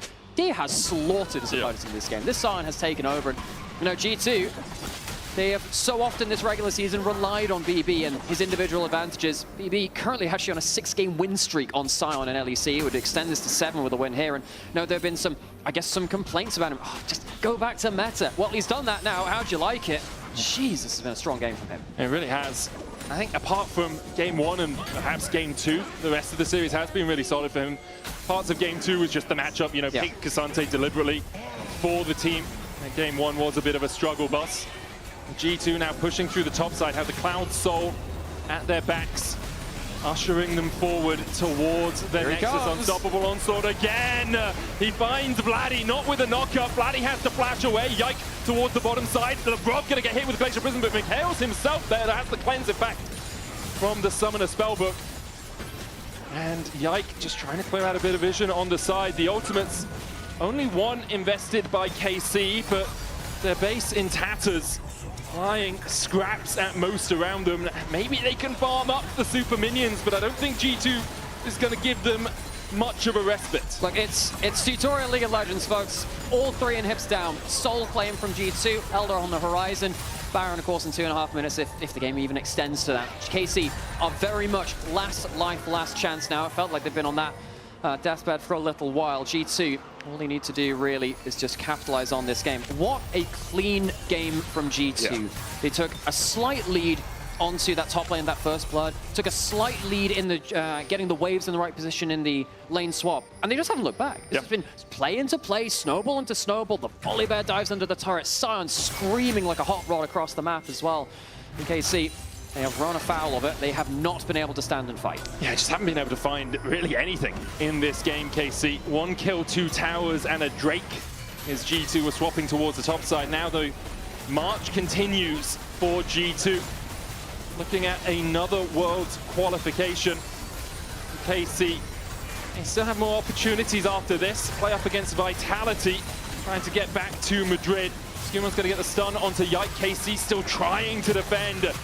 The last breaths of life still in their lungs, in their bodies. Glacial Prison onto Skumon, but there's the Mikhail's coming out. Nature's Grass used as well. Yike falling low. Lebron's already killed up Targamas, and Kalista and Vladdy were caught. The exhaust onto Vladdy, stunned underneath the fountain. He's going to be healed up enough, but the Nexus is bare and open. There are 3 inevitabilities in the LEC. Death, taxes, and G2 making Worlds. 9 of the last 10 as they take down KC. Madrid, China, G2 is coming. They qualified for Worlds, they qualified for Madrid. G2 3-1 over the blue wall. The first game gave them a reality check. They nodded their heads, resettled themselves, dominated the rest of the series. They really did. For KC, some problems. Their early game much better than it has been, apart from game 4. But actually having coordination in some of the team fights, a few individual mistakes as well. Look back to game 3, the Atacant play, starting it, running away, going back, coming back. It was a little bit all over the place. Still, they have the lower bracket to make their way through. You can vote for one of the G2 players, though, in your Kia player of the series. Skumon, Caps, and Hun Summer are your options. I think Skumon had a belter, I'm going to be honest. Skumon had a belter. Again, it's so easy to forget. It's his first year in LEC. G2 had a pretty good track record of picking up junglers, haven't they? Skumon, the player which really has leveled up across the course of the year. Against the old G2 jungler, Yike, who had a pretty good series himself, a couple of good smite steals. Did a good job, KC. They'll hang their heads for a moment, but then they have to reset and get ready for the rest of playoffs. For G2, a little bit of a break.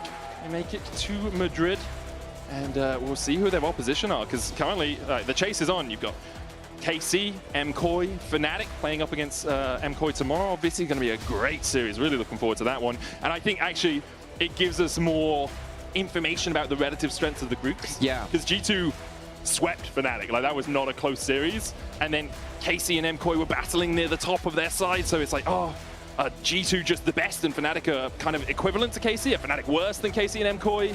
We'll find out tomorrow. And I'm really glad that we do have both of our split champions from this year in the conversation, in MKOI and KC, and G2 contesting with them. Gives us really comprehensive, really cool cinematic series upcoming. Yeah, it really does. We're going to hand it over to Law, who is standing by with BB. Okay, take it away, Law.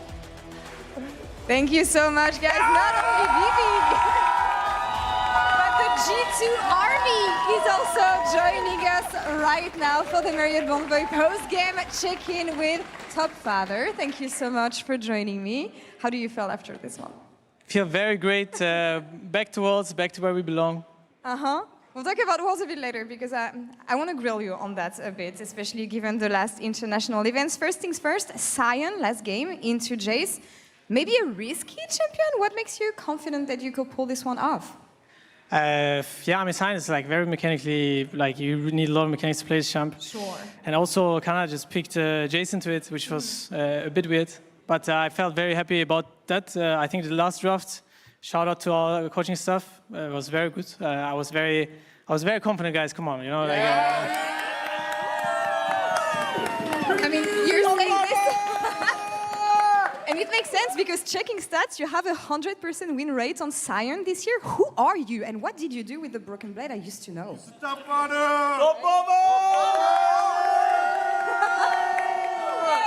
do I need to say anything more? No, I think it's fine. I think it's fine. I want to know what they think about the Kled experiment in Game 1, though. Nothing.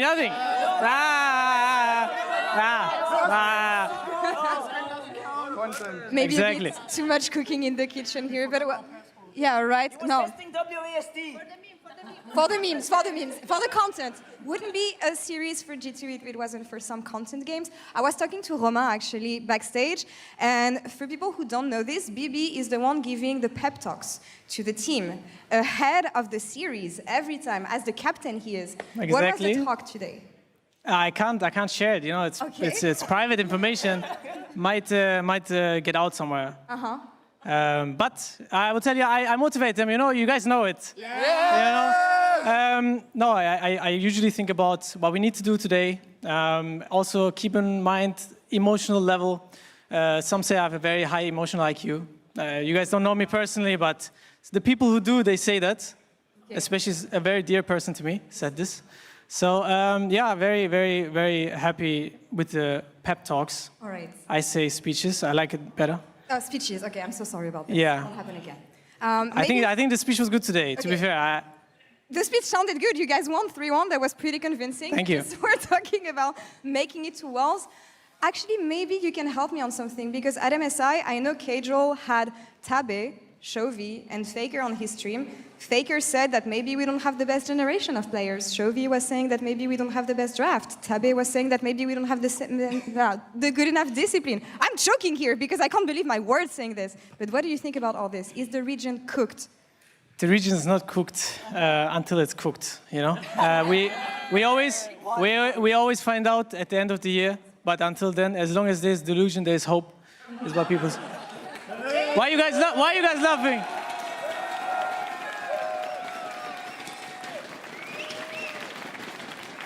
All right.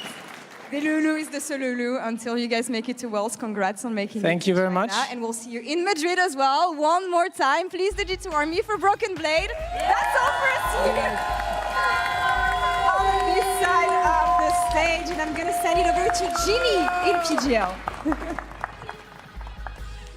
Thank you, Laure. Welcome, everyone, to PGL. I'm joined with Skumand and Dylan. Congratulations, guys. You got the finals in Madrid. You got Worlds. I would actually really like to start things off with maybe commenting on the quote that we just heard from BB. As long as there is delusion, there is hope. Would you agree? Well, I think that since MSI, we've become a very, very different team. We've very consciously changed a lot of how we prepare, a lot of how we practice, a lot of what we care about and talk about in the game. And since that, I think we had a pretty strong EWC. I think we're much stronger here. So I think at Worlds, we'll be a different version of ourselves. So yes, at MSI, for sure, very bad. But I'm with the delusion as well. All right, Screwmont? I mean, I think you said it very well, right? I'm not sure what to say, but yeah, you cannot steal my quote, but yeah, I totally agree, right? I'm really happy and looking forward for Worlds because I really believe that we can do some nice stuff. And yeah, I mean, my first World Championship, so I just can't wait. But what do you think sets you guys apart? Because my perception coming into this playoffs was that G2, you guys are the only team that kind of fixed their issues, or like your issues, when it comes to improving from winter and spring, while others have been falling behind. So if you can give me a little bit more of a deeper dive on how that's been changing your approach to screens and everything, so that you find the success that other teams are not. I mean, yeah, for sure, like we had a lot of issues, especially during MSI, and I think we tackled them really well, both like outside of the game and inside. And I think that we've put a lot of work to actually understand and craft the best thing that fits us. So like, yeah, drafts, the way we play, and yeah, like just how we play the game in general. And I think that we kind of found a good formula so far. And yeah, I just hope that we'll be able to keep it and yeah, just keep it. Like if you come into these international tournaments and there's these huge conceptual things in the game that the other teams are ahead of you at, like for example, maybe utilizing range supports in draft. That was something that wasn't really as developed in Europe. Like people played them, right? We even played them, but it was the Asian teams knew how to integrate them a lot better. There was other things like lane swap stuff against Genji was very hard for us, and then we implement that. So we just take stuff from that, and you get now months and months to develop the stuff we were weak on. Would you say, if anything, having the opportunity to be going to those internationals as a team, and also for you, Scumon, this being the year that you're joining here with G2, is really that catalyst to being able to learn so much so quickly and adapt and implement it?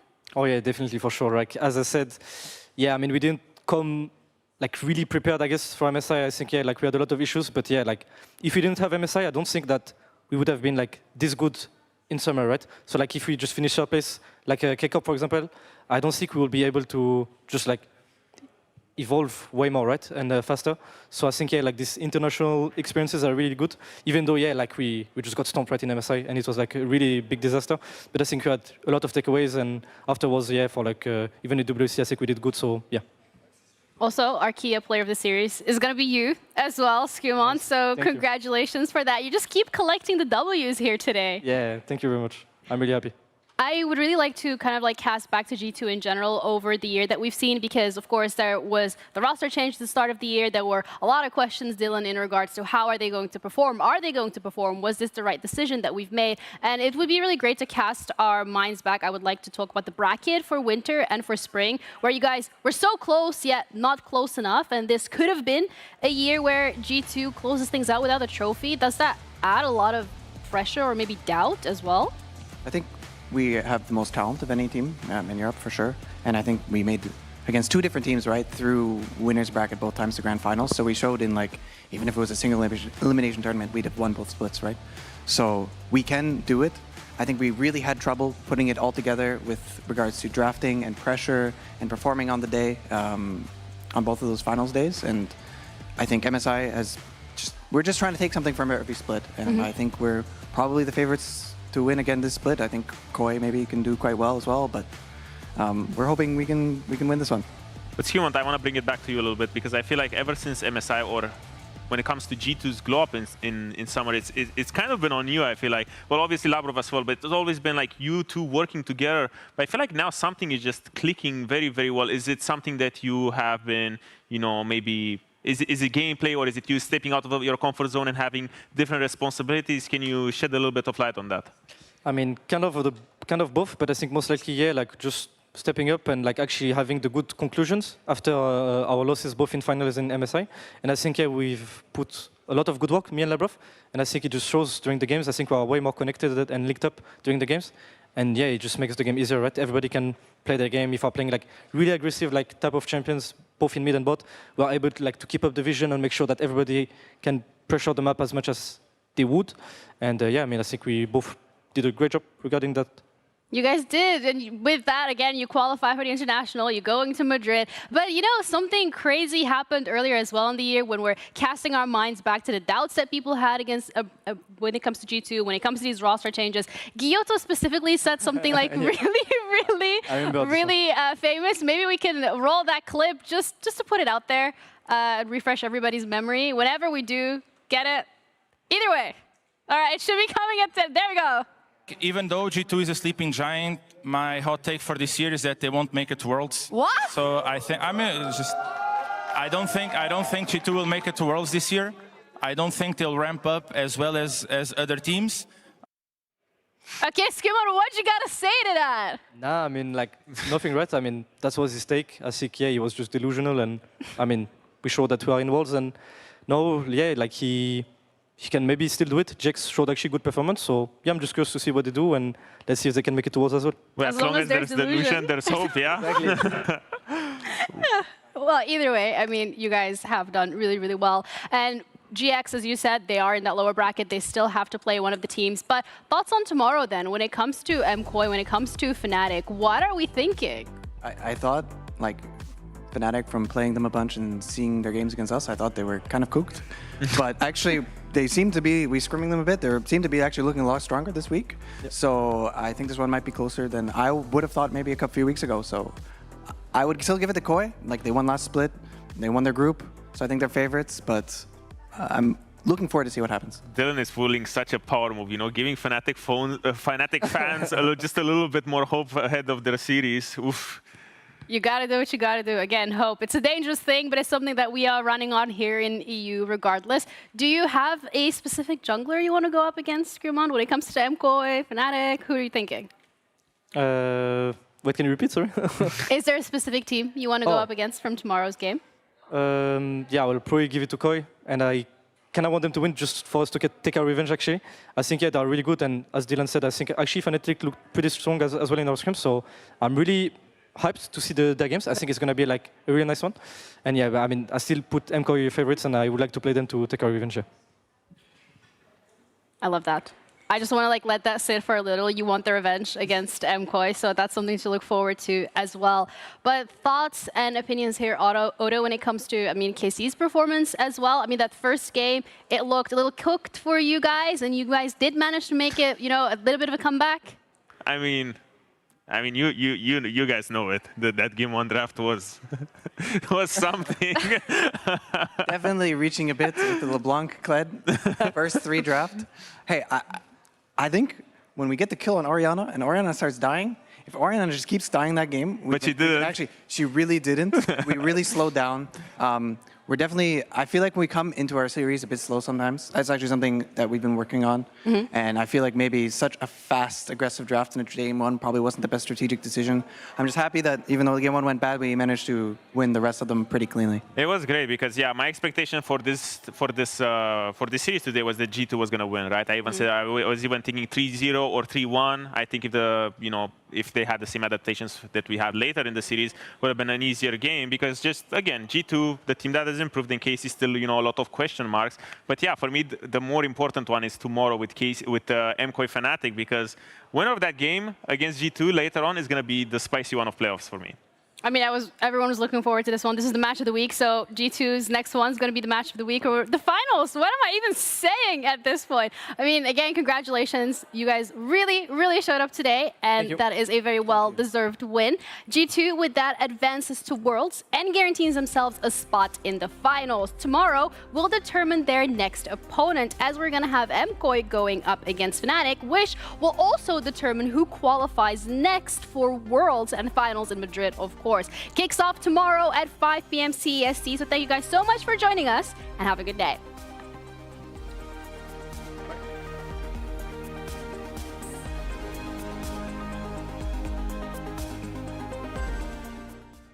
I'm multi. Open off flash. Win this. Go by cover. Can look? Yeah, can look. I speed you. Okay. Look at I'm okay as well. Look Poppy too. Yeah, you got back, okay? I can steal you, you're fine. Look Poppy, I'm looking Poppy, okay? I can't, it's all you. We got mid tower. Yes. I'm fine. I have flash in one. Look Asa. Guys. We win. Go, now Nothing brings a G2 holiday! They did it! What are these fanboys? What the f? Skewmon looking for the smite, and it's Yank again! He's just Skewmon's father, it seems. LeBron hit with the Ultra Laser, and it's a perfect execution from Vladdy that kills off the cow. They might look in a row. Yeah. Oh, put it chain. Can look? I can go. Look, Sivir. 1 HP. Shield. Okay, step. I got it. Really good. There is still in base. Kite it. If they go hard. But keep kiting. Kite it. Really good. Wukong. Nice. I'll mark. Look. Wukong will flash. Silver. We're fine, guys. We had. I died. Oh my god. They're sending in. They're going. Sorry, he's gonna ult. I'm going. Yeah, he's ulting. Got it. Get ready. That's fine. I'm not ready for him. I've come in too. I'm looking early after. Bet him. Looks good. Bomba. Good job. Lucian coming. No flash fan. I've come in. Lucian no stops. You go and kill him. Guys, LTV. I chase. It's fine. That's what you call discipline, buddy. Look, I'm just wasting his time. Push you guys. Oh, I will ult him, okay? A flash. Oh my god. What? Careful, you might still kill. Okay, nice. I did block here. I'm eating this. Waltz, baby! Nice! Oh. Nice block. Guys? Yes, good job. Nice, good shit.